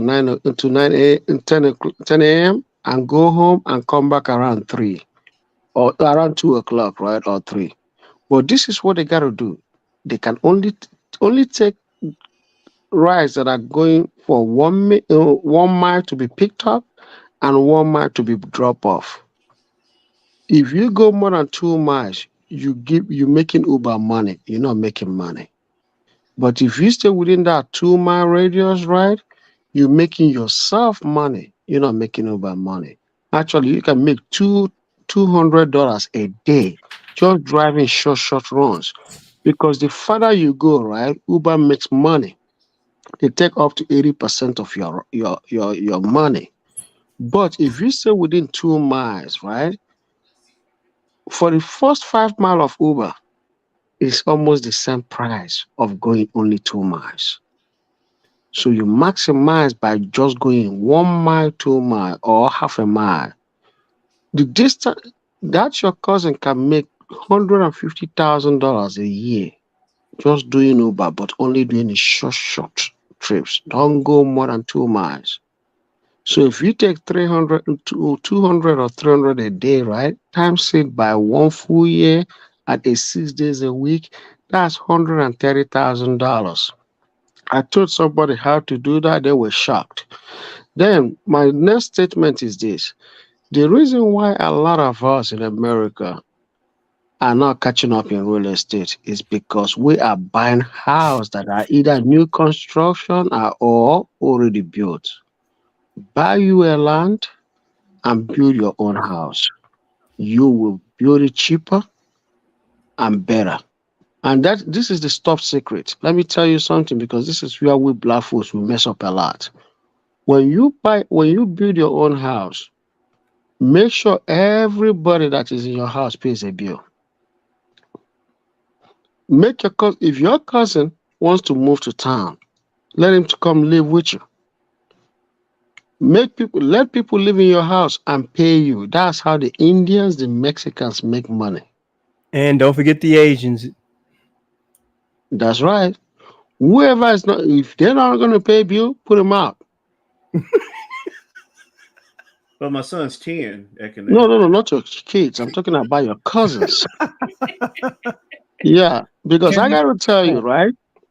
If your cousins pay in your house, all those people pay your house, pay you for one room, $500, $600, $800 a room, right? You will pay off your mortgage in 10 years, and they will save much more money to buy their own house, almost cash. They don't have to take loan. Yeah, Inky, you're right, brother, because there's a neighbor next to me. They're from, well, I don't want to give their nationality, but they're next to me. They own like three donut shops. They stay and like you said, now I've learned this from the Asians in the Pacific Islanders long ago. About 3 families will stay in one house, and they'll own a business. And once that business blow up, they'll branch out, get another business. Once that business blow up, they'll go up another business. The next thing you know, everybody's pulling. And that's how it works. And then next thing you know, easy money, they making like $2 million, but it's all coming to the same house. And they buy a big 25-pound bag of rice, eat chicken, steamed vegetables, don't buy nothing for the first year or two. All they do is just grind. The next thing you know, they move right out here where I'm at, right next door to me, and they've got 2 houses. The other family stays on one side where their children go to school. They come out here on the weekends. It's almost like a weekend house for them, and it's over a $500,000 house. So it's like, I'm glad Inky brought that up, because what we as Black folks do, put me on, Lost in Transit, put me on. Okay, I'll put you on, but bro, I mean, you got to help me. You got to pay your way. And like he said, like Inky said, Black folks don't want to do that. And then like when people come to your house, it's like, yo, this ain't no free ride, because first thing relatives want to do, oh, Mandrill, you got all that? Oh, let me stay with you for a minute, and then they want to live off what you're doing. And what we end up doing, while most Black athletes go broke, is they end up, supporting the whole freaking family. No, that's not happening. Get your own. I will put you on, and I will show you how to do this and how I did it. But you gotta, it's too much out here, bro. And one thing I want to do before I leave this earth is at least put my little 0.2% in what this economy is producing, get mines out of it, get my number out of it, and I'm done, bro. I'm done. Like Mandrill said, man, $2 billion, and Mandrill, we want to go ahead and buy your conglomerate. Yeah, you won't even see Mandrill no more. Mandrill be like, security. Yeah, exactly. I'm out of here. Who's this man? I don't know. Illuminated. Who? Never saw the man before in my life. Never know him. Don't know who that is. Unless $2 billion. Yeah, you gonna pay me $2 billion? I would take that money so quick. Yeah, disappear so quick. I'll take that money and disappear so quick, man. What? It's so sad. It's so sad, because if you look at it this way, right? The 2 most indebted community in the United States, number 1, white, number 2, blacks. The 2 most indebted people. Blacks is not just African Americans, it's both Nigerians. All the Black race and white people. White people almost own 60% of the debt in the United States. Black people are the runner-up. Black people are the runner-up, because guess what? Whatever the white people do, we want to do it. White people don't live only by themselves with their family members. We only want to live by ourselves with our family members. But look at Indians, 20 people in 2 bedrooms. Yep. What's wrong with debt, Ekene? Help me understand that. What's wrong with with what? Debt? With what? With credit and debt. What's the Okay, issue? let me tell you one thing that is wrong with credit and debt. You're always going to remain credit and debt and broke. Yeah, because people don't know how to leverage it. People don't know how to use it. Yeah, because if it's an everyday person, like the everyday average Joe, that's a different situation than a millionaire or a billionaire who has debt and they leverage it. Like, look at Grant Cardone. Grant Cardone said one of his mistakes was during the 2008 financial crisis. He didn't owe enough money to anybody. He didn't have enough. He wasn't in enough debt. Now again, that's a whole nother ball game when you're talking about rich people. But because millionaires are different. Yeah, millionaires and billionaires are different. Yeah, look at it this way. Look at it this way. If you want to be able to live in debt, you have to be at least $5 million rich minimum to be in credit card debt. Minimum. Because that's what Robert Kiyosaki teaches. He said the world is run on debt. And I mean to cut you off, Inky, but what Grant Cardone said is he had so much money while we putting our money in the bank, they going to Mandrell. Or Mandrell's got $2 billion. It's other people's money. He said, Mandrell, would you like, how much you need? Mandrell says, give me about 500 million. And they leverage that. They leverage 500 million. But Mandrell, you got $2 billion. Mandrell says, I'm not using my money. No. For what? I'm using the bank money. No, I'm using I'm using the house money. I'm using the bank money. Yeah. That's the thing. The rich uses the bank's money for stuff. They get those loans and they operate their whole business on the money they borrow. The money they take in is just the money they take in. I heard Grant Cardone say that, he said, well, we putting our money in the bank because he's got this philosophy, don't put your money in the bank or whatever his philosophy is. But he said, when we put all our money in the bank come to him and ask him how much he wants to borrow. They don't come to Mandrell or Black David or Lost in Translation or Inky. And they ain't studying us. But they're going to the person who has it. So they know that what do they have? Like I think Warren Buffett I think Patrick Ben David said Warren Buffett had liquid now $105 billion just laying around. Let's say, okay, now what can I buy? That's a lot of liquidity. That's what I'm saying, Inky. So guess what he does? He said, I'm gonna buy 25% over here, 10% over here in this company, another 10% over here, 7% over here. And guess what happens? At the end of the year, as a shareholder, here comes Mandrell. Mandrell, what man? How you get another Lambo? Oh, dude, I didn't buy this. Dividend bought this, bro. You know, I bought this. I'm chilling. Because guess who takes all that rental, all that money that you use in paying your insurance every day to Geico? Warren Buffett. Enterprise car rental. Warren Buffett. Yep. Bill, and like him and Bill Gates was hanging out. This is when you know you have friends. Lost in translation. Warren Buffett gave Bill Gates $29.5 billion for his foundation. That's a friend. That's a friend. Inky, I go to Mandrell and say, yo, man, check this out, man. I understand you're doing something. Here's 250 mil. Oh, thanks, Illuminated. Okay. And then family is looking at Mandrell like, this Negro just gave you 250 mil? Yeah. We do that all the time. Yeah, that's easy. Well, I was trying to get 50,000. Negro, you didn't pay me $5 from the last time I was broke. So you know you're not getting no money from me. And that's how family members do. They wait till you come up and then they want to ride your coattail. Don't get me wrong. There's nothing wrong with blessing your family. But at a point, it's like, look, this ATM and this cow only produces so much milk. This milk is for me and mine. When I say me and mine, those who live up under my roof and those who are my extended bloodline, son, 2 daughters, grandson. That's who that goes to. I got to tell you how shrewd I am. This is how shrewd I am. My sisters, my brothers, when they come and ask me for money, I give them a task to do. They do that task, then I pay them. There you go. I don't just give them money and say, hey, take. No, I'm going to use your ass. That way you don't have to worry about them not paying you back. Oh, yeah, because they're not going to pay back. Nope, they never do. They never do. They wouldn't ask for the money to begin with. Oh, yeah. Like for instance, I'm gonna say how easy it is. Like, you know, these people on Instagram, people think of scammers. Well, some of them are, but like people saw a random message come from my account on Instagram. They're like, "Hey, Mandrell, you got hacked?" I'm like, no, I hired a virtual assistant to like send messages to people on my friends list and find people on Instagram. Anyway, she went to people on my friend who are already on my friends list, and I was like, No, not the people on my friends list. I'll ask them myself. Go to perfect strangers, people that's not on my friends list, all over the planet, and say hi. Hit them up. See, my customer base on the internet. Your customer base is not just locally where you are or in the country, it's the planet.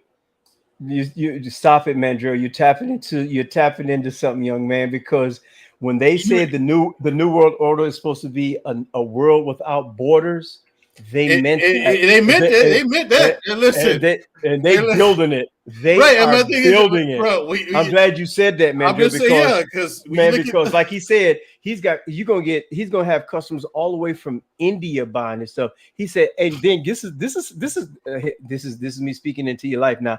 So here's what happens is now he's got a subsidiary over in India. Now you branching out. You got somebody in the UK. You got somebody in Germany. You got somebody down in the islands. You go to the Pacific Islands. You go to Thailand. You got all these people. Oh man, that's Mandrill. Oh yeah, I remember about his athletic line. Hey, can you give it? I sell. Hey Mandrill, can I sell your stuff on my channel? Sure. You think Mandrill's gonna say no? That's more outlets. So now Mandrill's got. Man, hey Mandrill, check this out. Can brother get $5 for Chick-fil-A gift card? I mean, come on, bro. That's all I'm asking. What I'm going to say? I'm glad you mentioned that. Hold on, let me tell you real quick. I'm glad you mentioned that. He wasn't finished yet, Black Dave. He wasn't finished yet. Okay, no problem. So I'm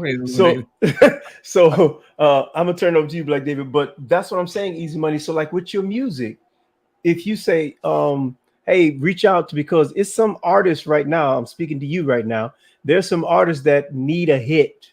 Trust me when I tell you, they need a hit right about now because their liquidity is starting to run a little low. And you reach out and see what happens is it's these unknown people.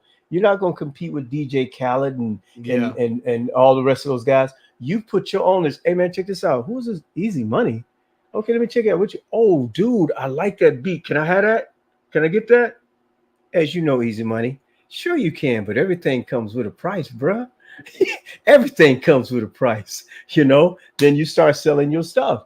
So that's why I say for us, I'm trying to hook up with some people. Like I'm trying to get certain people to get out this industrial mindset, stop working a 9 to 5, do something that you love. As you can tell, I have the gift of gab, but my gift of gab is through information and receipts. I like producing stuff like that. So once I start putting my stuff together and reaching out to people, like he said, you take that virtual assistant and say, hey, check this out. Come check my channel out. This might be something that you're interested in. This is what we're talking about today. Hey, check this out. Boom, boom, boom. I don't want to reach 10 billion people. It would be nice. We don't have that many people on the planet. But if I can just get my little niche, that's all I want. I just want my small piece of the pie. It's like they said, it's enough food out here for everybody to eat. You hear people use that language. Everybody's eating. I want to eat. Go ahead, Black David. Sorry, my mic. What I'm trying to say, I'm glad you mentioned about a country without border, because there's a documentary put on Netflix whereby they're showing how America allowing foreign government to buy pieces of land here and build their farm here. When I saw the documentary, I was like, and there was a pushback because the people who had their farm right next to them, they didn't realize America sold that piece of land to a foreign entity to grow their own crops here. So when you mention that a country without border, that's already happened where within the state whereby other foreign countries are buying property and buying real estate under the guise of who knows what company, and how do people find out about it? How did it possible? How did it happening? But what you're saying is already happened already. I do want to add that piece to it. Here's my thing, Easy Money. What I was Illuminated alluded to was you have to duplicate yourself. That's the only way you got to make it, bro. And he gave you brilliant examples of how you can duplicate yourself in Mandrell's situation. A lot of people earlier, you mentioned people working 9 to 5s. You don't gonna get rich from 9 to 5. You're gonna get rich from 5 to 9. You know what I'm saying? And beyond. Just like we come on and we give people tips and stuff like this every night. Eventually, this live stream gonna make some money. You know what I'm saying? And as long as you do is keep working and keep showing up, that's what's gonna happen. And the thing is, I just started my YouTube channel, right? You have any idea how much looking around I've been doing for music? literally spent like taking days and spent hours just looking for some music that I would like to like use for an intro, my outro. Like Lost in Translation, see my outro, right? And my intro, like they ain't heard that music. It's from artists like that you don't know. Yeah. Like had I known about you first, I was like, hey, what music you got? I'd have set up a private StreamYard and let me listen to your stuff. I probably would have gone through your whole catalog and said, hey, listen, what's the name of this song? I wrote the stuff down. How much you want to charge for it? Yeah. Had I known from the get-go. I'm so glad you said that, man. That's exactly what I would have done. Easy money. I'm looking for the same thing because I looked at the podcast we have on Monday nights, but then I'm thinking about my own channel, and I'm sitting up here thinking like, dang, I need something I'm looking at some artists. Some of them are kind of on YouTube. I got to get in contact with them, but I just like to get some nice beats for my intro. I'm trying to learn how to do thumbnails. I'm trying to learn how to do all this stuff on the fly. And here's what this is where, let me give everybody out there an advice. Uncle Tom told me this. Shout out to Uncle Tom. Illuminated, just start. Forget all the fancy background, Black David, praise God to him. Forget all the 360-degree cameras, $10,000 lenses and all that. People are doing this stuff with their freaking phone. 1080p. No, you're not 8K. Most of the people don't have 8K. So you're producing this high, glossy production. Some people are in their basement. Some people in the back of their cars, sleeping in their cars, trying to make it, bro. So for me, I told my wife, I said, I'm done. I said, I'm not talking to y'all. I told my family, I said, I'm done. I'm not talking to y'all no more. I'm going to do it myself. I'm going to get in here. I'm cleaning up my office tomorrow. After I come from the gym in the morning, I'm cleaning up, getting all my stuff together, download videos, probably get in contact with you. Let me listen to some of your beats. Okay. Have Black Men Unfiltered, give me a nice intro, give me a nice outro. Yo, deuces, I'm out. Because there are multiple facets of what I'm trying to build. And it's like tiers. And then don't just look at YouTube. There are other platforms that I found just by listening to other people's platforms on other internet sites that I go to. I'm like, what? Well, who is this? I never heard nobody talk about that. Good, because sometimes it's like if they shut this down, which they working on real hard, and you got to say, hey man, here's where you can find me. Branch off from here. Branch off from here. Now here's another stream of income that I'm finding. Is this not the information highway, gentlemen? Yes, it is. It is getting to the point. People are paying for information. I'm subscribed to subscribe to about 5 Substacks. Okay, so guess what's going to happen with me when I start gathering my data together? Hey, you want this? This is what they're doing, and it's not that expensive. Sometimes 5, 7. See what black folk did. All right, man, Drew, I'm gonna charge you $75 a month. Negro, please. Ain't nobody. Hell no. It's not no. How about for the year? How about just $5 a month? And then people don't understand that little chart. Would you rather have $1 million or a penny a day? Penny a day in 30 days. Guys, I gotta go to sleep. I'm sorry. No problem. Good night. Good night. Penny a day at 30 days is 30 cents. But I mean, look, you don't even know that you're missing that. You don't know that's coming in. So imagine 5, 7 years, 10 years coming down the road. What that penny a day do? You know what I'm saying? Yep. Now you can take that money and fold it over into something else. Yep. And that's what people do. You remember Shaq did, when Shaq talks about wealth, he said, when the guy taught him, he said, hey, I don't understand. And so you got to be humble. He said he took a piece of paper, tore it in half. He said, you put that on the side. He said, you know what the wealthy people do, not the rich. He said, you take that part, tear that in half, put it over here. Then he said, you take this, tear that in half, do something. Now, this little piece right here, he said, ball out. Jewelry, cars, houses, vacations, whatever you want to do. Take that little bitty 5 or 10%, just go wild with it. But again, you have your spending limit. And that's what people try to do. Like my wife was telling about somebody spent like from the lotto they won, they spent like $2 million. So I said, what the hell are they spending on? Because that's why you watch those videos, why I watch those all the time on the literary side. I got a little folder that I'm building about financial literacy. And first thing you do is they go and they wild out and stuff. And all they say the first thing you do is shut your mouth. Financial advisor, accountant, and lawyer. Yep. Get a relationship with a bank. You go sit your behind down somewhere. Now, the first thing they say you should do is pay off all your debt. But after that, you don't do, your lifestyle don't change. You don't do nothing for like a year. I know it's going to be hard. Mandrell, I know it's going to be hard for you, brother. Not for me. So listen, I know better.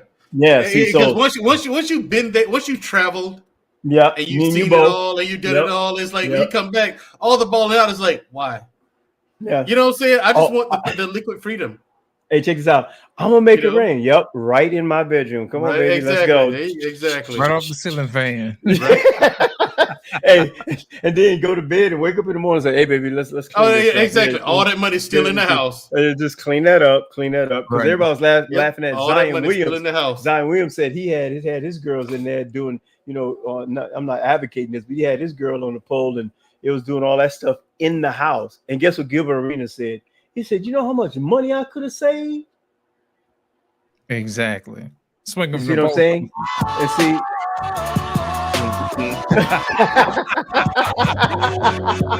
Hey. See, and that's why I say easy money. Everybody be hating on Floyd, but Floyd is living his best life now. The best thing he said he did was he fired Bob Arum, and as they say now, the rest is history. I can't stand Bob Arum.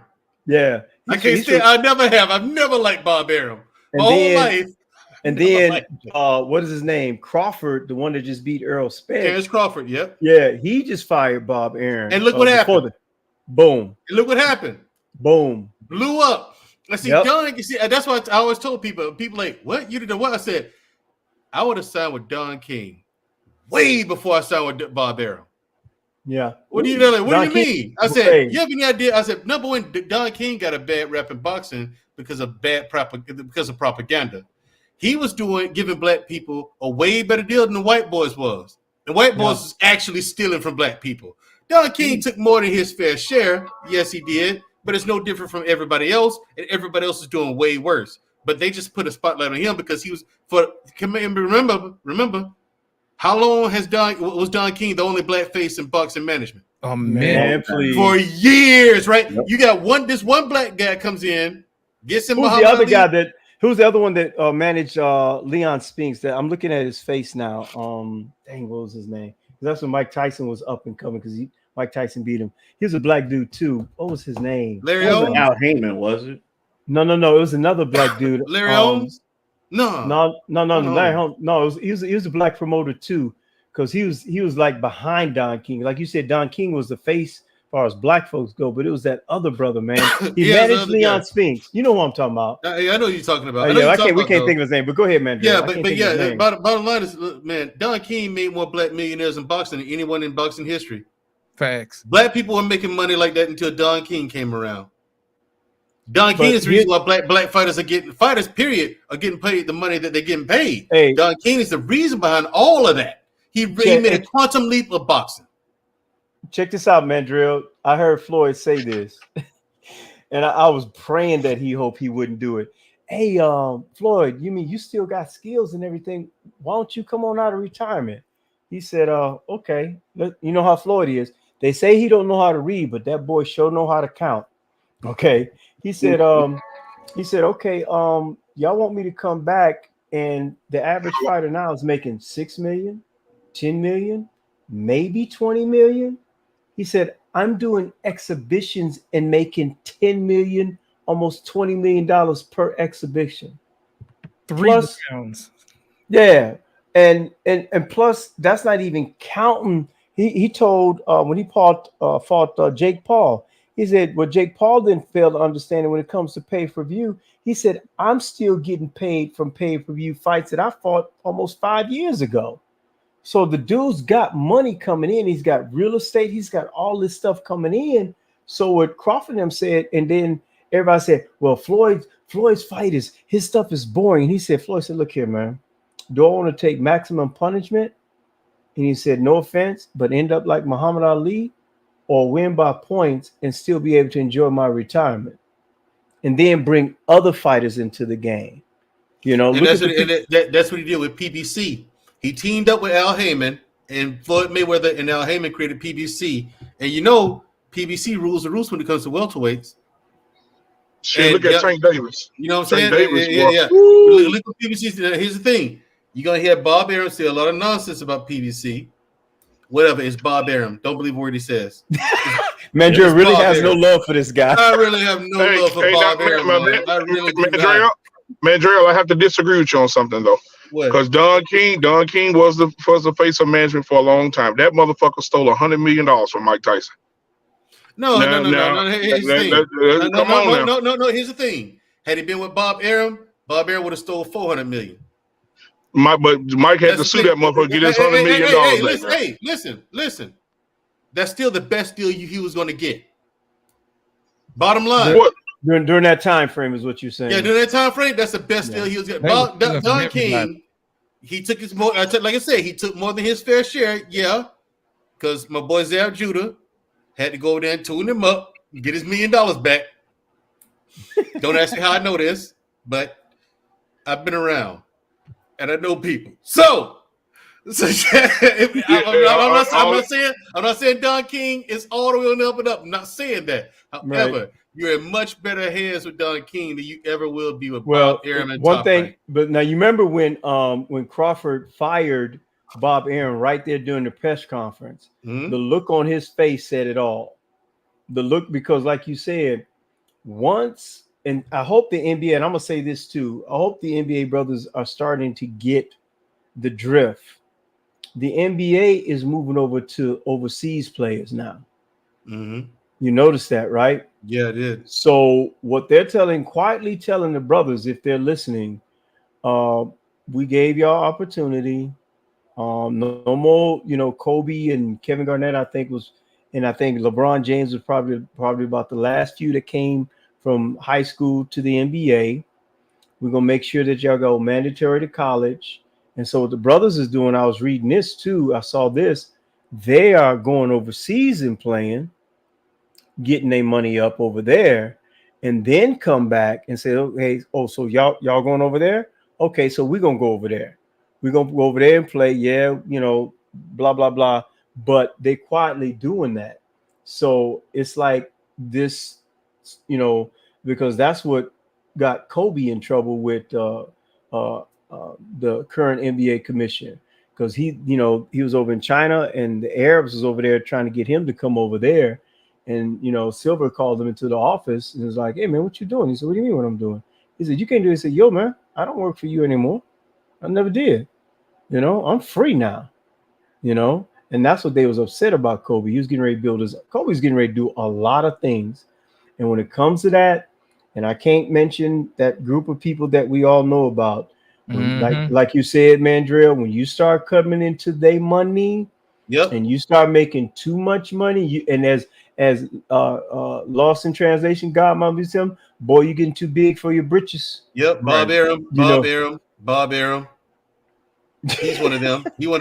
See, Bob Arum.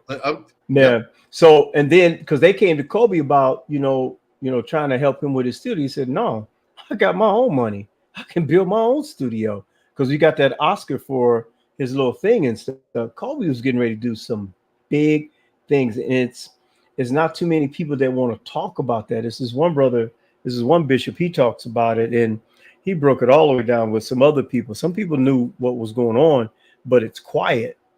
It goes back to like the music industry. You can only, they put you in this certain $20 million club, but it costs you a family member. That's a fact. That's a fact. Does it really? Yeah, in some, not all cases, but in some, because I remember this one brother used to talk about the sacrifices and rituals that his channel was. I guess they took him down. They was like, okay, you're dispersing too much information.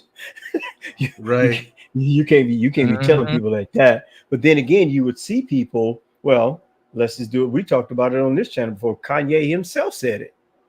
La, la, la, la, wait till I get my money right. I have no. I listen. I don't feel sorry for Kanye West at all. I don't. Kundis Owens and Kanye West. I don't feel sorry for either one of them. I don't. Who? Kundis Owens. Oh. And Kanye West.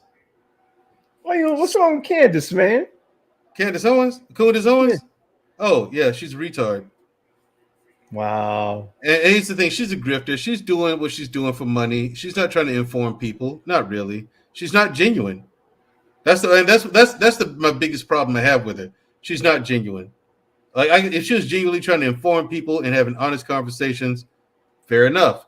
Do your thing, baby girl. I don't have to agree with you, but make your money. Mm-hmm. She's not a genuine person, though, and I just don't. It's like, ugh, no, lady. Yeah, it's like most people, they can tell who's authentic and who's not. Some people, but when you get out in these YouTube streets, people know. People know your heart, and people see that you're really sincere. That you're really trying to get this out and trying to let people know. And when you do that, man, that's what I was telling Easy Money. Once you find that niche, man, if it ain't but like, I'm trying to get, I don't care about subscribers, man. God is going to send who he's going to send. You're going to reach who you're going to reach, and it's going to happen when it's going to happen. That's one thing I made up in my mind before I, start, get my podcast. I don't care about numbers. I really don't. I don't. I want to see people take the information and get blessed. Now, if those people that want to come in and be critical and judgmental, you're going to have those people all the time. You're going to have those people all the time. I don't care about them. I really don't. That little group that God has called me to reach, those are the ones I'm concerned about. Your Change sheep will their know your lives. name. Yeah. Oh, yeah. Your Yeah. sheep will know your name. Oh, yeah. So for me, it's like people get caught off in the numbers. But if you are willing to help and make other people successful, that's a blessing in itself. And that's when people know it's like, hey, man, this dude ain't about money. He's about helping people. If you got, like, check this out, man, Drew. If you got 50 people that you have helped and they give you 5% of their business, come on, bro. Come on, man. Come on, man. Yeah. And the thing, and the deal I'm offering to people online is a fair one. Like if you hired me in person to be an in-person personal trainer, it's $50 to $60 per session. Yeah. Per session. But if I charge you $50 a week, but you're getting 7 days a week of meal plans, you make your own great grocery list, and you're getting the personal training for as many days a week as you can work out. Nah, that's and you're getting one-on-one virtual calls like this with me once a week, so I can keep up with your progress. You can tell me what problems you have. Dang, man, Drill. If I need to tweak something in your training or your nutrition. Dang, I know dudes is charging like, well, I ain't gonna say their price, but Exactly. And I tell people, listen, that's low. That's super cheap. You giving away the house, man, is what exactly. With what I'm offering, I'm giving away the house, and people. Jesus, man. You know how many black people I sold to? One. Only one black person has bought my product so far. Working on a second. Can you hook me up, Andrew? Or can you give me a break? What's the house Negro discount? Right. I'm like, no, I can't. I literally can't go any lower than that. You know what I'm saying? I literally can't go any lower than that. That's too much. Crazy, man. That's too much. $50 a week. Yes. And you can pay it weekly. You can pay it monthly. You can pay it. You can pay the whole lump sum at one time. You can pay it every 3 months, whatever, or every 2 months. Every other month, whatever. I know this brother I'm giving you options. I'm like, what are you? Check this out, man. I know this. I know this one brother. The one that he trains at the gym that I go to on base, he charges $135 a week. Absolutely. No questions asked. If you meet with me 3 days a week, that's $150 a week. That's $150 a week for me to be in person with you 3 days a week. And the requirement is, because I'm into this myself, because I'm going to the gym in the morning, no matter how late I stay up. But I'm going to the gym in the morning. You're required, like the program I'm on, It's a 90-day program. I work sometimes 5-6 days on, get a day off. So, but you actually supposed to work out on an average about 4 days a week, a minimum, at least 3 to 4 days a week, you know. And I'm sitting up here like, I look at some of these people, man. They get their personal trainer, and they're faithful. You have to be. Faithful. Because here's how it works in person personal trainer. I'll tell you how much it is. That is the price. Period. If I know you and you've been a good client or whatever like that, I worked with you before, you're a good client and everything, I might give you a 20% off discount or something, right? That's it. But you pay me up front. You want how many sessions? I want 12 sessions. Okay. We sit there and we do the math. This is how much it's going to cost. Well, how many payments can I make? No. I need that today. All That's of it. business. Up front. That's business. What happens if I miss a session? What happens if I miss a session? I'll let you reschedule the session. Yep. What happens if I miss that one? Can't reschedule no more. Yep, because I know I go to Stretch Lab here where I'm at, and my stretch therapist, you know, they look at me so illuminated, soft flexing. No. This is about my health, because when I come into my money, I want to be able to take my wife where she wants to go, when she wants to do it, and bless her the way I need to bless her. You know, so I got a stretch therapist. I go massages every 2 weeks, Mandrell. I got my little program. I got about 35 days left on that. Then I'm going to take a break, and then I'm going to get my little personal trainer, pay him his money up front for 4 weeks, because I'm going to do a body transformation by next year, you know, and then do what I need to do and keep it moving. Because you think about those guys that millionaire billionaires, they had their stuff at home. Their personal trainer come to their house because they got their own freaking gym at the house and stuff. You sit up there, you go there as a trainer, you're like, dang man, shoot, all this, how much you pay for this equipment? Right. Like Michael Jordan, better gym I train yeah, at. like Michael, yeah, like his Chicago in the house, which still hasn't sold. He spent $40,000 and ripped that whole part of his house out and built his own gym right there. You know, so that's another thing about, like, for easy money. It's about, like, Lawson Translation alluded to this. It's about financial independence, being able to move in this economy, even though, like he said, there's a recession going on and everything. But how many times have we heard the greatest billionaires are made during economic hardship times like this? Facts. I mean, it's like, man, so why can't we get our niche? Because like you said, you know, you see Illuminated with $500 million. I'm pulling up to your crib and like, Lawson Translation, let's go. They're like, man, guess who's in the studio with me? Illuminated. Oh man, what you doing up there? Oh, that's G14 classified. We can't talk about that right now. We can't talk about that right. The next thing you know, look at what the Tate brothers are doing. They're putting a group together.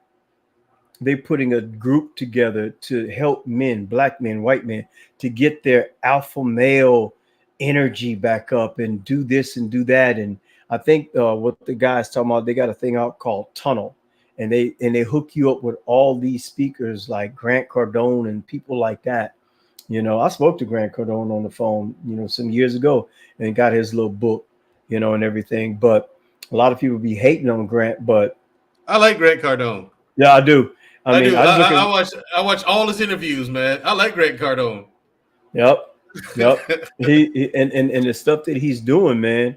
He said, hey man, y'all need to get into real estate, get you some hard assets, because this working from home, the pizza guy that goes around tasting all the pizza. I heard Patrick Ben David talk about that on his. That's another dude that I follow. I like that dude. He was talking about. I'll just watch one of his thing that he was reviewing a pizza. Check this out, Mandrell. $36 a slice. Are you serious? $36. That's what I'm trying to tell. $36 a slice. And this is how there is standing room only. You can't get in there, bro, at this place that he went and visit. It's $36 a slice. And you know what they told him? They said, we might be able to squeeze you in at 9 o'clock tonight. and that's a maybe. I was like, what? And dude, I'm looking at the pizza and I'm like, $36? And they selling like, dude, It it's must be like, some pizza. well, according to his But here's the taste, thing. Here's the thing. If you're, depends on where you are. If you're in, say, if you're in like New York City, right, and you charge $36, it's like, yeah, it'll go over like gangbusters just because of the price. People, it's the perceived value.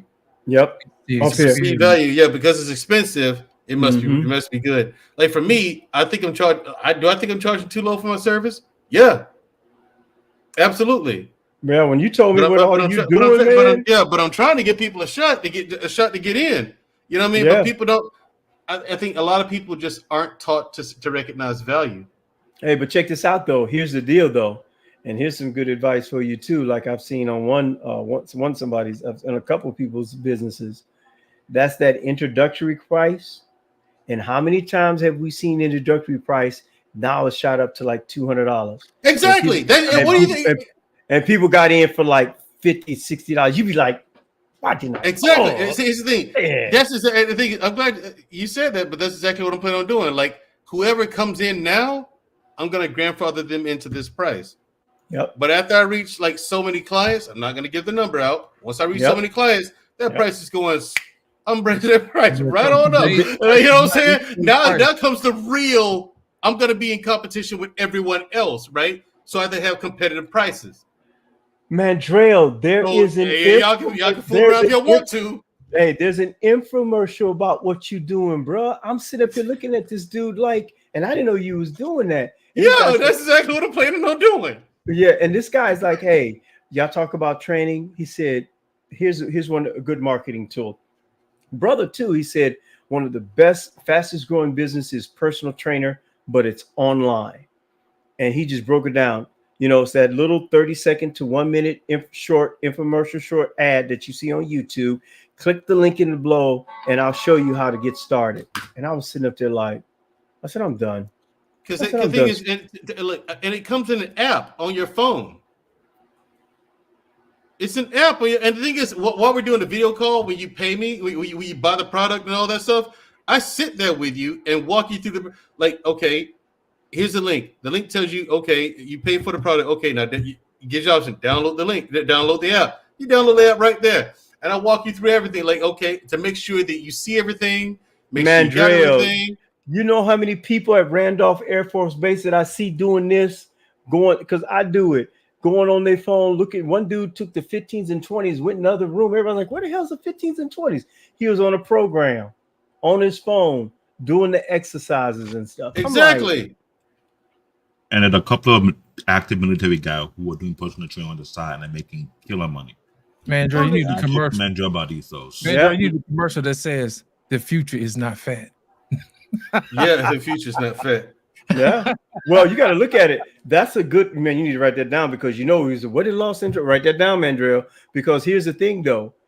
America is the most obese nation on the planet. It is. I mean, we are just, and then I see people like, man, why are we having all these health problems? I'll be seeing people be buying baskets full of, pop or soda, whatever you want to call it. I mean, you look at their basket with chips and dips and you'd be like, could I see some green stuff? What do you mean? Like vegetables, like celery, tomatoes, corn, stuff like that. Could you do that? They look at me, how old are you again? I tell them my age. They like, get the freak out of here. I'm like, and these are duties on, how it is for us, Mandrell, on active duty. They look at me like, dude, you in here doing it like that? I say, hey, bro, I'm not doing this for ego or testosterone. I'm doing this because I have to. I'm at that age right now, bro. I have to do this. I didn't miss 2 days out of the gym because, like I said, I had a back incident this morning. I said, oh boy, here we go. Tomorrow morning, I don't care how many hours of sleep I get tonight, I'm waking my butt up, I'll be in the gym. I'll be in the gym. Because my wife was like, you didn't tell me you had a day off. I said, no, today's my rest day. And I do stuff around the house, clean up, do whatever. Then I get out in the yard.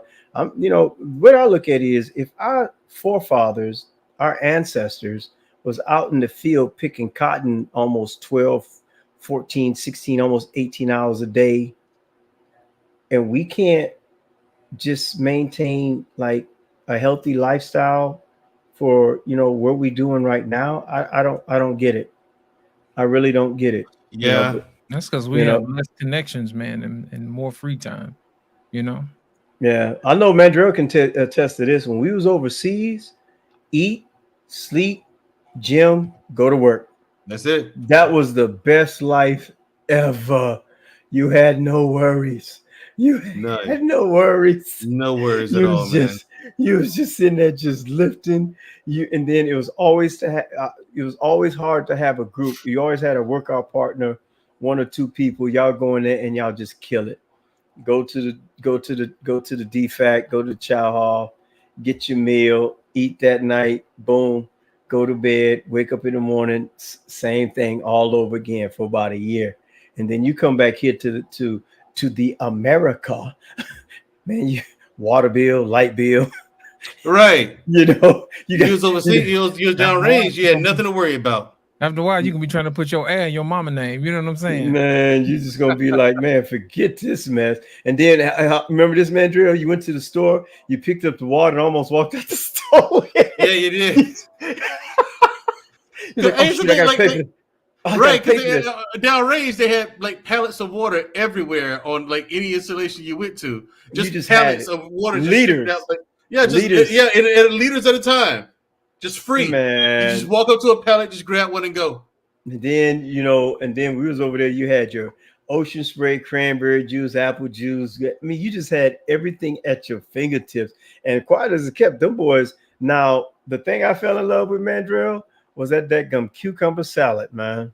Yeah. I could eat that stuff all day. And you come back here and you eat the restaurant's version of it. You like, man, y'all need to go overseas and have an Arab show y'all how to eat this. Yeah, seriously. You'd be like, y'all ain't getting it because the salad bar. Yeah, this ain't that. No, y'all ain't. The closest thing I seen come to it was the Brazilian steakhouse. That was the closest one I seen to it from what we had over there, bro. Because we talk about it all the time. We reminisce, oh man, we was over downrange, man. We ate good. Mark said, I said, babe, if you was over there and was working out every day, you'd have came back so in shape to where it's like you just, and you come back here, it's almost like a depression. You know, it's like, man. And then you look at people driving, you like, man, I gotta drive somewhere to go do this. Man. I was like, why are you always in the house? I said it's set up different. You know what I'm saying? Back then, the market was closer to where you live, and you could walk the market. Yeah. Now you need to get on the bus, get in your car. You know what I'm saying? Plan a trip, Uber, whatever you got to do. You know, or most times, most of these people like Kroger, they'll deliver it to your door. You ain't got to do none of that. Yeah, that's the new thing now. But me and my wife is like, I'm a hands-on kind of guy. I gotta go and look. And then how many times are we going to say, oh yeah, that's what I need. I forgot I needed that at the house. I order the same thing all the time, and it keeps me from impulse buying. So I don't have to worry. I got a set budget. This is what I eat. I'm good to go. I don't leave anything out. Yeah, we if do I that. Add something every now and then, I will. It's a guilty treat, but outside of that, it's the same thing. Yeah, now Mandrell, me and Mandrell are both gonna be, he'll be on the guilt trip with me on this one. When we came back from downrange, how many times did we go in there and buy two of everything? Two toothpaste. Always stock up because she was like, and my wife kept getting on me and said, why are you doing that? We always gonna have this. I said, babe, I'm sorry. And the next thing you know, guess what happened? That pandemic hit. And then she looked at me like, man, she's like, babe, I said, I told you. I said, I always prepare for at least 2 to 3 months down the road because you never know. And then because we have both sides of our bathroom, she's like, I said, hey, what you run out of? I need some cocoa butter. Family Dollar's down the street. Right, go buy your own. Yep, I said, go buy your own. Yeah, you laughed at me. See, you laughed at me when I stocked up. You laughed at me when I stocked up. Now you want to use mine? See, no, you got to be taught a lesson. 2 Noximas, 5 to 6 jars of cocoa butter, 4 things of toothpaste, 2 to 4 extra things of toothbrushes like the Oral-B or the Colgate 360, all that, my vitamins, all that. So, hey, toilet paper, Oh man, she man, that's the thing that got me. I was like, okay, excuse me. They said, what's wrong, sir? why y'all buying toilet paper and y'all don't have no food in the house? How are you going to the bathroom? I know you must, not that you got a liquid diet, because you sure ain't doing a number two, because all I see is y'all doing is got toilet paper. Like this one couple, they broke the internet and they accidentally, well, I guess it was accident. They bought 48 cases of doggone toilet paper. I saw that. That junk was all up in the kitchen, on top of the cabinets, and I'm like, now they can't give it back, and don't nobody want to buy it back. Who want to buy some used toilet paper? Nah, So, like, I know Mandrill can attest to this one too. When I went downrange, those portable wipes that they had, Cardinal or Charmin, them became my best friend because you never know where you was at that you might have to go. So guess what? Only time I use toilet paper is to blow my dadgum nose. That's it. I mean, for the rest of the family, they have it, but I said nope. I said I keep this because, matter of fact, I said always take some with you because you never know when you may have an emergency. Correct. So, but because you go in some of these gas stations, something you like, oh God, I can't. No, nasty folks. Because sometimes you go to the gym, you look at some folks, you be like, man, who raised y'all? Right. You be looking at folks like, man, you be in the bathroom like, I didn't hear no water running. I see you just walked out the door and you going out there to lift weights. What you working on today? Right. Like Dave, we finna go ahead and land this plane, man. We've been going for the last 5 hours. I think this is the longest stream I've ever hosted. I want to thank you, Illuminated, for coming out, Mandrill, Black David, everybody else that came out, Information Man, to the chat, Beautiful Animated Speaks, White Podcast still hanging in there. And to those who watching on the replay, I want to thank y'all for coming out. Black Man Unfiltered, thanks you guys for coming out to the barbershop. Y'all have a good evening and a great weekend. Black David, take us out.